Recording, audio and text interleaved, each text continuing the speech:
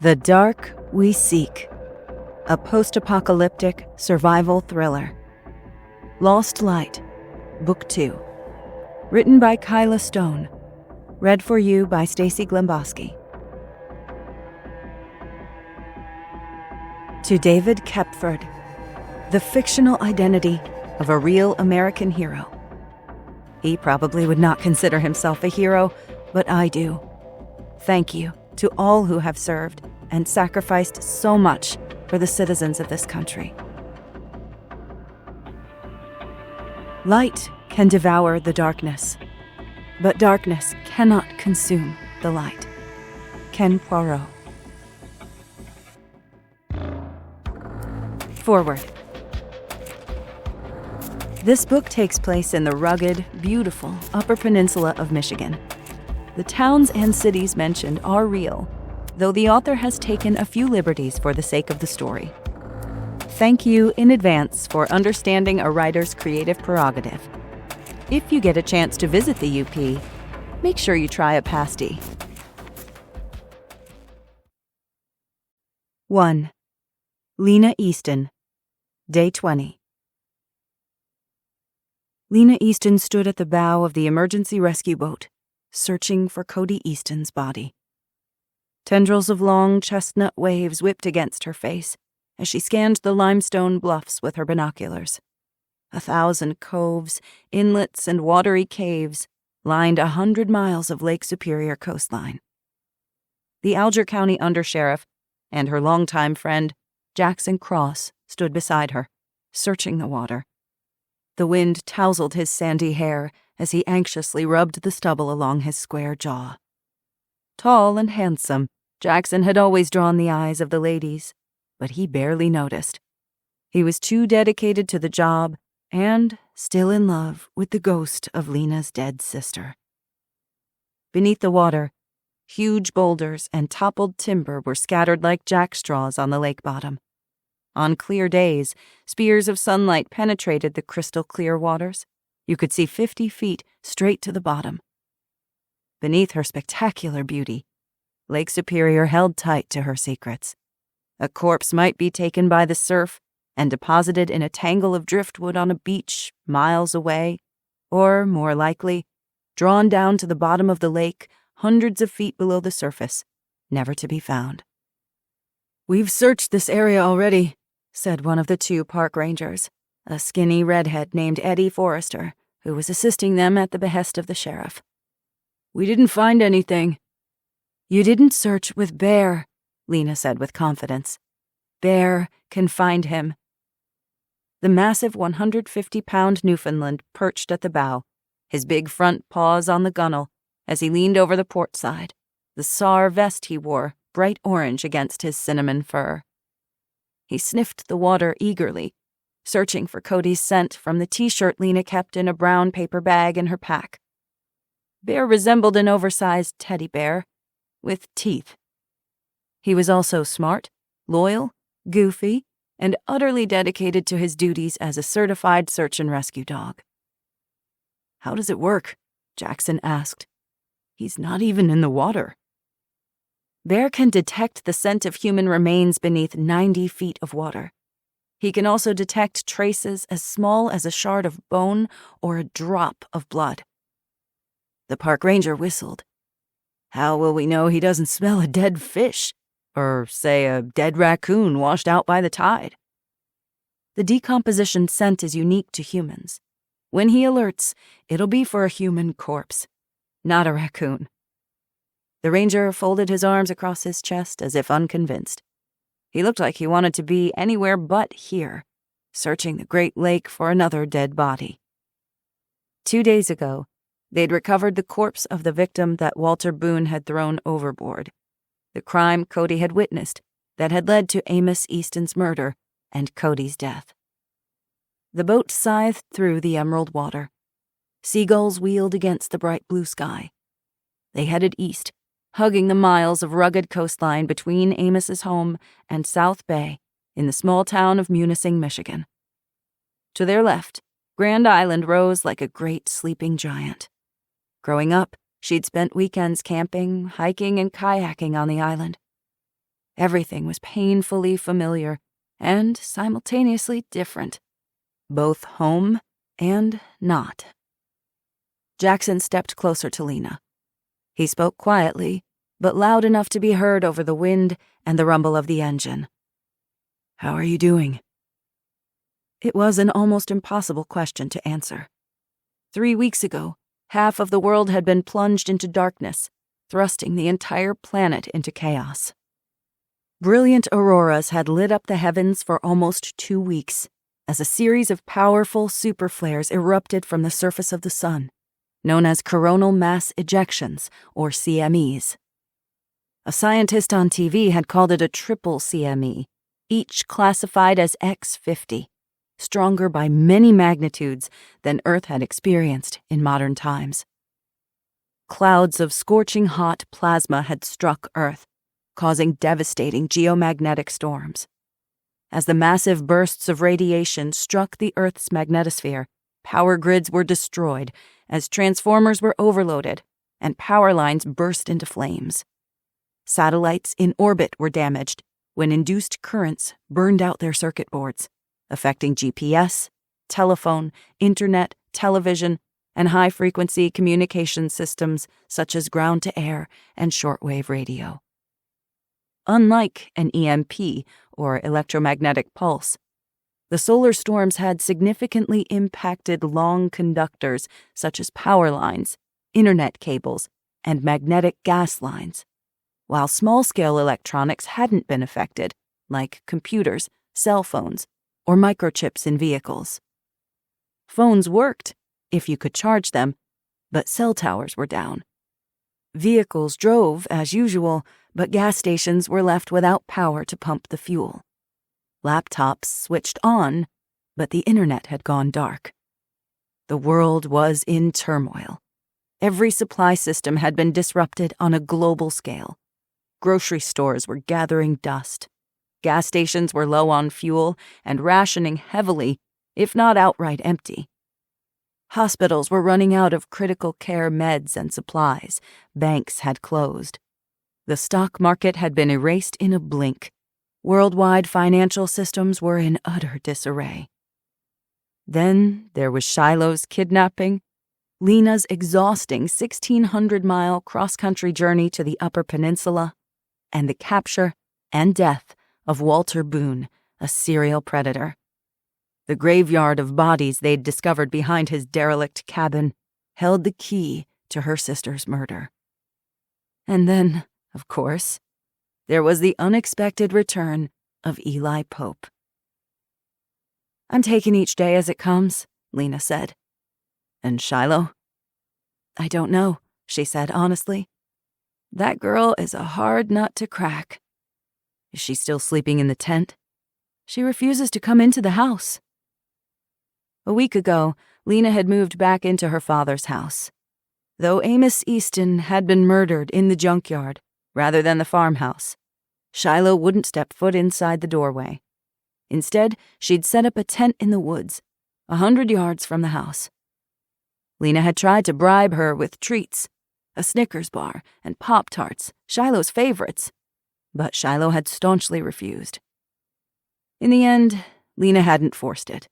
If the girl felt more at home among the trees, then who was Lena to stop her?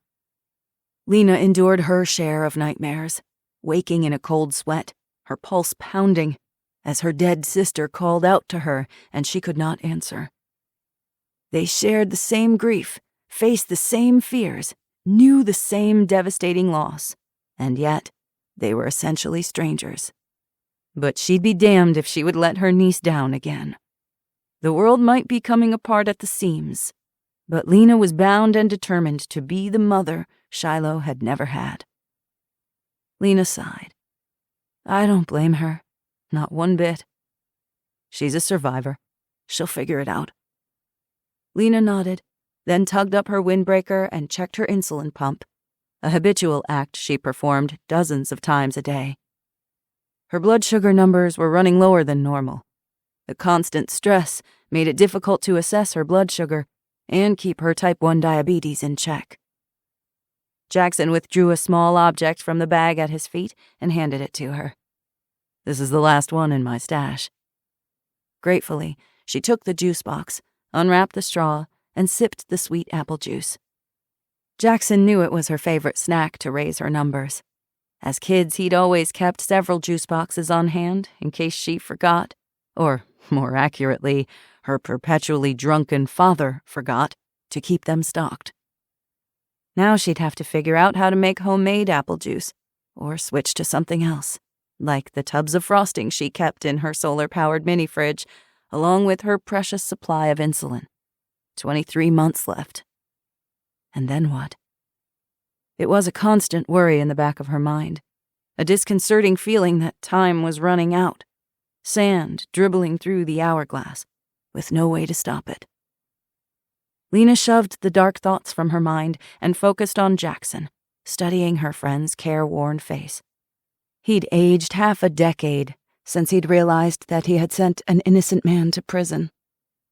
"You haven't been sleeping?" "Like you should be talking." "Jackson, I can't sleep. There's no time. There's too much to do." "And the nightmares?" He shrugged, as if to say, "Of course." Unlike Jackson and the rest of the town, she'd always believed that Eli was innocent of her sister's death. All these years, the killer had continued to kill. He'd never stopped. He was out there, somewhere. She lowered her voice. "You can't save a ghost." He looked away. "I know that." "Be careful, Jackson." Of what exactly, she couldn't quite say. But she knew how driven he was, how merciless he could be, especially against himself.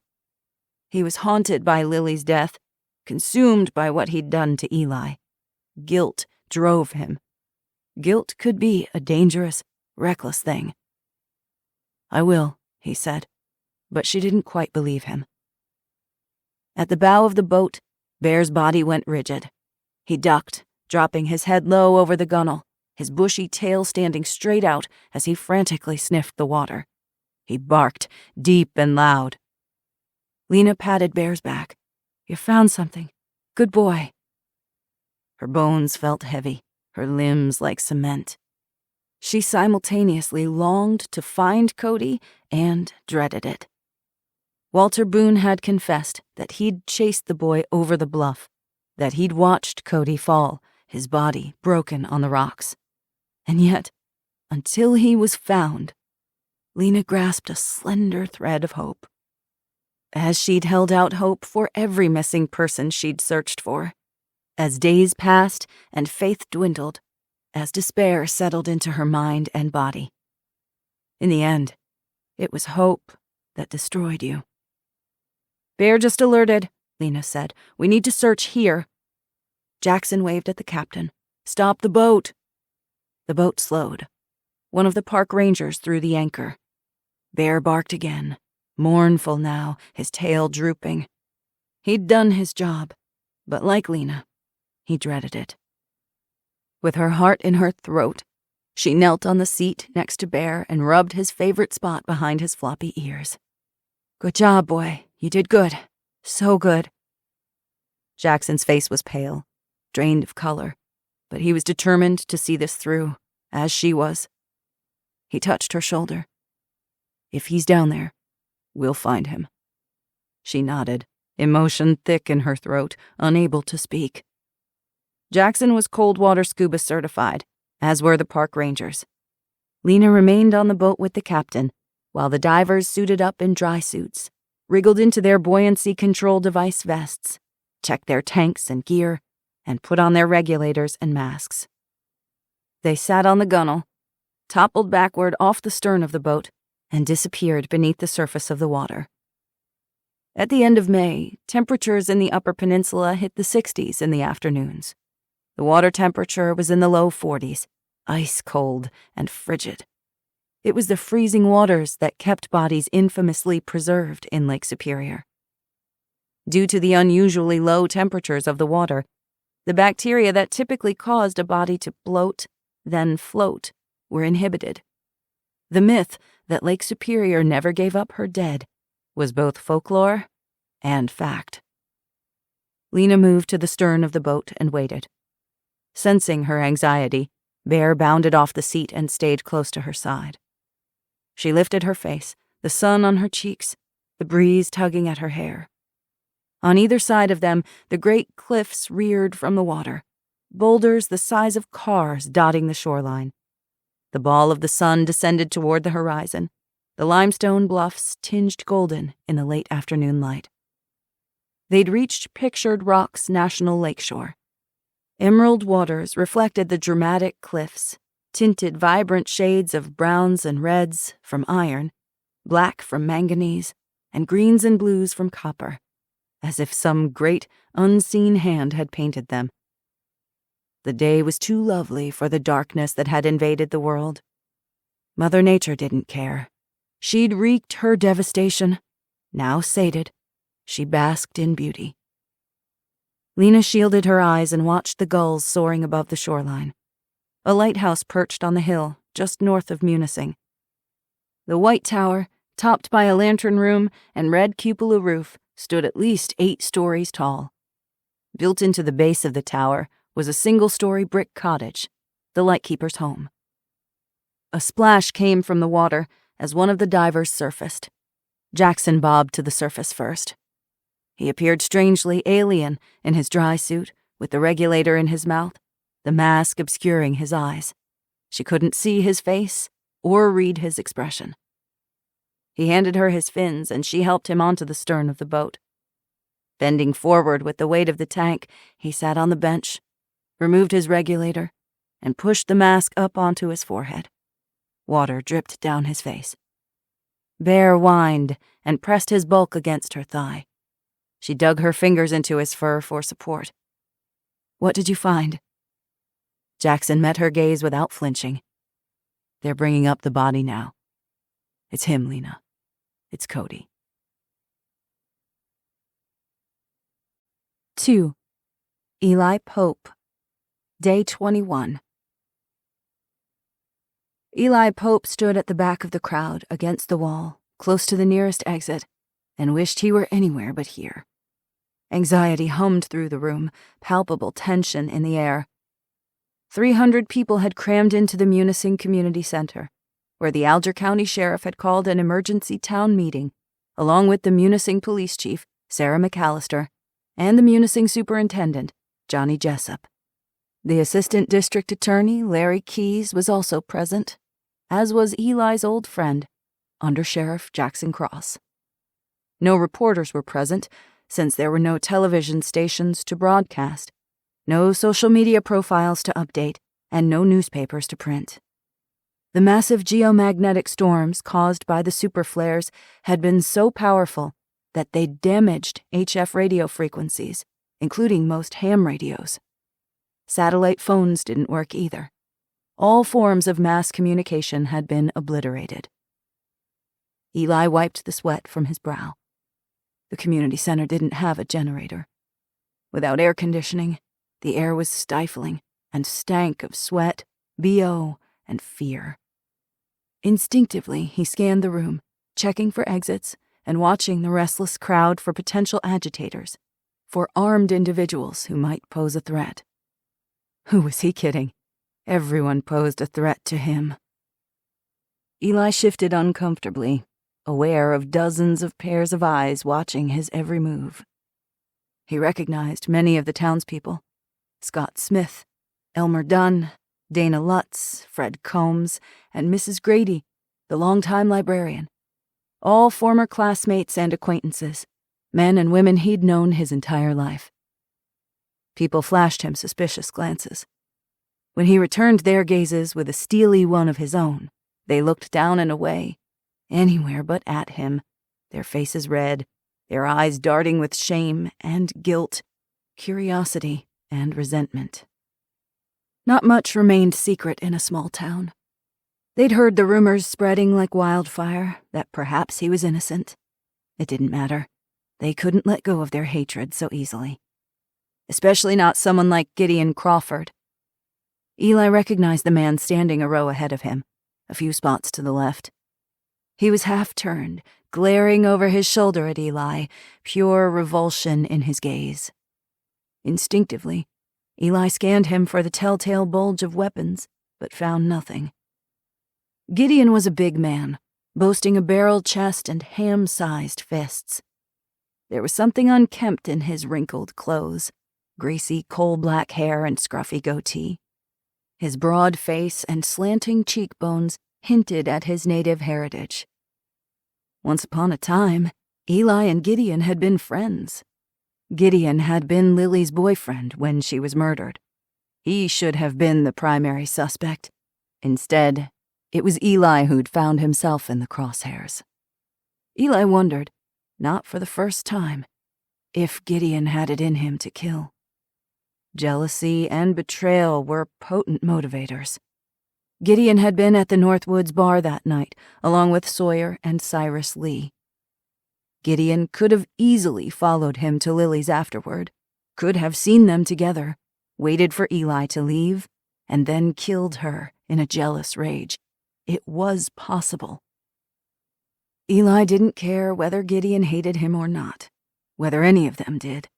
He didn't care how they felt, one way or the other, as long as they left him the hell alone. Or so he told himself. Eli returned his attention to the front of the room as Sheriff Bradley Underwood stepped up to the lectern, a megaphone in his right hand.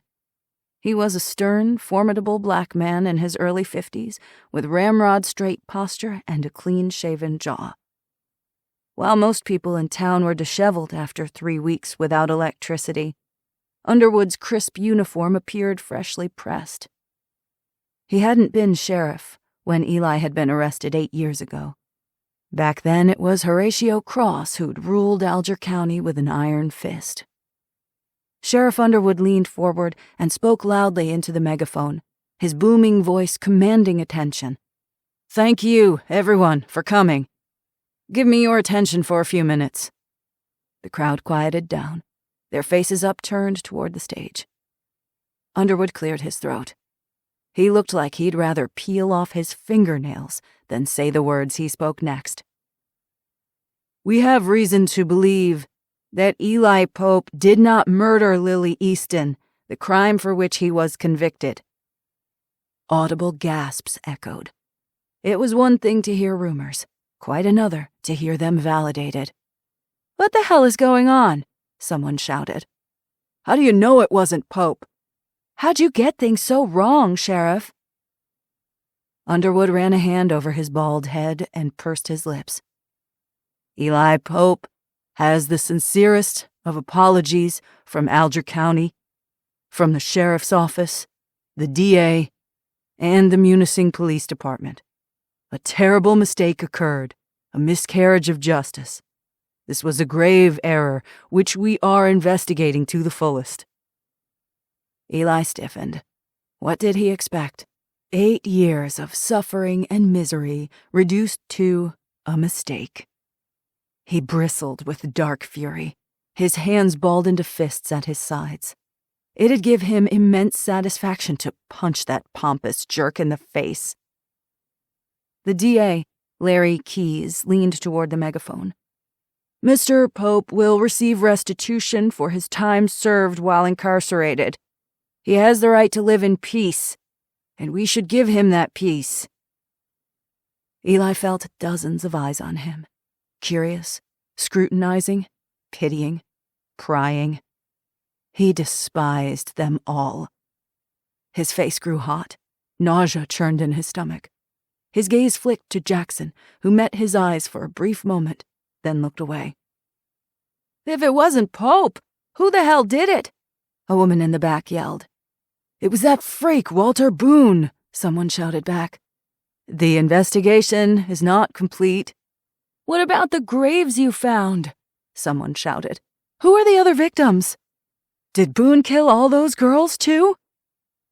Underwood cleared his throat.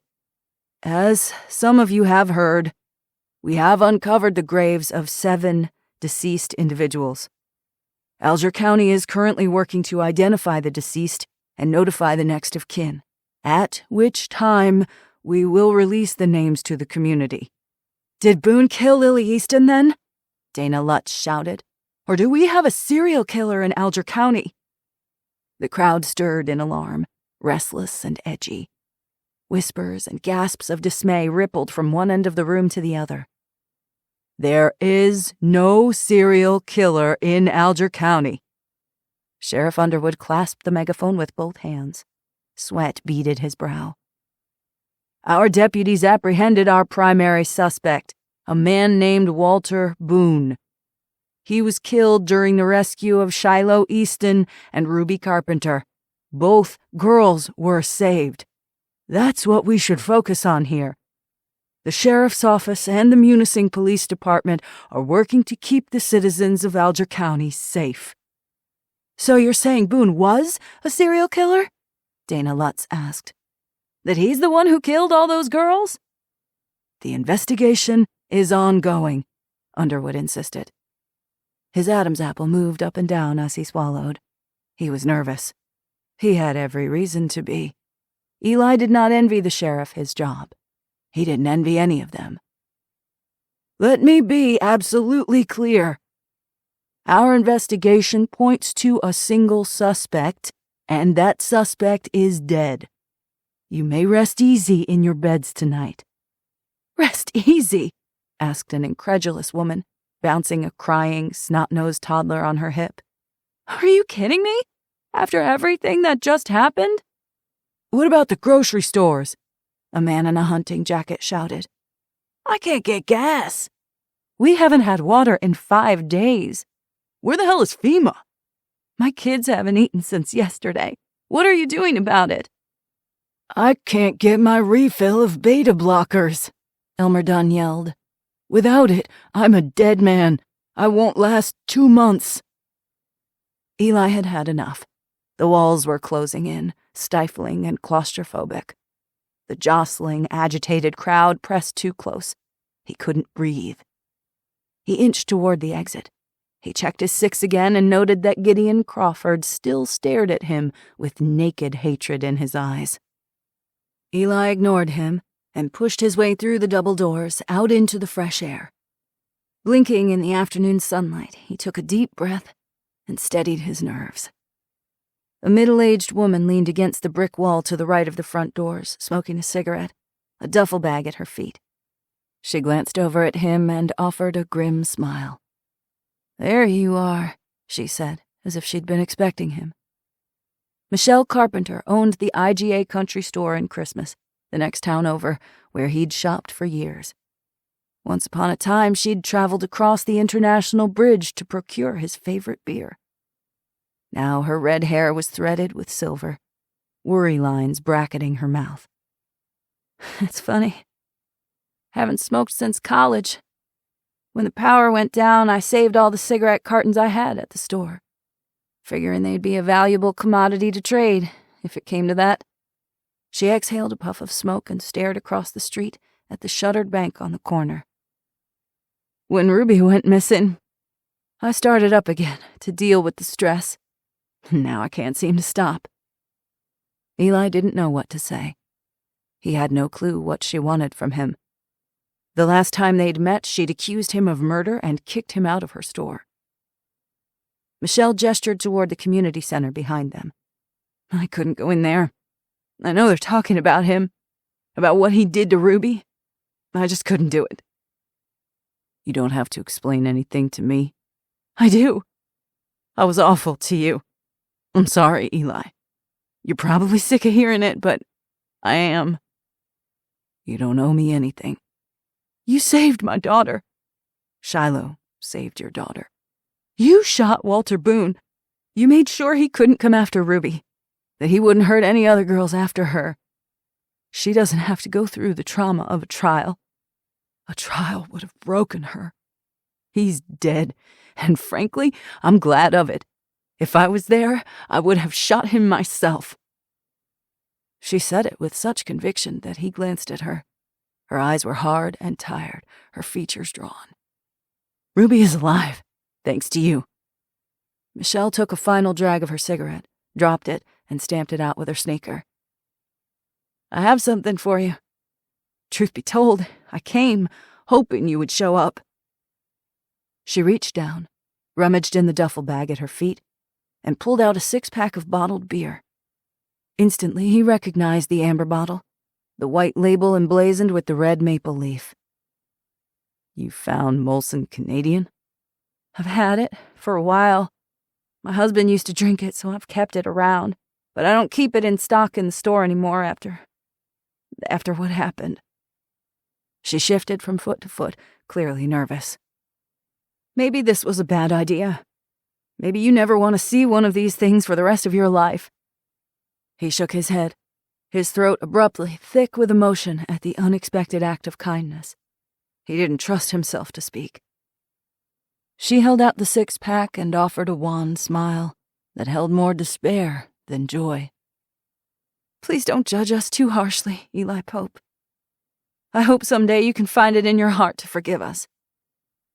"Forgiveness has nothing to do with it." He turned on his heel and strode from the weed-infested parking lot, leaving the community center and Michelle Carpenter behind. He took the Molson Canadian with him. 3. Jackson Cross, Day 21.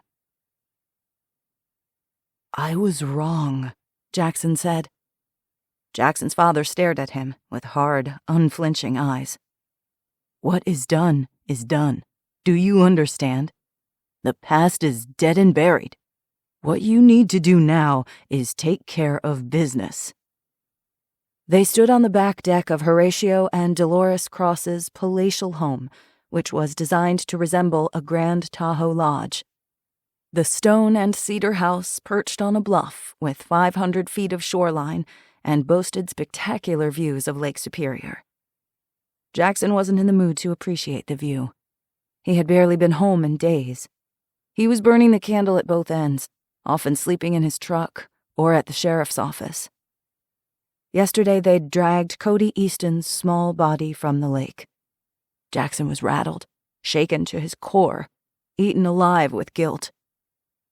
"I planted evidence against my best friend. I put him in prison for 8 years. God only knows what horrific things happened to him there. Even worse, my actions allowed a killer to go free, to keep killing." His father shook his head and gave him an incredulous look. Tall, square-shouldered, and fit in his mid-60s, he wore khaki slacks and a button-up shirt, his distinguished white hair brushed back from his high forehead. "Stop wallowing, son. What's done is done. You did the best that you could at the time. What good is your remorse now?" Jackson blanched. His father, the illustrious former Alger County Sheriff, had ruled the county for 18 years. Jackson never imagined he'd hear such words from his mouth. "I've been wrestling with this decision for weeks. I think I should turn myself in. I should resign." Horatio seized his shoulders. "You will do no such thing. Do you hear me? Get it together, son. That's not what you should be thinking about. The town depends on you. This family depends on you." "You don't understand. This is not the time for moral waffling. Resign? You're not thinking clearly. The department needs you more than ever. You can't quit. And above all, you can't show weakness. You can't show a shred of doubt. They need someone strong to follow until things get straightened out again." Jackson nodded numbly. How wrong he'd been. The consequences had been astronomical. All those dead girls, while Eli rotted in prison, an innocent man. Eli wanted to kill him for what he'd done. He knew that. He felt it. His old friend longed for vengeance, and he wasn't wrong. Whether or not Eli would seek that vengeance, or when, remained to be seen. Guilt and shame wormed inside of him. "But what I did..." "We all make mistakes, son. Guilt will only cripple you. And for what? You can't go back and save those girls. You can't undo what happened. Eli Pope was an unfortunate situation, a mistake. It's done. It's over." "An unfortunate situation? An innocent man rotting in prison is far more than unfortunate." Why should you throw away an entire career? All the good you've done, all the good you will do. That's not right. That's not justice. All we can do now is look forward. I am looking forward. Horatio's blue eyes were sharp and cunning in his weathered face. He leaned in close, merciless. Protect this town. Protect the county. But your first and last priority is only this. Take care of your family. Take care of us. Do what you have to do to protect us from whatever's coming. You think you can handle that? Jackson suppressed a flinch. He thought he'd become inured to the frequent barbs from his father. For some reason, this one hurt more than usual. I got it. You have an opportunity here. Don't squander it. An opportunity? What are you talking about? Horatio's grip tightened on his shoulders, fingers digging like claws into his trapezius muscle. Sheriff Underwood doesn't have what it takes. He thinks he does, but he's weak. He doesn't have the guts to do what will be required to survive in this world. The other deputies already look to you. When the time is right, you'll take the mantle of sheriff and lead this county out of the darkness. You must be strong for your mother, for your sister. They need you. His father was a political animal, through and through. Even now, he was playing politics, turning disaster to his advantage. I understand. Do you? Jackson shifted his gaze across the deck through the open French doors to the kitchen, where his sister ate a leisurely late-morning breakfast at the dining room table. Astrid sat tall and imposing in her wheelchair. At 5'11", broad-shouldered and sturdy, she exuded a striking beauty, with her silky blonde hair and strong Nordic features. The accident had done nothing to diminish her looks. Though she could walk, due to the chronic pain in her legs from the car accident 15 years ago, she used a wheelchair as if to soak up the constant pity from those around her with an insatiable greed. Through the screen door, her icy eyes locked onto his. She tipped an empty glass in his direction as if mocking him. For what? He'd never understood.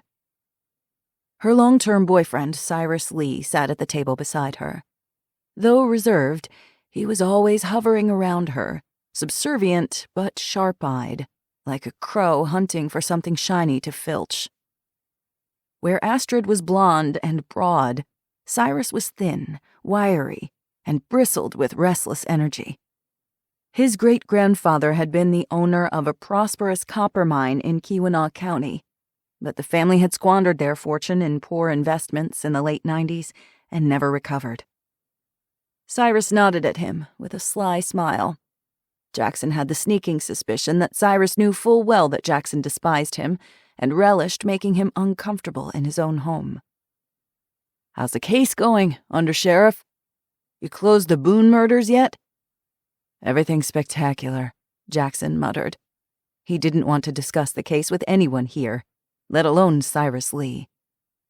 He turned his attention to his mother, who scurried about the gleaming kitchen, opening cupboards and pulling out spices. Flour was scattered across the counter, a platter of eggs and pancakes set on the table. Surprisingly, the generator still had fuel. Once again, the lights were on, the power wasted. Frustration curdled Jackson's stomach. They were supposed to be conserving their rations. He'd gone over this with them, repeatedly. A heavy, defeated feeling spread over him. "Mom, you need a break," he called. His mother opened the screen door and shuffled onto the deck, enveloping Jackson in an airy hug and kissing his cheeks. "Jackson, it's so lovely to see you, dear. You're the one who has been so busy, burning the candle at both ends." In her late 50s, Dolores wore a sundress dotted with yellow daisies and high heels. Her favorite strand of pearls encircled her pale white throat. Her silver-streaked hair was swept in an elegant French twist. "I'm fine." Jackson hugged her back, She was so thin, so small. She reminded him of a tiny-boned bird. She looked ready for an afternoon lunching with the ladies at a posh beachfront restaurant. He pulled back and glanced out at the manicured yard, at the flowers blooming from mulched beds, then toward the gazebo overlooking the lake. He frowned. "Mother, where is the garden we talked about? You love to plant things. I gave you seeds. Tomatoes, lettuce, cucumbers, zucchini. Pruning the roses is practically a full-time job. And we've lost Jed, the gardener, you know. I planted the petunias and the daffodils around the gazebo. Don't you see them? They look lovely. We need to be planting food, remember?" Dolores stared at him blankly. Her eyes were glassy and slightly unfocused. She wrapped her thin arms protectively across her chest. "Mom, are you listening to me? Jackson, stop." Horatio's voice was commanding. "Let your poor mother be." "Mother, I need more orange juice," Astrid demanded from the kitchen. "In a moment, dear." "I'm thirsty," Astrid called, loud and petulant. "Her boyfriend is right there." The old feelings stirred. Resentment, impatience, pettiness. He can get it for her. Or better yet, she can get it herself. Why does he have to be here all the time, eating our food? His mother frowned, wrinkles radiating from the corners of her eyes. "That poor Jefferson boy. It's the least I can do for him." Before he could ask what she meant, she tugged at his arm. "Come lunch with us. We'll take the boat out on the lake. It's going to be a beautiful day." "Not today, Mom. I have a lot of work to do. And the boat wastes fuel. We need to conserve everything we have, remember?" "A pity, dear." Dolores ignored his words as if she hadn't even heard him. Instead, she kissed Jackson's cheek again and hurried back into the house to do her daughter's bidding. Jackson watched her leave, struggling to rein in his anger, irritation, and a growing sense of powerlessness. They still didn't get it. They'd been coddled their entire lives, and they expected nothing to change now, 3 weeks into a worldwide disaster. The entire northern hemisphere had lost power. There would be tremendous suffering before life would return to any semblance of normality. The aftershocks would last for years, for decades. But what could he do? They were his family. If they refused to take care of themselves, it was up to him, wasn't it? "Don't rile your mother," Horatio said. "Why do you insist on making this harder on her?" "Make this harder?" Jackson hissed. "I'm not making it harder. Reality will do that just fine. What is she going to do when the generator runs out and she expects the lights to turn on with the flip of a switch? Or when she opens the pantry one morning and there is nothing left to eat?" "That won't happen," Horatio said evenly, "because you will not allow it to happen." Jackson shook his head. "She's planting daffodils instead of a life-sustaining garden. She has to understand." "No, you have to understand. She is fragile. She can't handle certain realities. You know that." Years ago, Jackson's brother had disappeared. Then Astrid's car accident left her paralyzed. It had been a difficult time for everyone. To survive, his mother had cultivated her reality, refusing to accept certain ugly truths. He lowered his voice. "Are you medicating her? Some Zoloft keeps her calm. She doesn't need, it's exactly what she needs." "Where are you getting the meds? The pharmacy got cleaned out a week ago." Horatio shrugged and gave him an enigmatic smile. "What about Astrid?" His sister took multiple prescriptions for pain relief. It was how she'd gotten hooked on uppers years ago. His parents had enabled the addiction. Over time, she'd added prescriptions for a variety of ailments. "I'm keeping an eye on it. She's good for a while." "Who's your source?" Jackson repeated. He wouldn't be put off this time. Horatio sighed. "Cyrus Lee gets what we need." "What? Where's he getting it?" "He was a pharmaceutical rep for years before he started day trading. Obviously, day trading is off the table these days, but he still has connections." "Cyrus Lee is getting drugs without prescriptions?" "Don't be so judgmental, Jackson. That's why I didn't tell you. Don't worry about it. I've taken care of it." "What happens when they run out?" "They won't. You'll make sure of that, won't you?" Jackson gritted his teeth. He had bigger problems to deal with than his mother's and sister's pharmaceutical addictions. He felt the weight of obligation upon his shoulders, the seemingly impossible burdens looming over him. He needed to protect the town, keep Shiloh and Lena safe, and take care of his family. He also had to prevent Eli from exacting revenge and find the killer lurking among them. His father leaned in close. Jackson smelled the bourbon on his breath. "I need to make sure we're on the same page, that you'll do what needs doing." Jackson straightened. "I will." His father peered into his face, his thin lips tight with disapproval. Jackson resisted that familiar urge to cringe, to make himself as small as possible. He couldn't recall a time when Horatio had looked at him differently. He shouldn't have confessed to his father. He should have known he would find no absolution here. Horatio was correct in one aspect, however. Jackson's resignation would help nothing. Everything had changed, and Jackson needed to change with it. He just wasn't sure how yet. His father wanted him to look forward, to seize the next opportunity to take control, to seize power. He wanted Jackson to forget the dead girls who called out to him for justice, to forget Eli Pope. "Thank you, Father, for clarifying things for me." He felt his throat closing.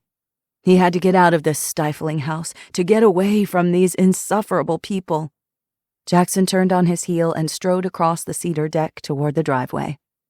"Where do you think you're going?" Horatio said to his back. Jackson said, "To right a wrong." 4. Jackson Cross, Day 22. The acorn struck Jackson on the back of his head. Jackson sighed. He should be grateful it wasn't a bullet. He turned around, scanning the tree line, one hand on the butt of his service weapon. He wore his uniform, though he wasn't here on official business as the Undersheriff. "You win, Eli. Come out." Nothing. No sounds. No movement. He'd managed not to snag Eli's tripwire, but Eli still knew he was there. Jackson did not doubt that. A blue jay lectured him from the branch of a white oak above his head. 30 feet to his right, the river burbled over moss-covered stones and fallen logs. Tall trees cast cool shadows across the clearing, while mosquitoes and black flies swarmed in the sunlight. Jackson studied the empty campsite. The tent in the center of the clearing, the second, almost invisible shelter hidden behind a boulder, the Dakota fire pit, a log for seating, and the shirts hung to dry on a clothesline strung between 2 trees. He understood why Eli preferred it out here. He longed to go fly fishing, to lose himself in the tranquil peace of the river, to forget the chaos in town, the fear reflected in the eyes of everyone he saw. He couldn't do that. Jackson had a duty to the people, the county, and his town. Jackson bent, picked up the acorn, and rubbed it between his fingers, thinking of the old game they'd played as boys, to see which one could sneak up on the other. Eli always won. The hairs on the back of his neck rose. He sensed Eli watching him. Try as he might, he could see nothing in the woods. Jackson was good at his job, but Eli was something special, the kind of man who survived in the wilderness, who could kill 100 different ways. Jackson wasn't naive. He and Eli had worked together to rescue Shiloh and bring down Walter Boone. But the bad blood between them hadn't cleared, not by a long shot. Devin Harris, a deputy in the sheriff's office, knew his location. Not that it would matter if Eli decided to take his vengeance. 8 years in prison changed a man. 8 years for hatred to fester and poison a soul. Eli Pope was more dangerous than ever. Still, Jackson believed they could talk this out as men. He had no choice but to believe that. Whether he walked out of there alive or not was the question. "We need to talk, Eli. I know you're here." Sunlight reflected off of the limestone outcroppings. The verdant trees rose on either side of the river, lush ferns hugging the riverbank. 10 yards to Jackson's left, a shadow flitted among 2 birch trees. Eli stepped soundlessly from the woods. Ropey muscles rippled beneath his army green t-shirt, his dog tags hanging from his neck. His movements were smooth and oiled as a panther, confident, efficient, and powerful. His sharp cheekbones, tanned skin, and fierce jet-black eyes revealed his Ojibwe heritage. He wore boots and tactical cargo pants, a holstered VP9 at one hip, a sheathed combat knife on the opposite side, and a utility belt hung with spare magazine pouches slung across his waist. The muzzle of his AK-47 was aimed at Jackson's chest. Jackson revealed both hands and kept them in plain view, the acorn displayed in his open palm. He'd feel more comfortable with his Glock in hand, but beggars couldn't be choosers. He didn't come for a pissing contest. If he were honest, he would lose. "Put down your weapon, Eli." "I don't think so." Jackson waited him out, sweating profusely, but Eli didn't budge. "I'm here to talk, Eli." Eli's unflinching gaze studied Jackson, taking everything in without blinking. "So talk." The 2 men faced each other, 15 feet apart. Old friends, now enemies. Huge oak trees rose all around them, their branches scraping the cobalt sky. Grasshoppers and cicadas buzzed in the grass. Jackson breathed in the scents of pine sap and damp earth, steadying himself. "I owe you an explanation." Eli stared at him. He was still, contained, every movement efficient and purposeful, a watcher, a hunter. He studied Jackson like he was imagining sawing off his head with a dull knife. "I was wrong, Eli." Eli's lip curled in scorn. "You were wrong? I went to prison. For 8 years, I suffered. Every minute of every day. I was locked in a cage with killers. Do you have any idea what that's like?"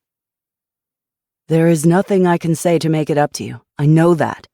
I'm not here to try, but I owe you the truth."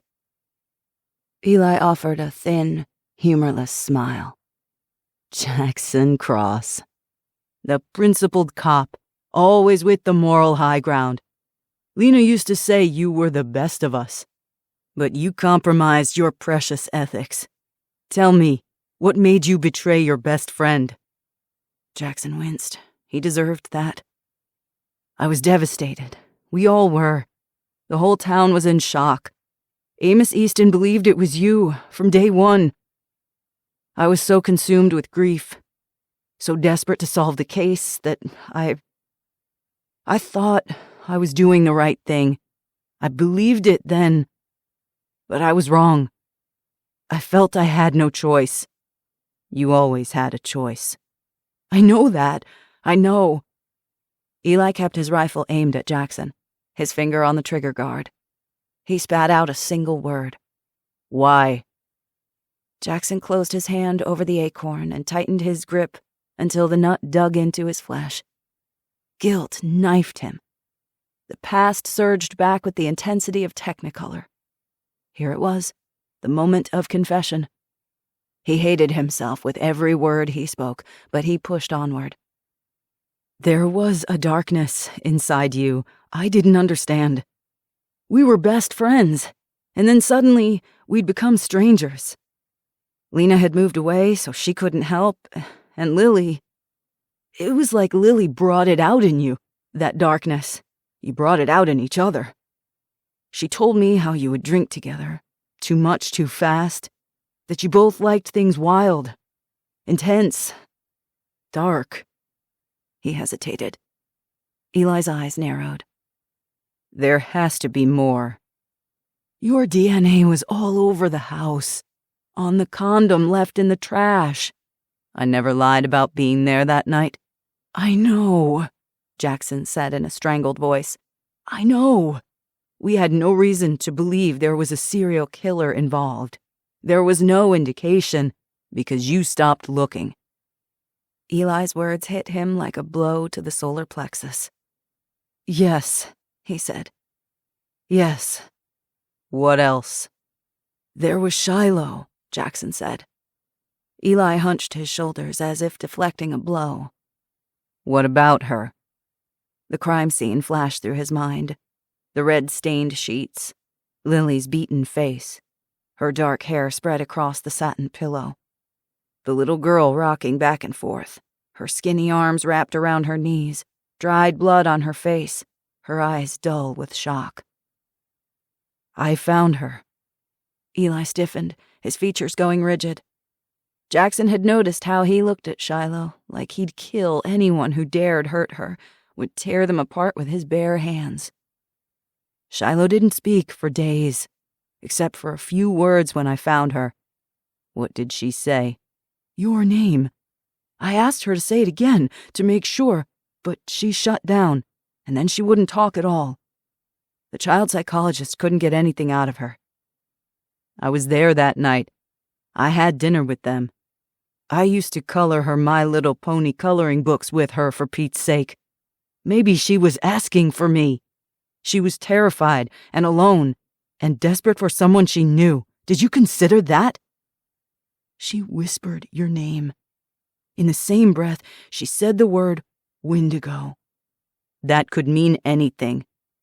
The Wendigo is a Native American monster who kills and eats people. Eli's face darkened. I'm fully aware of my ethnicity and what it means. Is that it? Is that all you had? I know how it sounds. But coupled with what else we knew, or thought we knew, it was the strongest lead. Still, it wasn't enough for a search warrant. The DA said that a traumatized 5-year-old child was unreliable. They couldn't use it. It wouldn't hold up in court. Big surprise. I tried to talk to you first. I was desperate, grieving, floundering with little evidence and no leads. There was tremendous pressure to make an arrest. I went to your father's house, but no one was home. Your leave was almost up. I knew you'd be back to a Ranger battalion out of my reach. So I used the key your dad kept beneath the broken shed-board behind the house. I went inside, telling myself I was checking on your welfare, that I had a legitimate reason to enter that house, as I'd done 1,000,000 times before. I found a desktop computer in the bedroom you were staying in. I went through the search history and found nothing recent within the previous 30 days. But I did find dozens of websites visited earlier in the year. Dark, disturbing things. Violence against women. Then I found the handcuffs, duct tape, and a blindfold in your room. Jackson's palms had gone clammy. Nauseous, he let the acorn drop and balled his hands into fists to keep them from trembling, to keep Eli from seeing. I went to your favorite campsite to talk to you, but if you recall, you pointed a gun at my face and screamed at me to leave. I wanted to believe you.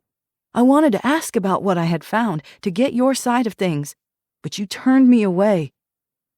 Eli gave a bitter snort. I know how the law works. I know how justice gets railroaded for a quick conviction, especially for people like me. History is littered with scapegoats. We're always the criminals, the degenerates, targeted by lazy or corrupt cops. A muscle bulged in his jaw as he stared Jackson down. I never thought it would be you. Jackson licked his lips. The evidence. What evidence? That computer was my father's. You know he used to rent my old room to a trucker who'd use it every month or so when he had a couple of days layover. If you'd bothered to check, you would have found that I was on deployment when those sites were visited. It wasn't me. It was never me. And the cuffs? Blindfold and duct tape? On leave, I always kept a sling pack with me for my essentials. Back then, I carried a 1911 .45 Remington Rand, 4 magazines, a set of handcuffs, a sleep mask for long flights, and duct tape that I used for torn straps, covering holes or rips in my gear, whatever. I had a lighter with some duct tape wrapped around it. On my last deployment, my company was supporting an ODA, a Special Forces A-team, along with foreign soldiers and contractors looking to execute arrest warrants on the Serbian-Kosovo border. We were searching for war criminals. I kept the cuffs in my chest rig and the sling pack even when I was off. Jackson swallowed. Lily told me once that you hurt her. I never harmed her. Not like that. I would never hurt her or any woman. She said that you put your hands around her throat. It was a nightmare. I was sleeping, dreaming of... He shook his head as if he could shake the memories right out of his skull. I've never regretted a single man I've killed, not once. They were bad men who deserved to die. Doesn't mean that doesn't stay with you, that it doesn't stain you. It'll ruin you if you let it. I let it ruin me. It was like the nightmare overpowered me, and I couldn't wake myself up. I didn't know what I was doing.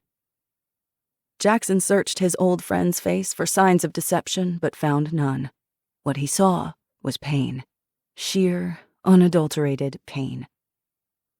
I was scared of myself, Eli said. That's why I left that night instead of sleeping over. I didn't trust myself when I slept. We fought. She wanted me to do it again. Do what again? Choke her. To do it for real. I refused, and she would not accept that. I tried to leave, and she slapped me. It was a game to her. Or maybe it was her self-imposed punishment. I don't know. Lily wanted it rougher and rougher. She wanted pain. To be in pain. I wouldn't give that to her. Eli looked at Jackson with a haunted expression. Like every word he spoke came at a cost. Naked torment on his face he couldn't hide. I wanted her to move on. I wanted to move on, but I couldn't seem to do it. We made each other miserable. We made each other forget. She was a lost soul. You only saw the good in her, Jackson. You didn't want to see the brokenness. Those jagged edges would cut you. They cut Lena. They cut me. But they cut Lily herself the deepest. Jackson clenched his jaw. Eli wasn't wrong. He'd seen the darkness in Eli and discounted it in Lily, allowing unrequited love to blind him from things he hadn't wanted to acknowledge. He recalled that sun-kissed day at the lake years ago when Eli had pushed Lily beneath the water. How she'd come up cursing at him in one breath and cajoling him the next, taunting and teasing. Her emotions had been volatile and shifting like mercury, 1 minute hot and the next ice cold, like Jekyll and Hyde, manipulating others for her own capricious needs. He saw them in his mind's eye. 2 sisters raised alone in the woods by a bitter alcoholic who took out his drunken rages on his daughters. To survive, Lena had developed a savior complex, trying to save everyone but herself, while Lily had spiraled into self-destruction, dragging the people she loved down with her. Jackson understood how children raised in violence adapted in any way they could. He understood how a person could be blinded to their own wounds, but also to the sharp edges of the ones closest to them. Emotions shifted like shadows across Eli's features. Remorse, regret, anger. The last time we were together, She said if I wouldn't do what she wanted, she knew someone who would. Before we found Boone and his graveyard, I always wondered if it was Gideon Crawford she meant. He had more of a motive than I did. Or someone else I didn't know about. That was your job, but you didn't bother to look.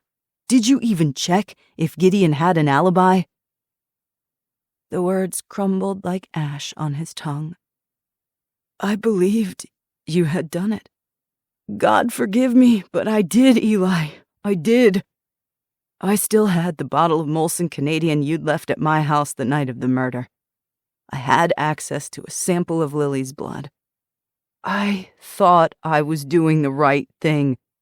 I thought I was sacrificing everything for justice. But I was wrong. So wrong. Eli stared at him without speaking, indignation a black fire in his gaze. The muzzle of the rifle hadn't moved a fraction, his finger resting on the trigger guard. His powerful biceps flexed as if he was imagining what squeezing the trigger might feel like. Jackson tensed. Fear stabbed his gut like an ice pick. Would Eli try to kill him? Not try. Eli would kill him. Eli had hunted men for a living, after all. He could chew him up, spit him out, and wouldn't taste a damn thing. There it is, he forced out. That's everything. The shadows grew longer, stretching like ghastly fingers across the clearing, as mosquitoes bit at Jackson's exposed skin. He ignored them. You told me you would kill whoever framed you. Now you know the truth. Eli gave a harsh, hollow laugh. I've dreamed of this moment.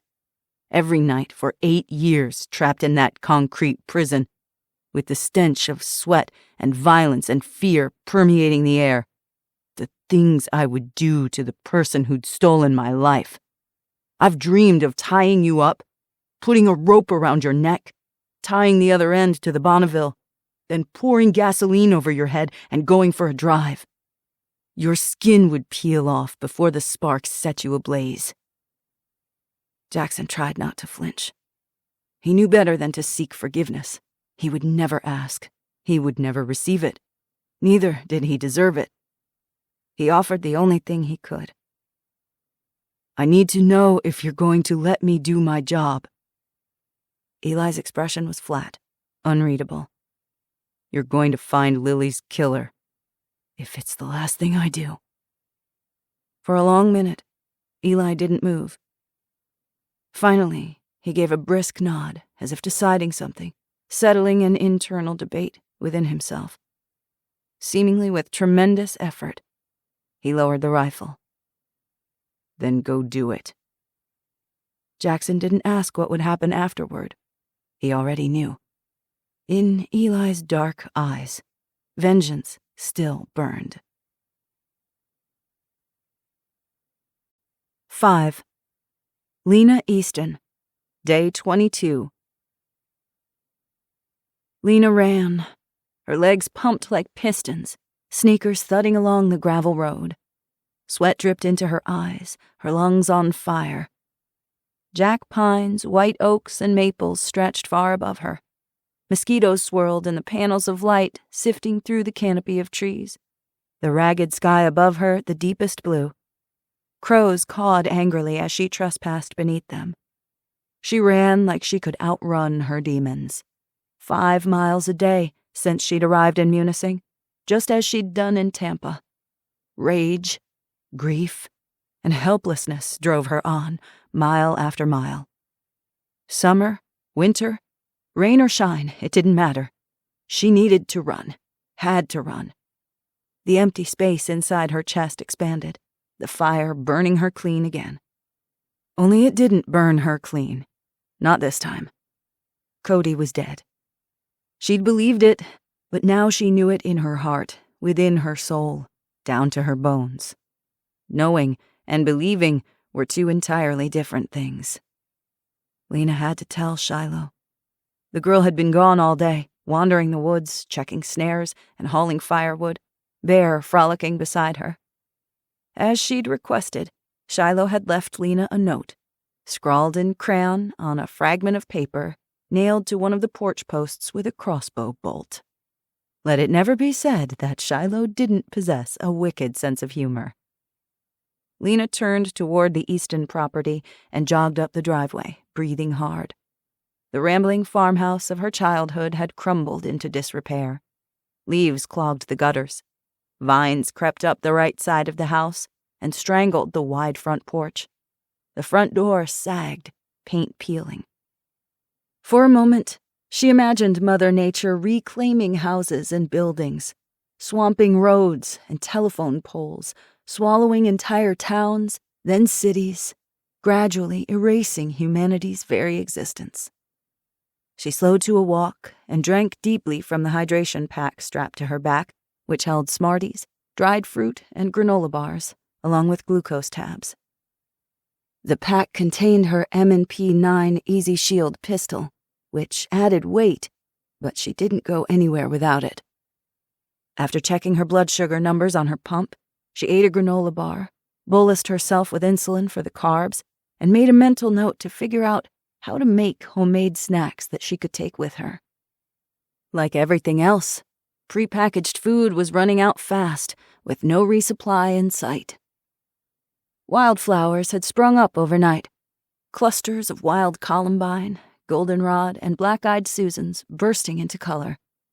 The camo-green nylon tent peeked between the jack pines and wild raspberry bushes that lined the property to the west. Leaves, twigs, and pine boughs layered the tent roof. Lena suppressed a grim smile. Shiloh adored Eli and imitated practically everything he did or said. They were good for each other. They needed one another in ways they didn't yet comprehend. At the thought of Eli, something flickered deep down inside her. She pushed it away. Now was not the time. Steeling herself, she headed for Shiloh's hideout. "Shiloh, I'm here!" She announced her presence, since sneaking up on a firecracker like Shiloh was a bad idea. That crossbow was no child's weapon. Lena unzipped the fabric door, and Bear thrust his big head through the opening, his fluffy rump wriggling in greeting, his tail beating against the nylon walls. Lena rubbed his ears as she bent and peered into the tent behind him. "Can I come in?" She received a morose grunt in response. At least it was a response. Lena crawled inside. Slanting afternoon sunlight bathed the cramped interior of the tent with an orangish glow. Shiloh sat cross-legged atop her sleeping bag. Her crossbow leaned against the tent wall next to a quiver of bolts. Sitting in front of her was a travel book opened to a full-page photo of the Eiffel Tower. Thin and small, 13-year-old Shiloh made up for her size with a fierce attitude.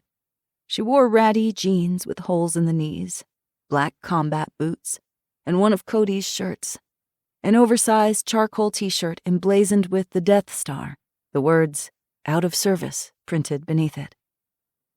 Shiloh shut the book and tucked it under her sleeping bag. "What do you want?" Lena didn't waste time. "We have to talk." "Spit it out, then." Her lungs constricted. "We found Cody. We found his body in the lake. I'm so sorry." Shiloh went rigid. Her raven black hair was tugged back in a braid, tendrils sticking to her cheeks. Her dark eyes glistened with a lifetime of heartache, but she didn't cry. She didn't moan or scream. She didn't make a sound. Still as a statue, her shoulders clenched, as a dozen emotions flickered across her features: sorrow, anger, grief, resignation. Lena was trained to deal with loss. But this was different. Like a part of her soul had been ripped from its moorings. She longed to crawl across the tent and wrap her niece in her arms and never let go. But Shiloh hadn't allowed Lena to touch her since that terrible night at the cabin.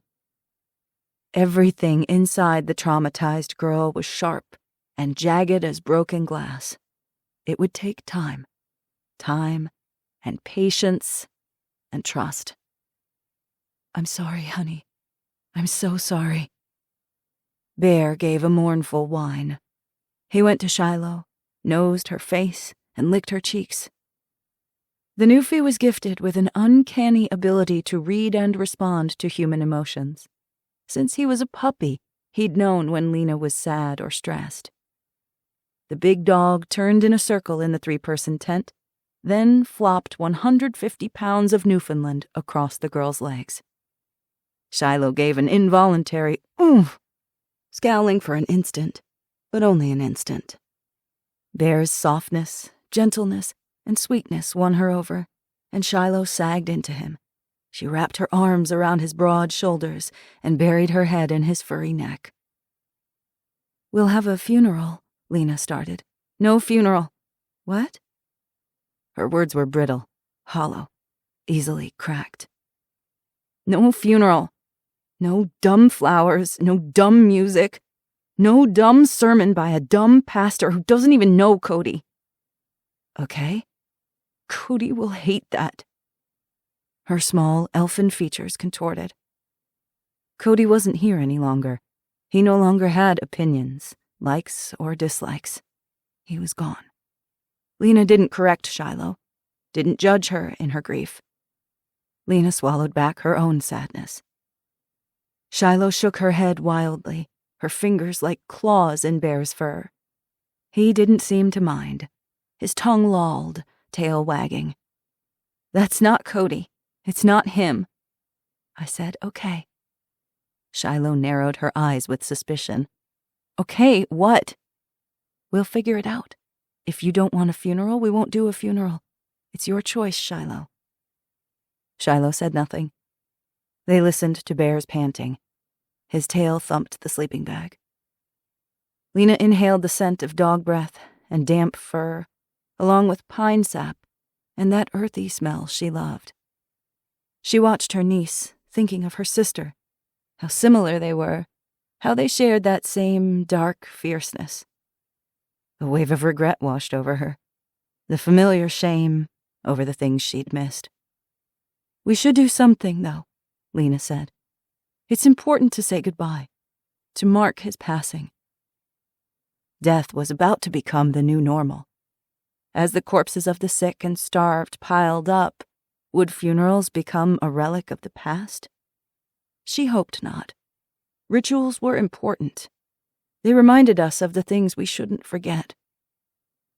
"Fine," Shiloh said. "You knew Cody better than anyone. What would he have wanted?" Shiloh gave a sullen shrug. "He loved the water, and his boat. He liked the old Norse stories, where the slain heroes were set alight and sailed out to sea." Lena frowned. "Well, that's unconventional. Let's think about it." Shiloh grunted, non-committal. Bear lifted his head and his ears pricked. He let out a low growl. Lena tensed. "What is it, Bear?" Then she heard it, the rumble of an engine approaching. 6. Lena Easton, Day 22. Lena put a finger to her lips, adrenaline spiking her veins. Perhaps Jackson had come for a visit, but he would have called ahead on the handheld radio. Maybe it was a false alarm. Maybe it wasn't. Shiloh nodded and scrambled to her knees, one hand on Bear's ruff, the other reaching for her crossbow. Lena gave a sharp shake of her head and gestured for Shiloh to stay put. She was safest here in the tent, hidden by the trees. The girl was brave, but she was reckless, and she was still a child. Shiloh scowled at her, but Lena was already out of the tent, her M&P in hand. Bear rose to his feet to follow her. A low growl started deep in his chest. Lena signaled for him to stay with Shiloh. Bear chuffed, in vehement disagreement, but he obeyed. Unlike humans, he always obeyed. Outside the tent, Lena crept from a maple to a big jack pine, using the trees for cover, her footfalls loud in her ears. Holding the pistol in both hands, She snuck behind an oak and peered around the trunk. The farmhouse was located north of her position at the top of the hill. Below the house, a section of the driveway led to the gravel parking lot for the salvage yard down the hill. The rickety, ugly as sin Honda Pilot that she had affectionately nicknamed the Tan Turd stood in the driveway. It was dented and battered, its bumper held together with duct tape. The mini fridge that held her supply of insulin sat on the overgrown grass in the front yard in a patch of shade, an extension cord attached to a pair of portable solar panels lying in the sun. Far down the driveway, a rusty pickup appeared. It gunned closer, approaching rapidly. The hairs on the back of Lena's neck prickled. She didn't recognize the truck. Keeping low, she darted from the tree line to the Tan Turd's front bumper and hunkered down. She wanted space between herself and Shiloh. If their visitors had ill intent, let them come after her. The truck roared up the driveway and came to a halt in the middle of the gravel parking lot, about 40 yards to the south of the Tan Turd. The engine ticked in the sudden silence. The occupants sat in the vehicle. They didn't open the doors or get out. Lena's unease grew. With one hand, she tugged the radio Jackson had given her from her leggings pocket and tried his channel. Static filled her ear. Damn it, he was out of range. They were on their own. No communication, no 911 to call, no police to respond within minutes, coming to the rescue with sirens blaring and lights flashing. A minute passed, then another. 2 people sat in the cab, a large figure on the driver's side, and a smaller person in the passenger seat, probably a woman. They waited and watched the house as if scoping it out. She sucked in her breath, forced herself to calm down, to be smart, to steady her hands. She peered around the bumper, careful to stay hidden. Who were these people, and what the hell did they want? The driver's door swung open. A big, burly guy hopped out. He wore a dirty t-shirt, his greasy hair pulled back in a man bun, a gold ring punched through both nostrils of his nose like a bull. He carried a shotgun. The passenger door opened and a woman exited. Her stringy, dishwater blonde hair curtained her long, narrow face. Oozing sores peppered her lips. A ratty, fuchsia-pink dress hung from her bony frame. She looked sickly, likely on meth. She gripped a tire iron, not a gun. They spread about 5 feet apart and started toward the Tan Turd. Their movements were jerky and shaky, like tweakers strung out on drugs. That made them dangerous.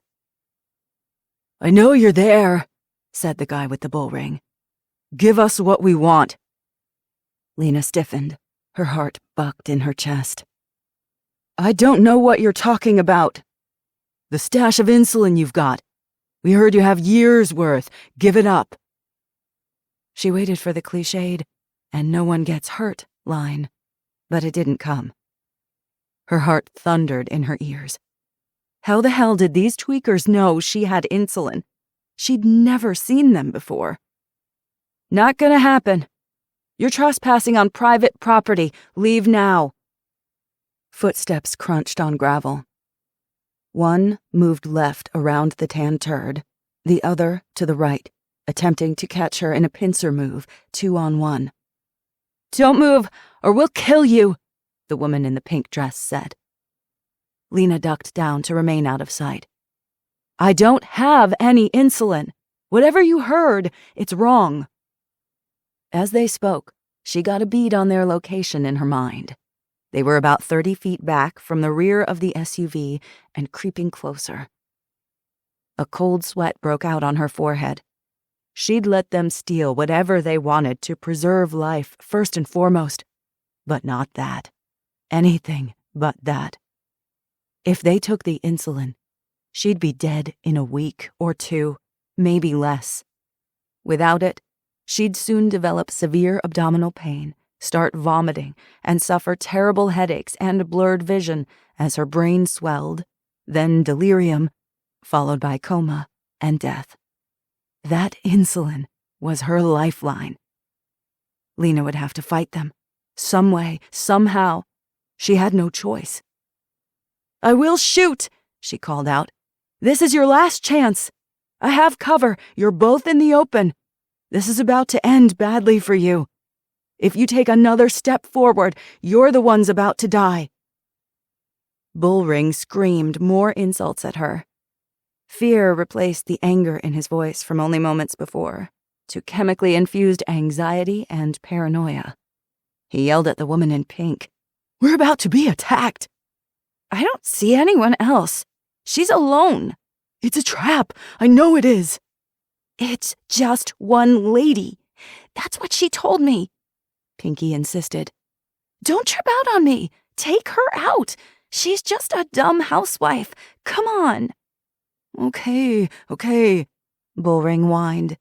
"Let's grab the prize and get out of here." They sounded half crazy, hyped up on meth, paranoid and delusional, which made them unpredictable and dangerous. Lena's pulse thudded in her ears, her palms damp and clammy, her body ice cold. Fear threatened to derail her thoughts. She fought to remain focused and present, to think through her options. Getting low, she peered beneath the tan turd to keep track of their movements and make sure they didn't sneak up on her. If she needed to abandon the car, she'd flee eastward toward the house to lure them away from Shiloh and Bear and the insulin. "Give it up, or we kill you, right here and now," Pinky yelled. Her voice was closer now, maybe 20 feet. As she drew nearer, Lena realized she was younger than she'd first thought, 19 or 20 tops. Pinky's voice went up an octave in excitement. "Look, what's sitting right there in the yard? I bet the pot of gold is right there in that fridge, ain't it?" Sweat broke out on her forehead. Lena tightened her grip on her pistol. Any closer, and she'd be forced to fire. One more step. She held her breath. "I can't get a good beat on her," Bullring growled. His footsteps pounded closer, circling her to the right. "She's hiding behind that damn van." "Shoot her already!" Pinky shouted. A cinnamon-brown streak burst from the woods in a blur of fur, muscle, and teeth. Bear gave a savage bark, his hackles raised. He ran into the driveway and stood bristling between the tan turd and the guy with the bull ring, between Lena and imminent danger. He had never appeared so ferocious. Startled, the intruders spun toward him. Bullring raised his shotgun at the dog. Fear lanced through Lena. Without thinking, she stood and aimed, finger on the trigger. "Don't you dare hurt my dog!" Before she could fire, a twang and a whoosh came from the direction of the woods. Bullring screamed. He collapsed to the gravel, writhing in agony. The shotgun went skittering. A bolt stuck out of his upper left thigh, where a widening circle of blood darkened his pants. A second whoosh sounded from the direction of the woods. Pinky shrieked, dropped the tire iron, and clutched at her arm, staring at her hand in horror. A second bolt quivered from the center of her right hand, several inches of the shaft protruding from either side of her palm. "What the hell?" the woman cursed. She stared at her pierced hand in shock, like she couldn't believe what had just happened, how swiftly her reality had shifted for the worse. Shiloh stepped between two trees parallel to the driveway. She held the crossbow's buttstock nestled tight against her shoulder, feet spread in a fighting stance. Her cheek was pressed to the stock, her dominant eye in line with the sight, her trigger hand on the grip, index finger balanced on the trigger. A fiberglass bolt was cocked and aimed at the woman's chest. Shiloh looked determined and fearless, ready to squeeze that trigger without hesitation. "You losers don't learn, do you? Never shoot the dog." 7. Lena Easton. Day 22. "You stupid slut! Look what you did!" Pinky screeched, her bloodshot eyeballs nearly bugging out of her head. "Next one goes through your face," Shiloh said, calm and nonchalant. "I wouldn't move if I were you. Trust me, I could use the practice on real targets." Pinky panicked. She turned and fled, didn't even glance back at her downed partner as she dashed back toward the truck, her gait jerky and uneven, hunched over, blood dripping from her injured hand and staining the pink dress crimson.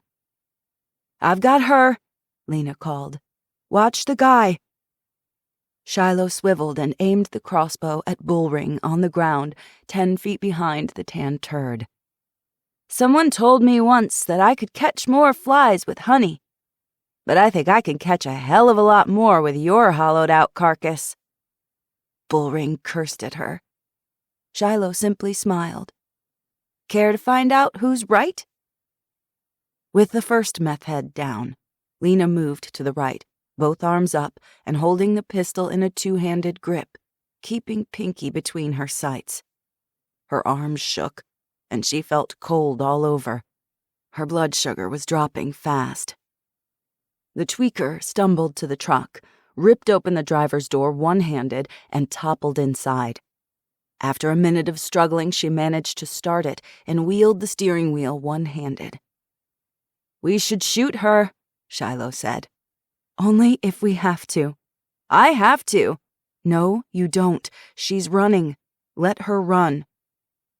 The pickup's tires squealed and spit gravel as it swung into reverse, bouncing off the driveway into the overgrown weeds, nearly hitting several trees before the woman got it turned around.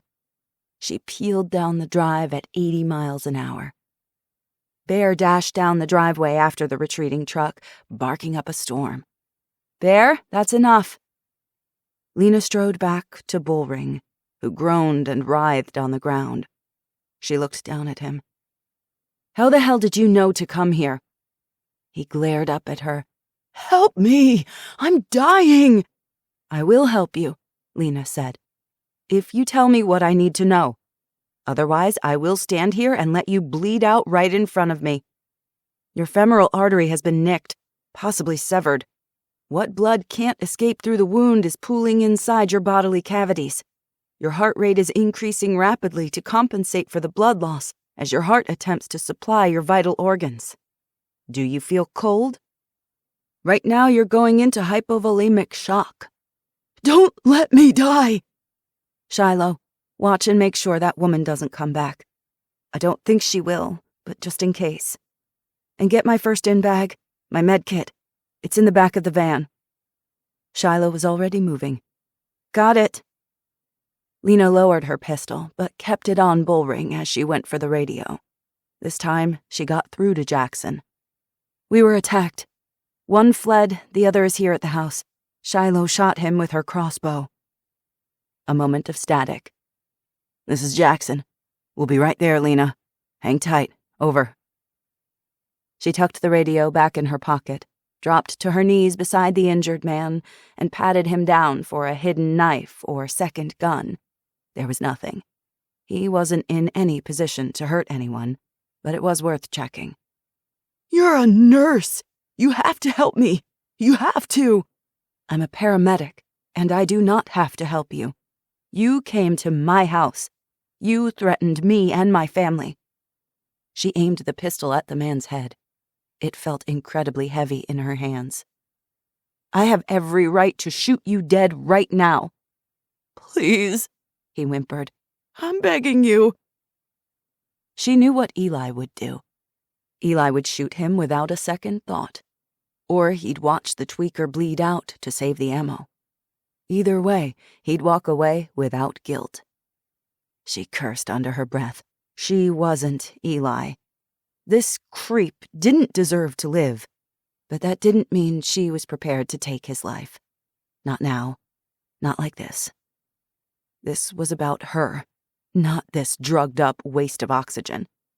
She had vowed to first do no harm.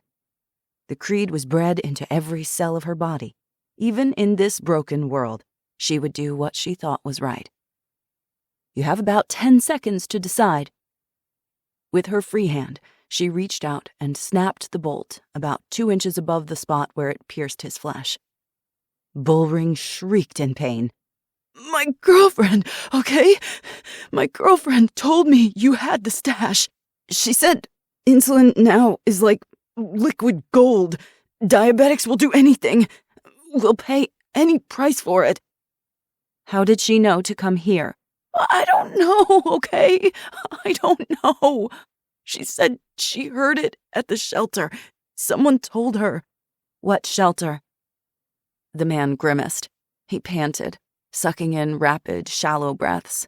His skin was losing color. The puddle of blood grew rapidly beneath him, staining the ground. What shelter? The harbor, okay? The harbor in Christmas. She stays there sometimes when her parents kick her out of her place and she don't got somewhere to go. What's her name? Jasmine Wilkins. She said it would be an easy payday. It was supposed to be easy. Just a snatch and grab. That's all I know. Help me, please. Shiloh brought Lena's bag and dropped it on the driveway next to her. Keep your crossbow on him, Shiloh. If he makes a move for a weapon or to hurt me, shoot him. And keep an eye out for the second intruder in case she comes back. Shiloh scanned the driveway, alert and wary. Already on it. Lena set the pistol down next to her knees, tugged on a pair of latex gloves, then pulled a tourniquet from her trauma kit and wound it around the man's upper thigh, tightening until the spurting blood eased. The crossbow bolt couldn't be removed without medical care above what she could provide here. The rumble of a vehicle approached. Shiloh swung around and faced the road, crossbow up and ready. Bear stood beside her, warning the entire forest with his booming bark. Lena felt the thundering vibration in the soles of her boots, in her chest. The sheriff's department-issued truck appeared through the trees, driving too fast, but with expert precision. Devon was behind the wheel, not Jackson. Devon parked, and Jackson leaped from the truck and raced toward them, his county-issued AR-15 in his hands, the stock pressed against his shoulder. He scanned the surroundings as he approached. Any threats? The woman took the truck and ran. Lena stood unsteadily and stripped her bloody gloves. Dizziness washed through her, nausea churning in her stomach. Sorry. I just need something. Get a glucose tab from Lena's pack, Jackson ordered Shiloh. In the front zippered pocket. Right there, that's it. The girl obeyed. Lena couldn't seem to lift her arms. Her body felt heavy, weighed down. Shiloh shouldered the crossbow and popped the glucose tab into Lena's mouth. You need water? She likes apple juice, Jackson said. Shakily, Lena rolled her eyes. He thinks he knows everything. She's still got her sense of humor. That's a good sign. Devon crouched and held 2 fingers to Bullring's neck. He's alive. Let's get him in the back of the truck and to the hospital. He doesn't deserve a hospital, Shiloh said. That's not for us to decide, Lena said. What about the tweaker that got away? Shiloh demanded. She'll likely head to the hospital. We'll find her, Devon said. Frowning, Jackson studied Bullring. I know this perp. He's got a rap sheet longer than my right arm. Petty thievery, a drug addict, and an occasional small-time dealer. He tried to start a meth lab a few years ago in the Hiawatha National Forest outside of Manistee and nearly blew himself up. His brother lost an arm and is currently incarcerated. He's bad news. What happens now? Lena asked. Do we have to make a report or something? Clearly this is self-defense, Devon said. You aren't going to get in trouble on our end. I'll write up a report, but I doubt the DA wants to hear it. He's a bit overwhelmed at the moment. What the hell did they want? Jackson asked. There's nothing here worth anything. Lena patted the dented hood of the tan turd. Duct tape wrapped the front and rear bumper. It looked like it was 1,000 years old. We take offense at that. They were after Lena's insulin, Shiloh said. He said the pharmacies were all empty and that diabetics were willing to pay anything for a vial. That's true about the pharmacies, but why come here? Lena repeated what Bullring had said about the shelter. Jackson's expression darkened. He cursed under his breath. A muscle in his jaw twitched. "What is it, boss?" Devin asked. Without a word, Jackson turned and stormed toward the truck.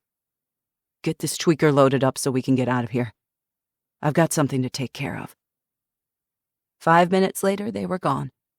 The late afternoon sun slanted through the trees, a pleasant breeze sighing through the branches. The sudden quiet was disconcerting.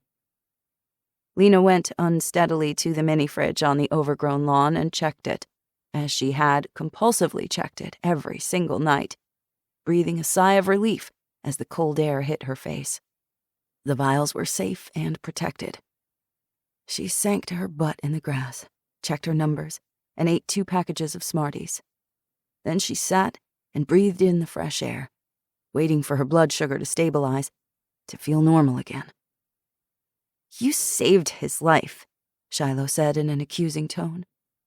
"Why?" "It's my job. It's what I do. I heal people. I don't hurt them unless I have to. And at that moment, I didn't have to keep hurting him. It was safe for me to help." Shiloh made a dubious face. "I'm not comfortable allowing someone to die when they no longer pose a direct threat. How can you know? What if someone comes back and poses a bigger threat later?" Lena looked at her. "That's a good question. Eli would have killed them both. You're not wrong. My moral and ethical choices might be different from someone else's. You'll have to decide that for yourself. In the end, I have to make choices that I can live with. Does that make sense?" "Whatever." Shiloh kicked at a rock. "She's lucky I didn't shoot her in the face." Lena sighed. The girl was just like Eli, through and through. It wasn't necessarily a bad thing. "You okay? You did shoot 2 people with your crossbow this afternoon." She scrunched up her nose. "That reminds me, I need those bolts back. We've got to conserve in the apocalypse. Isn't that what you're always telling me?" "Shiloh, be serious. This is a lot." Shiloh shot Lena a peevish look. "This isn't the bad stuff. This is nothing." "Okay." Lena studied her for a moment and then nodded. "Okay. Then let's go." "What do you mean?" "This house holds bad memories for both of us. Sometimes what we need to heal is time. And sometimes all the time in the world won't make a difference. What do you think about a fresh start somewhere else? It's still in town, but a new place to call our own." "There's nowhere else to go." "Yes, there is." Shiloh took that in. The girl had never lived anywhere but here.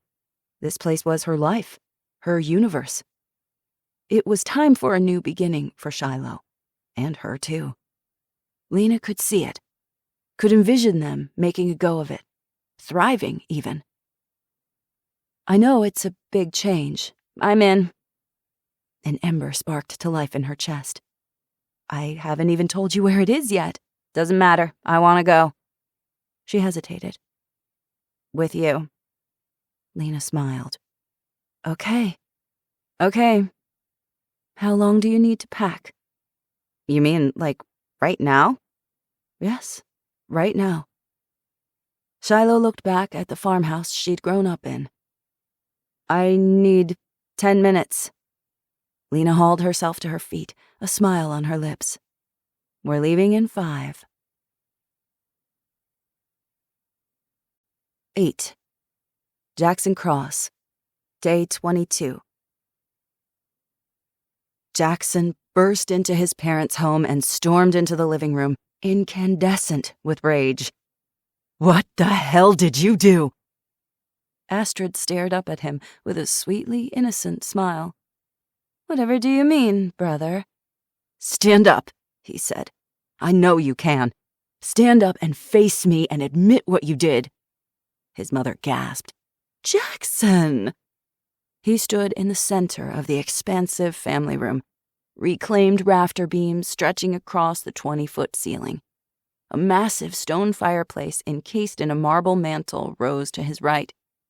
Hunting trophies hung on the wall to his left: deer, moose, and bear. His mother sat on the velvet sofa beside Astrid, who leaned against plumped pillows, her legs stretched across Dolores's lap as she massaged her daughter's shins, calves, and ankles. Faded purple scars zigzagged across Astrid's withered legs.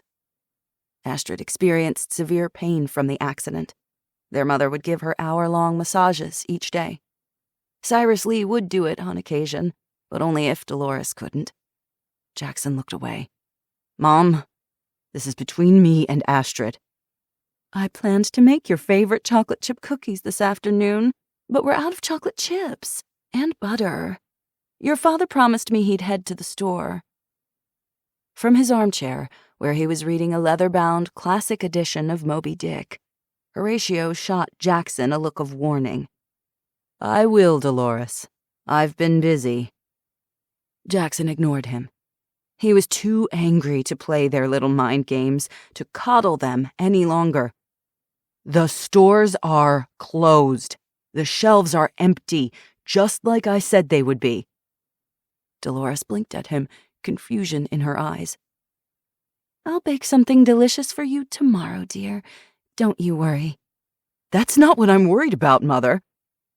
Dolores finished rubbing Astrid's feet and helped her into her wheelchair. Astrid groaned as if she were in immense pain. Her cane leaned against the sofa within easy reach, but Astrid relished being doted on. Dolores was half Astrid's size, and her thin arms strained to lift her daughter, who could lift herself just fine. "Where's your boyfriend? Can't he help you?" Astrid glared at him. "He's busy taking care of us. What are you doing?" "Keeping the whole county safe? What do you think I've been doing?" He hated his sister's ability to get under his skin, to find his weakness, stick a knife in, and twist it. Once in her wheelchair, Astrid kissed Dolores on her papery cheek without taking her eyes off Jackson. "May I have a blanket? I'm cold." "Of course, darling." "Whatever would I do without you, Mom? You're a lifesaver." Dolores brought her an Afghan blanket and wrapped it gently around her shoulders before patting her head with a shaky hand. His mother looked suddenly old, her shoulder blades hunched inward like wings, her silvery hair frazzled, and her eyes dim and bleary. Horatio had her on a high dose of antidepressants, but Jackson was too upset with Astrid to focus on his mother now. Lena was attacked by 2 tweakers high on meth. They knew she had extra insulin and seemed to think they could sell it for more drugs. Astrid stared at him with wide, unblinking eyes. Her cheeks were pink and flushed. She wore no makeup. She had never needed it.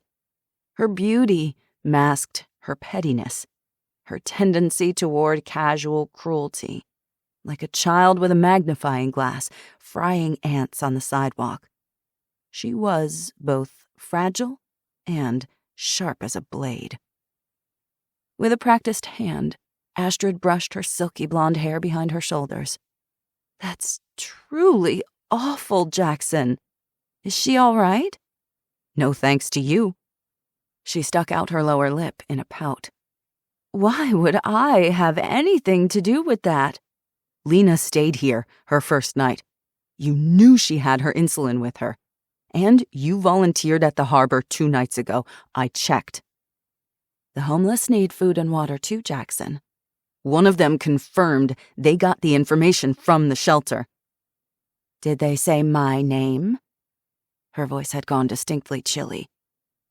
"Are you accusing me of something you can't prove? Isn't that a big no-no for a sheriff?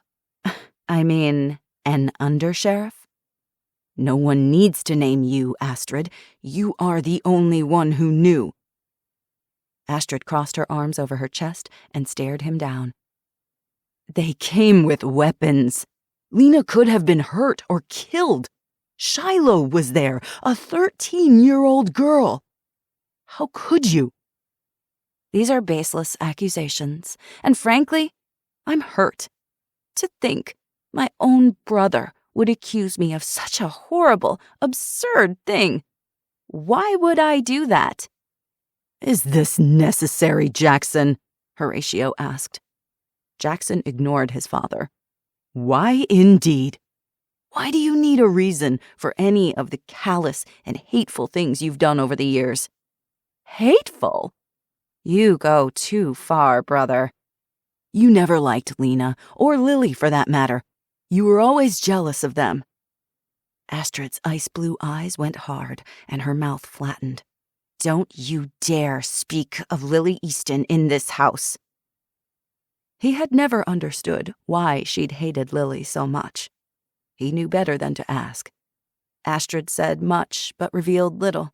She kept her cards close to her chest, her true self hidden by her charming smile. She acted weak for the pity she craved, but if anyone messed with her, she'd destroy them. Not physically, of course, but with cruel insults, vicious rumors, and scandal. Jackson's hands balled into fists at his sides. Anger roiled through him, sharp and bitter. He struggled to control himself. I know it was you. Everyone knows she's back in town. It's not like that ugly-as-sin beater van of hers is hard to miss. Everyone knows she's diabetic, and everyone knows the Easton place. Do you think it's some big conspiracy to believe that a couple of meth heads would decide to hit her up for her insulin stash? You're delusional. Don't be cruel, Jackson. Dolores stood behind Astrid's wheelchair and rubbed her shoulders, her expression reproachful. How can you say such awful things to your sister? They could have been killed. You have no idea what you might have done. He paused, meeting Astrid's gaze, her eyes pretty as a doll's and just as empty. Or maybe you do know what you did. Maybe it's what you wanted. That's enough, Horatio thundered. Astrid did not break his gaze, as if she wanted him to know that she knew the truth. More games, more twisted manipulations. Bitterness had consumed Astrid after the accident that had stolen her legs, her dreams, and her future. She was always this way, a voice whispered in his mind.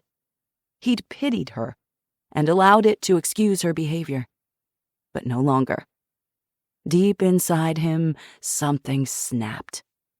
Without a word, Jackson spun and headed through the vast living room for the kitchen and the door to the basement.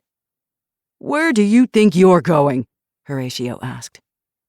Don't leave us, Dolores called after him, her voice plaintive. Then to Astrid she said, He wouldn't leave us, would he? Not when we need him. Jackson only cares about himself. Astrid's cutting words were the last thing he heard. His sense of duty almost forced him to turn back. Almost. Even after Astrid had carelessly donated his hard-earned supplies, he'd gone out again and retrieved more. He'd done it for them. Always for them. His feelings for his family were bound up in a tangled knot of guilt and resentment, obligation and love. It was slowly unraveling. Horatio followed him into the immaculate kitchen, not a speck of dust or crumb left anywhere. Stop! Jackson turned to face his father. If you leave with nothing. You aren't taking a single can of beans, nothing. You understand me, son? The generator should be out of propane. It should have run out a week ago, the way everyone has been draining electricity in this house. But it hasn't. I checked the tank. You had it filled. Sawyer ambushed a propane truck in Chatham last week. You got it from him. Horatio stared at him without blinking. "I will not apologize for taking care of this family. Publicly, you condemn Sawyer, while privately, you contract with him to keep yourself cushy and comfortable. Is that it? Get off your high horse before you fall off and bring the people you care about down with you. You must be willing to do what it takes, especially now." Horatio looked him up and down, as if assessing his worth, then shook his head in derision. "No wonder Underwood thinks you are incompetent." Jackson couldn't help it. The comment stung someplace deep down in that wounded, vulnerable spot he'd always hated in himself. Wounds inflicted by the people who were supposed to love you most were difficult arrows to dodge, no matter how much you expected them or convinced yourself to endure them. They hurt every time. "I'll take a duffel bag of clothes and a backpack of supplies. The rest I'll leave to you," he said stiffly. As angry as he was, he didn't wish to see his family members starve.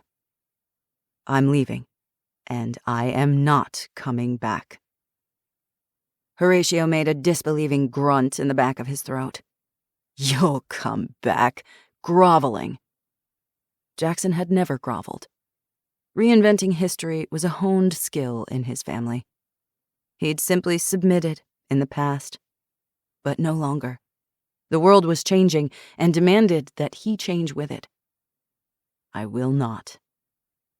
Horatio did a half-turn, showing Jackson his back in dismissal. Jackson refused to be made small. He stood his ground and said nothing, refusing to beg, to capitulate, to make pathetic excuses that would only further diminish him in his own eyes. At his silence, Horatio turned back. Jackson held his gaze and did not blink. It was his father who dropped his gaze first. His family was slowly tearing itself apart. Horatio saw all things only in relation to how they affected him. His mother was fragile and needy, his sister selfish and cruel. There were cracks all over the place. The center would not hold. Jackson had to get out before they took him down with them. 9. Jackson Cross, Day 23. "Hurry it up! I don't have all day." The county medical examiner wore PPE from head to foot as she gestured for them to enter the makeshift morgue. Jackson and Devon had arrived at the Munising Hospital, where the bodies of the 7 victims found behind Boone's cabin were held in cold storage. The corpses would normally be delivered to the University of Michigan's forensic lab, but they weren't conducting autopsies and would not say when they might do so again. It felt like walking into a massive refrigerator. The frigid air raised goosebumps on Jackson's arms. Corpses in black body bags were stacked nearly to the ceiling and covered every available inch of space. The hospital itself was bedlam. Parked vehicles overflowed the parking lot, spilled onto the road, and jammed the ER entrance. Gurneys of patients crammed the hallways. They were operating well over capacity, the nurses and doctors hurrying to and fro, frazzled and exhausted. The generator rumbled. Overhead, the fluorescent tube lights flickered. "Damn lights," the ME grumbled. Venla Virtanen was a stout, no-nonsense Finnish woman in her 50s, with short, white-blonde hair. "They do that every day now. I'm waiting for the moment they don't come back on." Jackson inhaled the familiar smells of bleach and antiseptic. "How are things here?" "Terrible," Dr. Virtanen said. "Intake is up over 50%. We've already seen a marked increase in heart attacks, strokes, accidents, and drug overdoses. People are starting to run out of the medications that keep them alive. We have the generators, but how long will we have fuel? Then what?" The ME shook her head in resignation. "Hospital staff is already down 30%. We're losing doctors and nurses by the hour, and who can blame them? Everyone is quitting, everywhere. How can you go to work when you don't have gas to drive your car? Your kids are at home without food. You're not getting a paycheck. Everything's changed in the blink of an eye, and no one knows what to do." "You're still here," Devon said. Dr. Vertanen made a non-committal sound in the back of her throat. "My daughter lives over in paradise with my 2 grandkids and her useless husband. He can't even change a light bulb properly." She frowned. "I worry about them, constantly. But I'm committed to my job. I love what I do. But this, I don't know. I just don't know." "I know what you mean," Devon said. "There are still crimes being committed. We're still here, as long as it takes. Talk to me in a month, and we'll see." Devon and Jackson exchanged a disconcerting glance. If they lost their medical examiner, their ability to solve cases would be severely hampered. They'd already lost access to the National Crime Information Center, NCIC, which they had used to check criminal backgrounds, search outstanding arrest warrants, and track terrorists. They'd also lost access to the CODIS DNA crime database, which collected DNA information and location tracking extracted from facial recognition software, security cameras, and phone tracking. Normally, the state police, or the FBI, would have been up their asses, if not outright asserting jurisdiction. The Alger County Sheriff's Office had requested aid from the federal field office and the state police department in Detroit. But the state police had been deployed to handle food riots throughout Detroit and Grand Rapids. There were also riots in Kalamazoo, Lansing, and even as far north as Traverse City. Everyone else had their hands full, so this case was theirs. For now.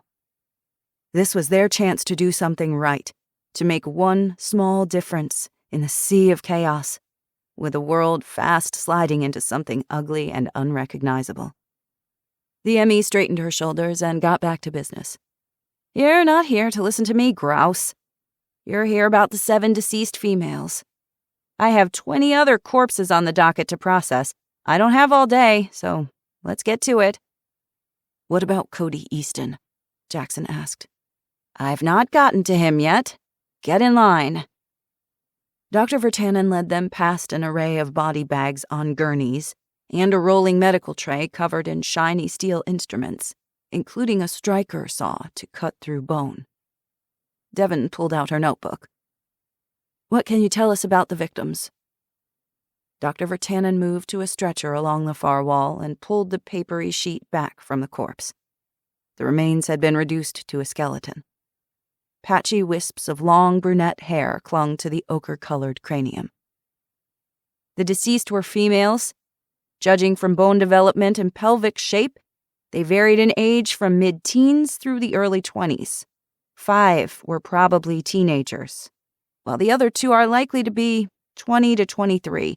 None had given birth. Jackson frowned. Lily Easton had been 27 when she'd died, at least 5 years older than the other victims. She also had 2 children. It was an anomaly. "Do you know when they died?" Devon asked. "Approximately." The ME tilted her chin toward a file folder on the counter. "I've included the data in my report. I have ordered the Jane Does according to the estimated time of death. Jane Doe 1 perished about 14 years ago. Jane Doe 2 about 11 years ago, while 3 and 4 died approximately 7 and 6 years ago. Jane Doe 5 died around 4 years ago. Jane Doe 6 was killed within the last 2 years, and Jane Doe 7 approximately 1 to 2 months ago." Devon's skin went ashen. "Our unsub has been killing for that long? Undetected? Holy hell." Jackson kept his focus on the details, his mind whirring. He frowned. "Most of the victims died after Lily Easton, except for 2. That is correct? You're sure that Jane Doe 1 was killed first?" "Generally, it takes 10 to 15 years to decompose to a skeletal state. According to advanced decay and skeletonization, typical of a human body buried underground without a coffin, yes." Jackson made a mental note. A serial killer's first kill was often someone they knew, before graduating to strangers and, potentially before they developed sophisticated measures to avoid detection. As you know, a tox report is impossible now. I can't provide information on whether they died while intoxicated or drugged, or whether they were poisoned. I can tell you that the likely cause of death for the 7 victims is strangulation. The hyoid bone is typically broken in only a third of strangulation cases. Here, we have 5 Jane Does with fractured hyoid bones. 2 of the victims retained enough tissue to determine blunt force injuries to the neck. Strangulation often produces evidence of asphyxiation, as determined by pinpoint hemorrhages or petechiae in the skin, eyes, and deep internal organs. 3 of your Jane Does showed evidence of petechia. But to be clear, petechiae is a nonspecific finding, which means it could occur due to hanging, drowning, profound drug intoxication, etc. The details are in the report.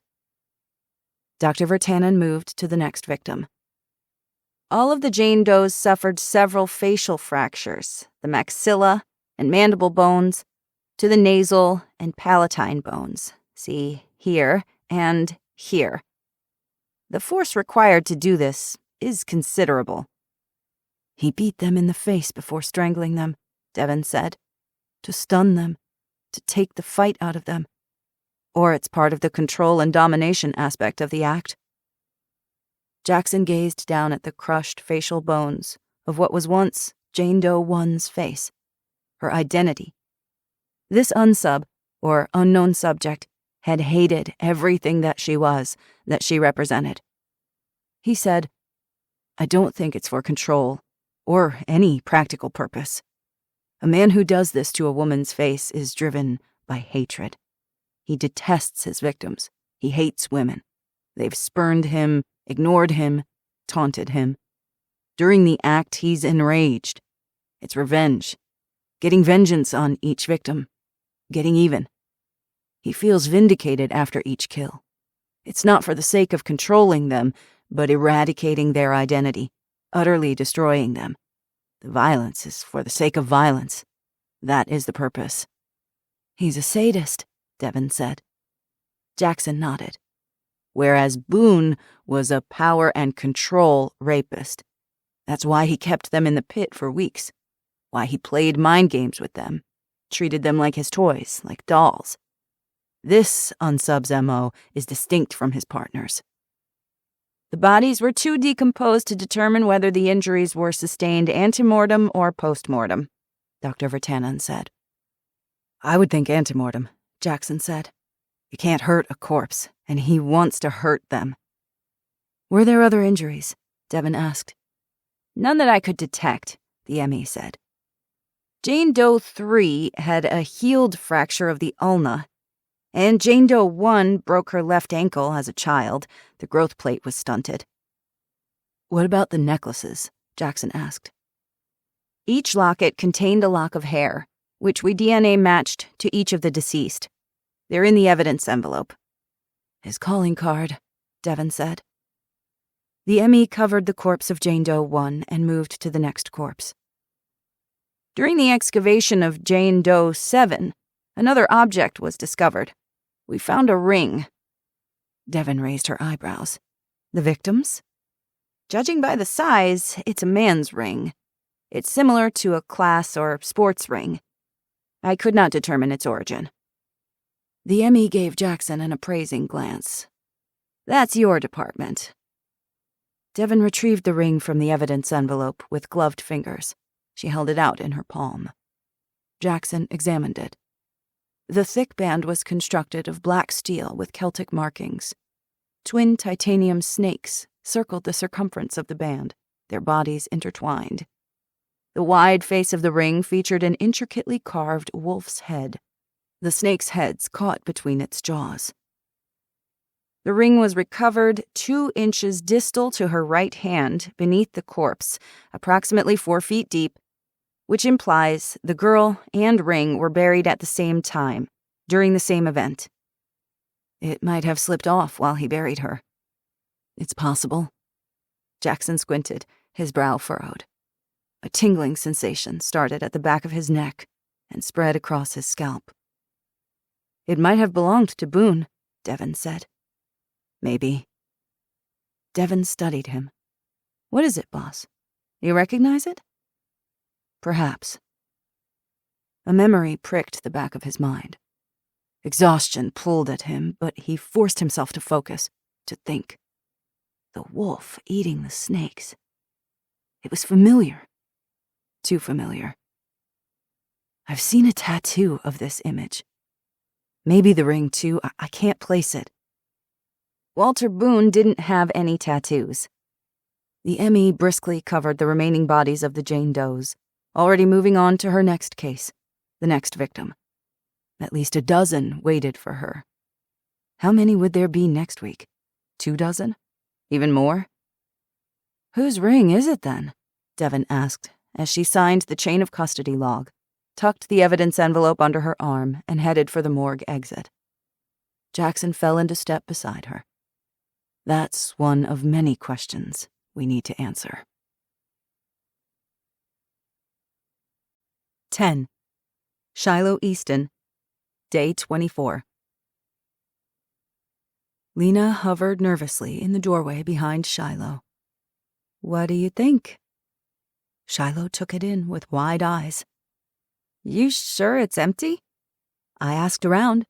This lighthouse was privately run by the Volunteer Historical Society. They've got other things to worry about now.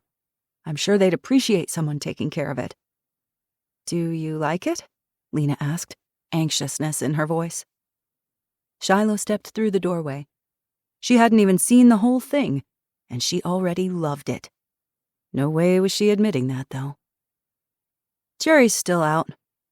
The lightkeeper's house was a small brick cottage attached to an 8-story whitewashed stone tower.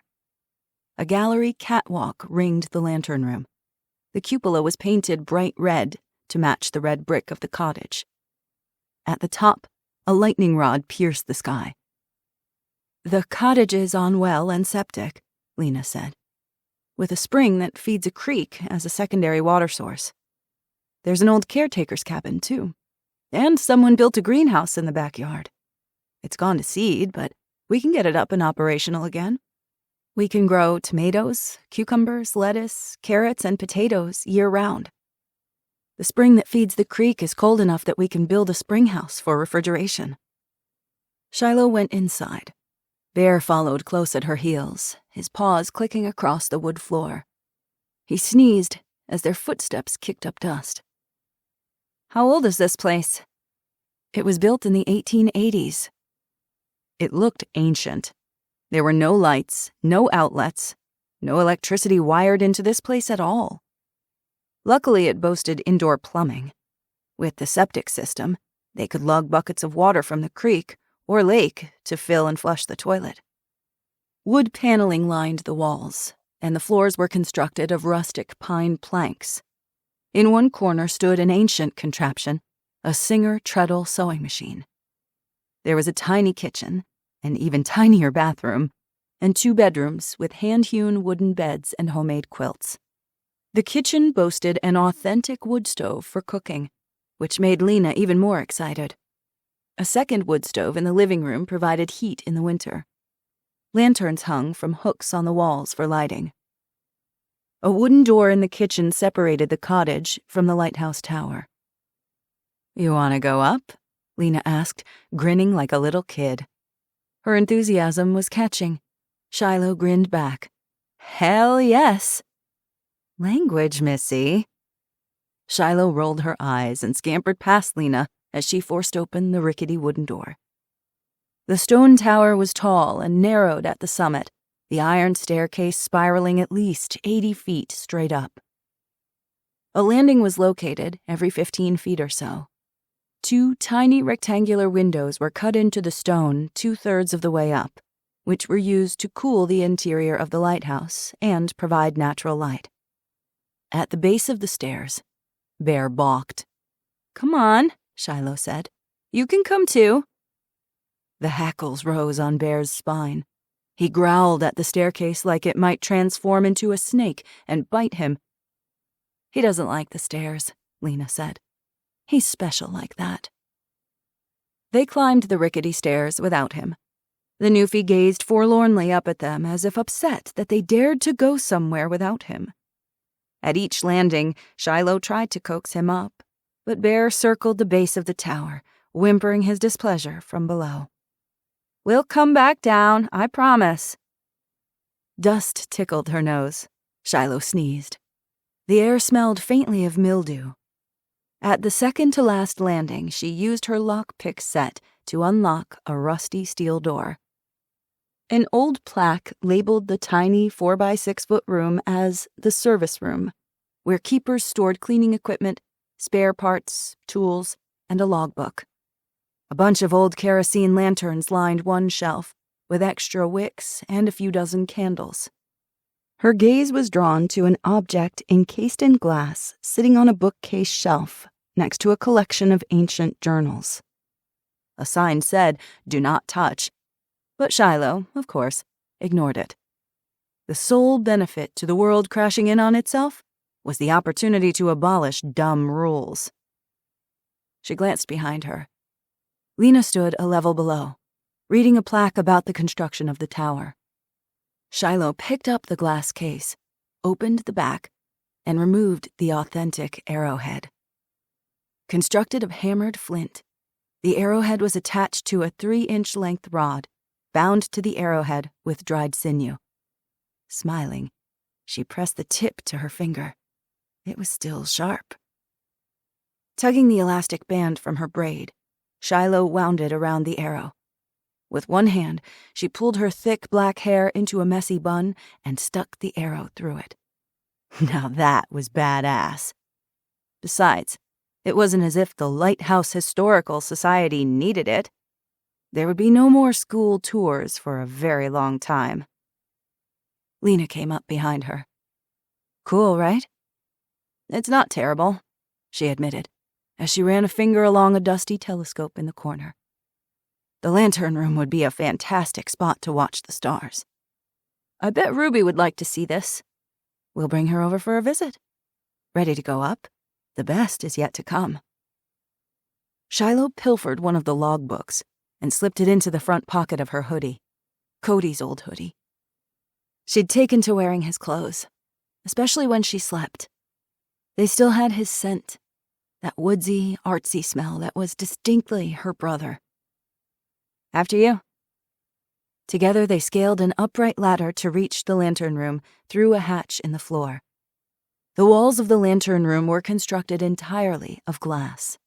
Shiloh whistled, taking in the spectacular 360-degree view. "That's the beacon." Lena pointed to a strange object constructed of steel and glass in the center of the lantern room. The Fresnel lens uses prisms to magnify a small amount of light, so it casts a beam over long distances, 20 miles or more. Shiloh crossed the room to a small door, opened it, and stepped out onto the gallery deck, a catwalk that circled the tower at the level of the lantern room. Lena followed her out. "Be careful. I'm not scared of heights." The cool breeze tickled her cheeks. The sun warmed her face. Almost 90 feet up, she felt as high as the seagulls that circled the bluffs, riding the currents of the wind. From here she could see the beach, the woods, the greenhouse and caretaker assistant's cabin, the winding creek emptying into Superior. Long fingers of land protruded into the lake.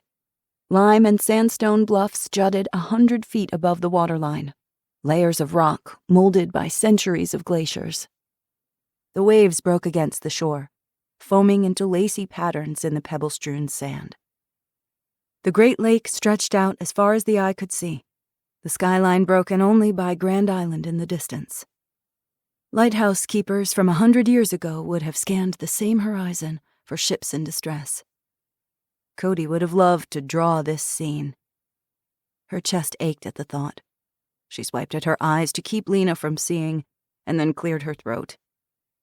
Boats still need lighthouses to guide them into shore during storms and fog, to avoid wrecking against the shoals and rocks.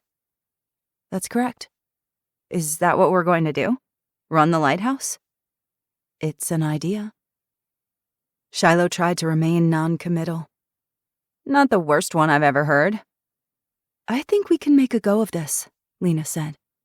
It's going to take a lot of work, but this has potential. It's got the wood stove, the generator for the lighthouse beacon, and the greenhouse we can fix up. There are cisterns for rainwater collection, and the spring can keep some of my insulin refrigerated as a backup in case something happens to the mini-fridge. If we can keep the beacon lit, we could help people too. Shiloh couldn't help it. Her whole body thrummed with excitement.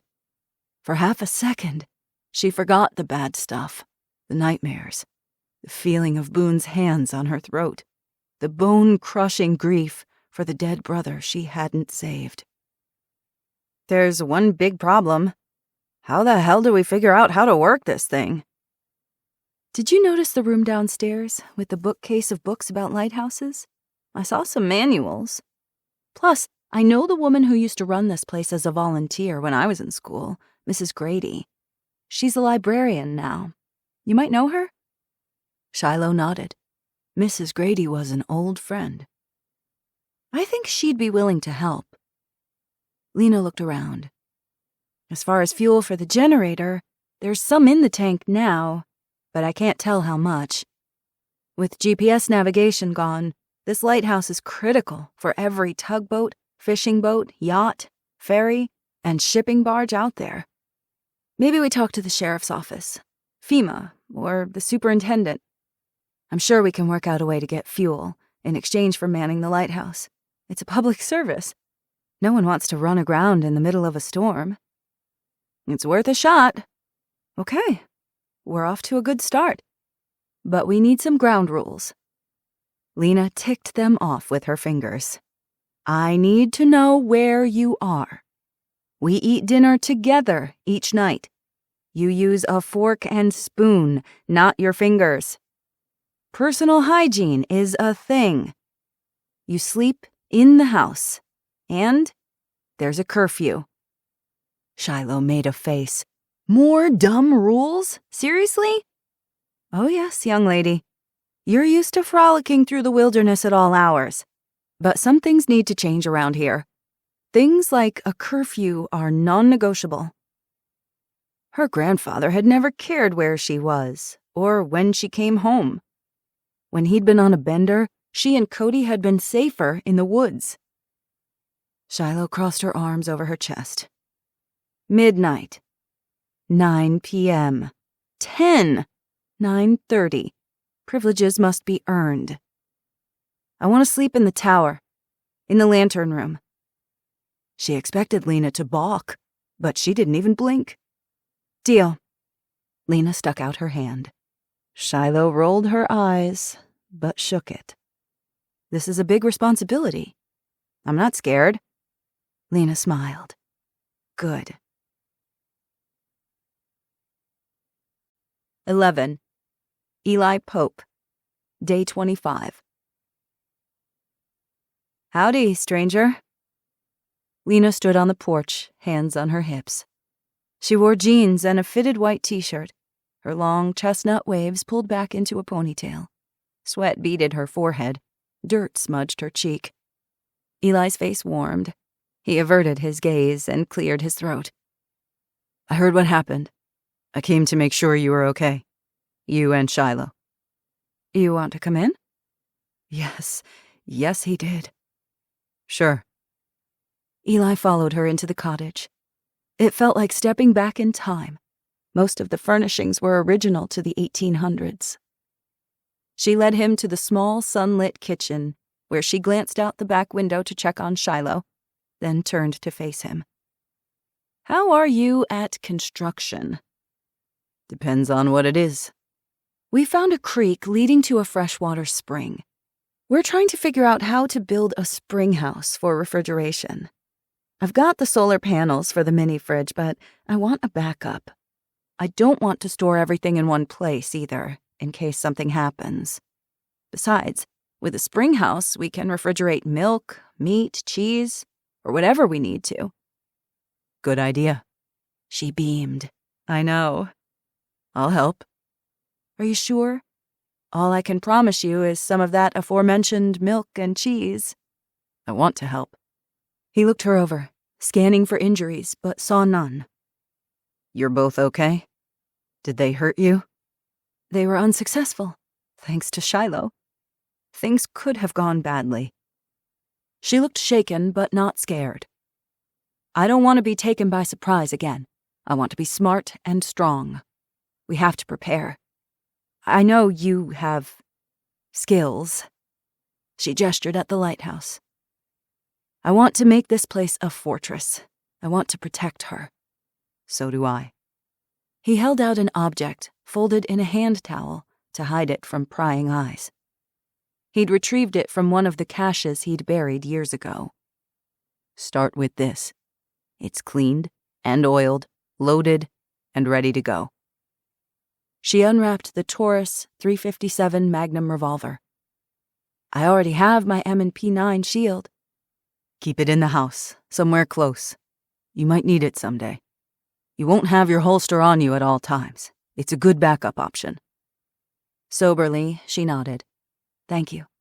I used to keep mine in the junk drawer in the kitchen, next to the stove. I had a pistol taped under the coffee table and one in the bedside table. Back when you had a house, she offered him a small smile. Now you're a wild man who lives in the woods. Houses are overrated. Even under the circumstances, her smile lit up her eyes, her entire face. He couldn't help himself. He smiled in return. He didn't want to make her uncomfortable, to make her bolt like a startled doe. But he couldn't help himself. He longed to be near her, to catch that smile. She had such warmth to her, like a glow that lit her up from the inside, that you could feel like heat, simply being near her. He said, I hope you never have to use it. I will if I have to. I know. Lena was tough, brave, and practical. She was not built to kill, but to heal, to help others. He knew that the very thought of taking a life was anathema to her very being. As a little girl, she used to rescue every kitten and bedraggled baby bird she came across. Everything in him wanted to protect her from that choice, that darkness. Let her bind wounds and tend the injured, to use her strength for good, where he could not. Lena was nothing like him. Where she was light, he was darkness. He was the monster that stood between the innocent and the worse monsters. He had accepted that role. He felt no remorse, no shame, and no guilt over the bad men he had put in the ground. Occasionally, he wondered what kind of person that made him. In the end, he did not care that he didn't care. How is Shiloh? He asked. She's traumatized. But she's a tough kid. She's strong. I'm trying to give her a safe place where she can heal. But I'm worried, Eli. I'm worried we can't promise anywhere is safe anymore. We never could. I know, but I'll be damned if I don't try. He joined Lena at the rear window. A grassy backyard dropped off to a pebble-strewn stretch of beach 50 yards to the north. He scanned the property, taking in the cottage, the lighthouse tower, and the little assistant's cabin. 50-plus yards of clearance surrounding the lighthouse offered a clear line of sight. That was good. To the east of the lighthouse, a creek meandered across the property before spilling into Lake Superior. Shiloh was hard at work unloading a wheelbarrow stacked with cinder blocks they'd found at an abandoned landscaping shop. Bear lay stretched out on his side on the grassy bank next to the growing pile of blocks, panting as if exhausted from a long day of labor. His big head swiveled to follow Shiloh's movements, his ears pricked, tongue lolling. Lena's eyes went hard. I never want to feel that helpless again. I have to protect her. I know you understand that. I do. He wanted to be here, to protect them both, though he had no right to either of them. He wanted to touch her, to offer comfort, but knew he couldn't. She smelled like vanilla and cinnamon, the smell achingly familiar. It was, abruptly, difficult to breathe. "I'll help you. I'll come by tomorrow and work on some security protocols. Whatever you need, just ask." Lena pulled 2 cans of peaches and 2 bowls from the cupboard and set them on the table. "You hungry? I need to eat something." "I'm good." In truth, he hadn't eaten much the last few days, but Lena needed every calorie she could get. "Suit yourself." She checked her pump, then perused the back of the can, brow furrowed as she calculated the carbohydrates in her head and matched it to the insulin dose she bolused herself with at every meal. He'd watched her do this 1,000 times.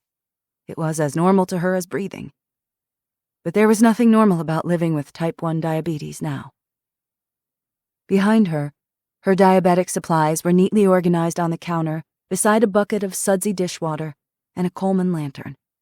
Infusion sets, sensors, rechargeable batteries for her pump, a sharps container, the glucometer, and her emergency glucagon kit. He looked at the paraphernalia for a long time, thinking about her illness, about what would happen a year from now, or 2 years from now. How was she going to get the medication that kept her alive? Dread formed a stone in the pit of his stomach. He couldn't imagine a world without her in it. He truly couldn't. She caught him looking and made a face. "I'm fine," she said quickly. Too quickly. "Don't worry about me." Easier said than done. "Who said I'm worried?" She rolled her eyes and took a big bite of peach. Syrup dripped down her chin and she wiped it with a laugh.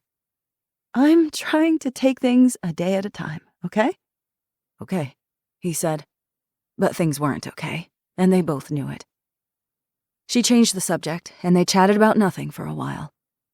After she finished eating, she cleared the table and sat down again. Her lips pursed as she studied him, with that familiar tilt to her head he knew so well. "What is it?" he asked. "Something's bothering you." "I need to tell you something." "What?" "You might want to sit down for this." Eli remained standing. "Tell me." She cleared her throat, smoothed her ponytail, and looked anywhere but at him. "Lena," he said.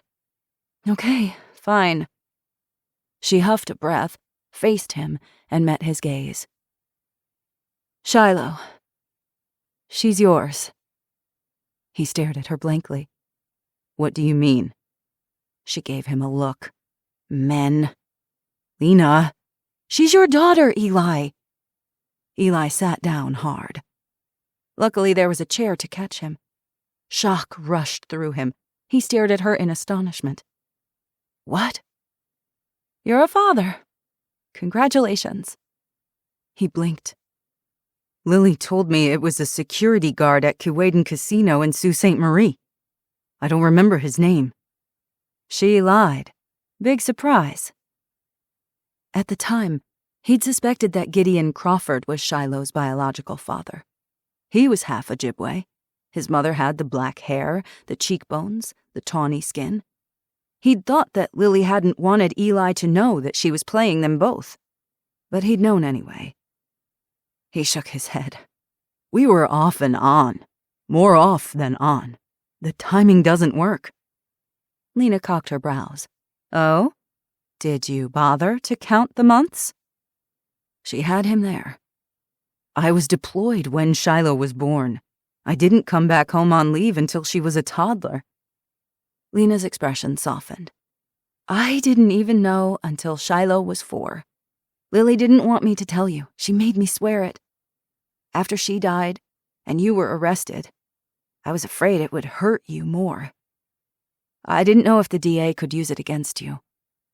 "We used protection," he said dully. "Protection doesn't always work. And Lily was terrible with birth control pills. Exhibits A and B, Cody and Shiloh." She winced at Cody's name, then rubbed her face. "I apologize for dropping this bomb on you, but you need to know. You deserve to know. I should have told you earlier, but there was so much going on. This isn't something you just blurt out in passing." He heard Lena's words, but his mind still struggled to process the meaning. Why didn't Lily tell me? Lena sank into the kitchen chair beside him. Lily had her reasons for things. They didn't have to make sense to other people. Truth be told, sometimes she used information to hurt people. You know that. Besides, she knew you were deployed much of the time. You hardly visited. I would have. Every chance I got if I'd known. I'd have sent her money. I'd have sent birthday gifts, cards, and video messages. I would have wanted to be in her life, in my daughter's life. He rolled the words on his tongue, still astonished at their meaning. He was flabbergasted, amazed. He had a daughter. He was a father. It didn't make sense, and it made all the sense in the world. "I'm sorry I didn't tell you sooner." "You don't have to apologize to me, Lena. You never have to apologize." He looked at her across the table. Afternoon sunlight slanted through the window over the sink. The light haloed Lena's wavy chestnut hair. Even tired, her skin glowed, her eyes cobalt blue. She watched him carefully. "You aren't upset?" "I'm surprised, but upset? No, never." The corners of her mouth twitched. "Eli Pope, you never cease to amaze me." "I'm a father," he said, awed. "Shiloh needs you in her life." "Does she know?" "Not yet. You should be the one to tell her, when you're ready. Don't wait too long." "I know." Suddenly, he couldn't wait to see her. He shoved back his chair and stood. Emotions too big to name swelled in his chest. He'd never felt anything like this. He had no idea how to quantify it. It was beyond anything in his experience. He strode across the kitchen, opened the back door, and headed into the backyard. The wind whipped at his clothes. The emerald water rippled in frothing wavelets like lace, lapping the pebbly shoreline. Bear roused himself and trotted over to Eli with a welcome woof. Eli absently scratched the top of his head, but he had eyes for only one person. On the eastern edge of the yard, the creek burbled over mossy rocks. Shiloh hefted a concrete block from the wheelbarrow and dropped it onto the ground next to a pile of 2x4s. Sweat soaked her t-shirt and plastered her hair to her forehead. She fisted her hands on her hips and glared at him. "Took you long enough." A bewildering sensation passed through him like a cool breeze, a shadow rippling over deep water. He recognized himself in her sharp features, her coal-black eyes, that glossy raven hair. "Shiloh." "What?" He couldn't take his eyes off of her. She glared at him. "What?" He shook his head. She huffed. "You're weirding me out." "Sorry." He took several steps toward her and halted. He couldn't stop staring. "Lena told me you drove away those tweakers." Her dark eyes glittered. "I nailed one in the thigh. Got the other one in her hand, right through her palm. You should have seen it. Neither of them will be robbing anybody for a while. I should have killed them, to make sure they never came back." She wasn't wrong. People have the right to defend their home and their property, their lives, and their loved ones. You did good. She nodded, tough and unflinching. 13 years old, but damn if she didn't have the heart of a warrior. That reckless courage needed to be trained and tempered with wisdom, or she'd dash straight into the lion's den, wielding nothing but that crossbow. A lone child, facing down a pride of lions with bared teeth and sharpened claws. He would not allow anything to happen to her. He'd missed 13 years. He didn't want to miss a second more. He opened his mouth, closed it, his tongue thick, his mouth like wet paper towels. The English language had deserted him. He didn't know what to say or how to say it. He didn't have the words yet to tell her the truth, but he would, and soon. He just needed to figure out how. 12. Jackson Cross, Day 25. Jackson stopped abruptly. Shocked, he stared at the door. A cold chill crept over him. He'd left his parents' house the night before in a rage, too upset to pack his things. He'd slept in his truck and was up early the next morning to interview the ME with Devon.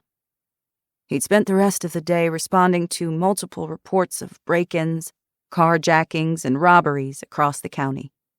People were running out of supplies.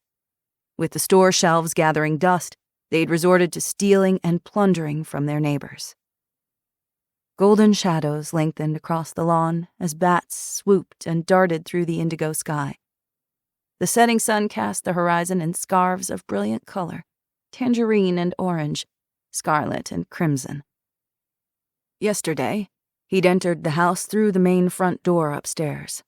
He had not seen the basement entry door he typically used until now. He'd returned to gather a few personal belongings and depart his parents' home for good.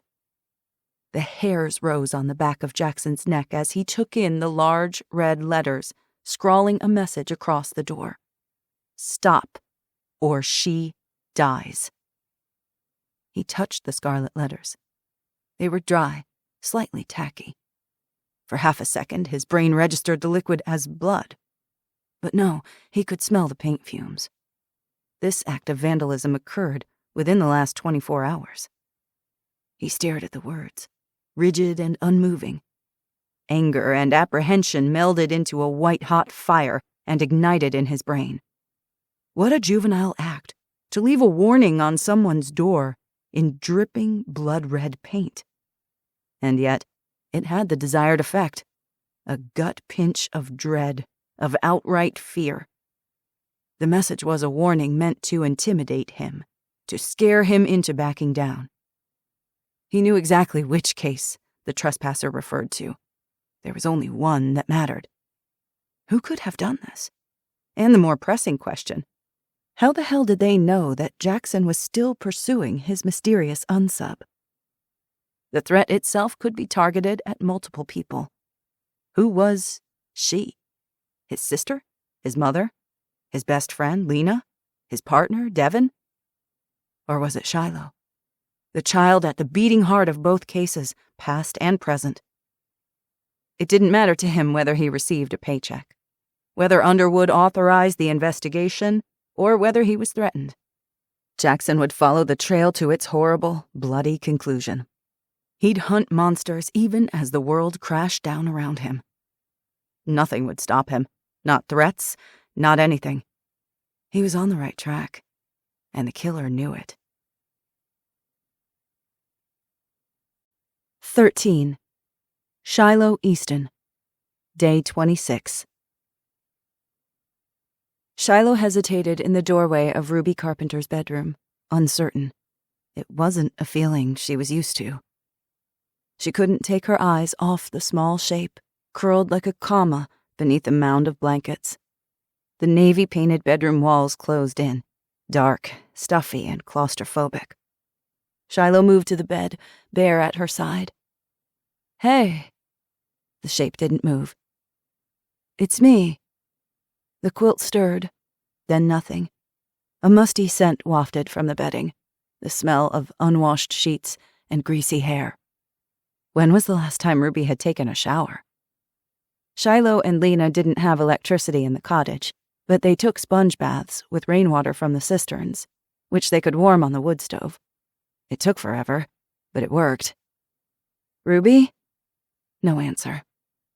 Not even Bear could get a rise out of her. He whimpered, nosing the girl's shoulder. She didn't respond, didn't even open her eyes. Worry gnawed at Shiloh's belly. She'd seen it in Mrs. Carpenter's eyes, too. That haunted, half-panicked look. That terrible unspoken fear that she'd gotten her daughter back, only to lose her again. The truth was that it didn't matter how tightly you held on. You could still lose the thing most important to you. Trauma was like an obliteration of your very self. It was an untethering, a fraying at the center of your being. Shiloh knew that better than anybody. "Ruby," Shiloh repeated. "Look at me." Finally, the girl in the bed turned toward her. Stringy, copper-colored hair clung to her gaunt cheeks. Her lips were cracked, her eyes glassy and unfocused. She looked like she hadn't eaten in days. Ruby Carpenter had transformed into a ghost of herself. "You're letting him win," Shiloh said. "Don't let him win. He's dead. He can't hurt us anymore." "He's inside my head." Ruby spoke so low that Shiloh had to crouch beside her to hear. Her voice was raspy, like dead leaves scraping across concrete. "I can't get him out of my head." Shiloh hated Walter Boone with the fury of 1,000 burning suns. Boone had killed Cody, and he'd locked Ruby underground and tortured her. He had broken more than her body. He'd broken her mind. Shiloh wanted to punch something, claw at it, kick and hit, use her crossbow and shoot bolts at this invisible horror until it was full of holes. It wasn't something physical, something you could touch or defeat or eradicate. It was a poison that got inside you and destroyed every good thing from the inside out. Shiloh was helpless against it, and she despised that helplessness with every fiber of her being. A part of her didn't know why she bothered, why she cared so damn much for this girl who was mostly a stranger. They'd survived this thing together, this terrible thing. Shiloh had tried to save Cody and had failed, but she hadn't failed with Ruby. She couldn't bear the thought of losing her, too. Shiloh swallowed her fear, leaned close, and spoke into Ruby's ear to make certain she heard every word. "The girl I found was a girl who wanted to live." She tapped Ruby's chest beneath the piled blankets. Ruby flinched and pulled away. "Find that girl." Shiloh stood there for long minutes, staring at the girl curled into a fetal position, no more than a husk of her former self. And then she walked out of the dark, dank bedroom. Bear followed her, his head down, tail limp. In the shadowed kitchen, Lena sat across from Mrs. Carpenter at the kitchen table, her hands folded over the woman's hand. Bear padded across the linoleum floor, placed his head in Lena's lap, and gave a sorrowful whine. He felt the heaviness like they did. Sorrow was a physical presence, crouching in the corners of the house. It hugged the shadows and sank into your pores. Shiloh's skin prickled. It made her jumpy, like spiders crawling under her skin. "She's barely spoken," Mrs. Carpenter said. "I can't get her to eat. She has nightmares. I don't know what to do." "Keep trying," Lena said. "Don't give up on her." "I don't know how to fix her." "This isn't a broken bone or a laceration we can suture. It's deeper. We have to give her time. Time and love. I'll ask the hospital about local psychologists in the area. Mental health is overlooked in a crisis, but we're going about it all wrong. It's as crucial as food, water, and shelter." Mrs. Carpenter's face crumpled. "I don't know how to do this. I don't know how to face it. It's too much. It's overwhelming. All of it." Lena squeezed her hand. "One day at a time, 1 hour at a time, 1 minute at a time if we have to. Step by step, okay? I don't know if I can do it. There's a part of me that feels like giving up and giving in, like Ruby. I don't know if it's depression, but it scares me. We can't give up. Not on Ruby, not on ourselves. We'll get through this. We will." A part of Shiloh wanted to believe Lena, too. She felt the darkness pressing in from the outside, stretching her bones from the inside. After a moment, Mrs. Carpenter nodded wearily. She rolled an unlit cigarette across the table, back and forth, with trembling fingers. "I'll try. That's a start." Lena rose from the table. "Shiloh and I will do the dishes for you. I brought over a couple of cans of chili and some zucchini from the garden. We'll make dinner."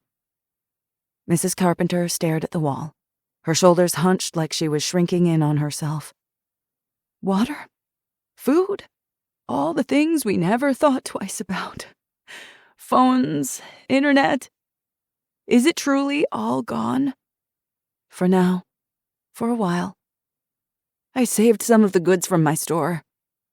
Ruby and I will be okay for a month or so, but then we'll have to figure something out. I saved several cartons of cigarettes and other items to trade. Don't tell people what you have, Shiloh warned. They'll just want to take it from you. Mrs. Carpenter's eyes widened. I suppose you're right. We don't want to think that it could happen here, but I guess it'll happen everywhere before long. It already is, Shiloh said. Mrs. Carpenter nodded. May I ask what you guys are doing for water? We were on city water, so we've got nothing now. You can get water from the lake for washing dishes and flushing toilets, Lena said. And rainwater for drinking and showering, but you've got to make sure it's sterilized. Consider all water contaminated and take precautions. Boil it for 10 minutes and wait 30 minutes for it to cool. Shiloh wrinkled her nose. Boiled water tastes flat. It's disgusting. You can add a pinch of salt to a quart of water. That will help. Boiling uses a lot of fuel that you can better utilize for cooking. Another option is bleach, pool shock, or iodine. I used chlorine to disinfect our rain cisterns. Do you have any of that on hand? I've got a couple of gallons of bleach in the laundry room. Good. 8 drops per gallon of water. Stir and let it sit for 30 minutes. And don't forget to sterilize the lid and neck of any bottle you use as well. E. coli isn't something anyone can afford. Thank you. Truly. We're fixing up the greenhouse. Maybe Ruby would like to help with the garden. Fresh air will be good for her, and we'd be glad to share some produce. Shiloh wanted to shoot bad guys, not grow lettuce or weed all day. Gardens were last on the list of her concerns. For once, she held her tongue. As Lena said, you had to start somewhere.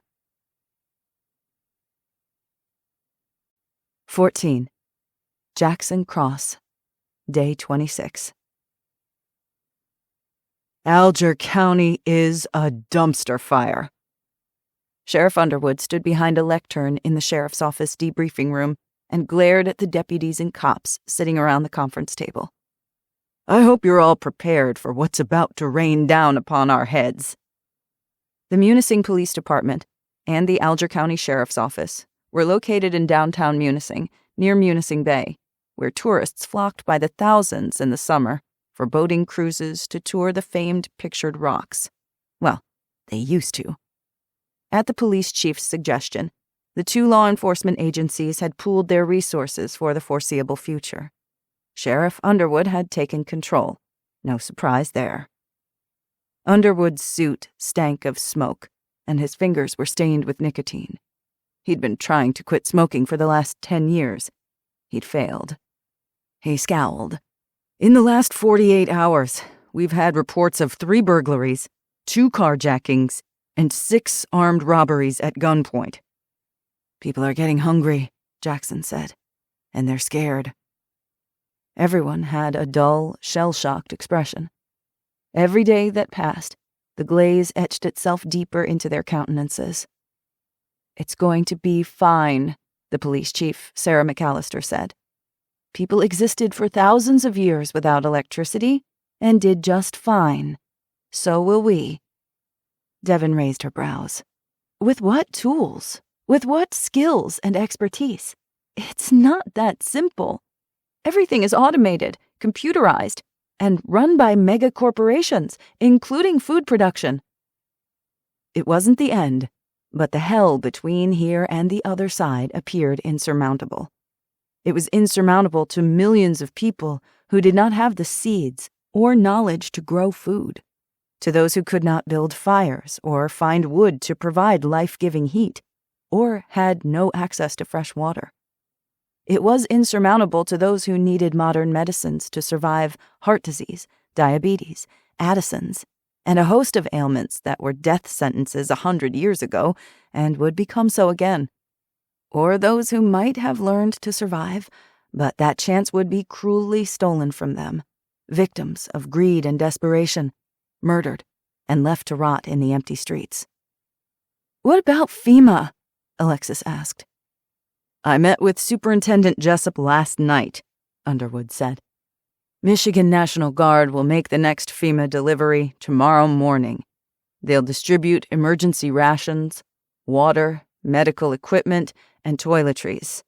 They've requested local law enforcement assistance to bolster security in case folks get out of hand. Hart and Nash take point on that." "On it," Nash said. "The governor promised FEMA will keep up with the deliveries, but Jessup calculated supplies will be depleted within 2 weeks. FEMA never intended to resupply the entire country in a disaster of this scale. They prepared for regional emergencies." "Figures," Moreno muttered. "Oh, the news gets even better. The governor insists the prison gets the first drop." A flurry of disgruntled murmurs circulated through the briefing room. "What the hell?" Moreno said. "Felons over little kids? Is that what we're doing now?" "Convicts are under state jurisdiction. It's not my call." "You'd let them starve?" Devin asked. "Hell yes," Moreno said, "in a hot second. They're the leeches civilization needs to rid themselves of first. Upstanding citizens need that food, not the dregs of society. They can't release violent offenders into the populace. They'd wreak havoc." Moreno shrugged. "Let them die in their cages. Who cares? Who's going to cry over them? Let those bleeding heart activists feed them food from their own kids' mouths, if that's what they care so much about. The federal government is not going to starve prisoners to death as a matter of policy." Underwood tapped the lectern with impatient fingers. "Not yet, anyway." "Good riddance," Moreno muttered. "FEMA says everyone will get fed," Underwood repeated, like even he didn't believe it. "For 2 weeks? Then what?" Alexis Chilton asked. No one had an answer for that. Several of the officers shook their heads. Fear and anxiety pervaded the room. How could it not? It was like facing a war with an enemy you couldn't see, like hemorrhaging from the inside. You were bleeding out, but couldn't staunch the wound. Underwood glanced down at his list. "Good news is, we've established repeaters throughout Munising to expand our radio communication radius. We will continue to expand throughout the county as equipment and manpower allow. The local gas stations have closed to civilians. The remaining fuel has been reserved for first responders and government use only. Conserve your gas. No wasted trips. Soon we'll be following the Mounties' lead. Anybody know how to ride a horse?" Several hands went up. Underwood snorted. "Settle down, cowboys. That question was facetious." "What about our ongoing cases?" Jackson asked. Underwood turned his sharp gaze on Jackson. "Alger County just cracked a serial murder case. A predator is off the streets. Frankly, the timing couldn't be better. This is exactly what we want to keep in the forefront of the minds of the citizenry. We get the job done. We'll keep them safe and sound so they can sleep at night. We have evidence that Boone did not act alone. We think—" Underwood raised a hand, palm up, as if warding Jackson off. "I don't give a damn what you think. That fear-mongering right there is what needs to stop, Cross. People have enough to fear. We cannot afford to inject panic into a volatile situation." Jackson frowned. "Surely the people should be afraid. If it's true, then put this whole ugly thing behind you. Pat yourselves on the back. You did it. You caught a psychotic monster and put him down. Now we have monsters of another sort to deal with." "Sir," Underwood shot him a scathing look. "What part of shut the hell up did you not understand?" Devin side-eyed Jackson and shook her head as if to say, "Not now." "Understood, sir." Jackson pressed his lips together, leaned back in his seat, and crossed his arms over his chest. He said nothing more. Underwood saw his concerns as a direct challenge to his authority and control. and control was what Underwood desperately desired, now more than ever. There were other ways to circumvent the problem of the sheriff. Jackson didn't plan to stop.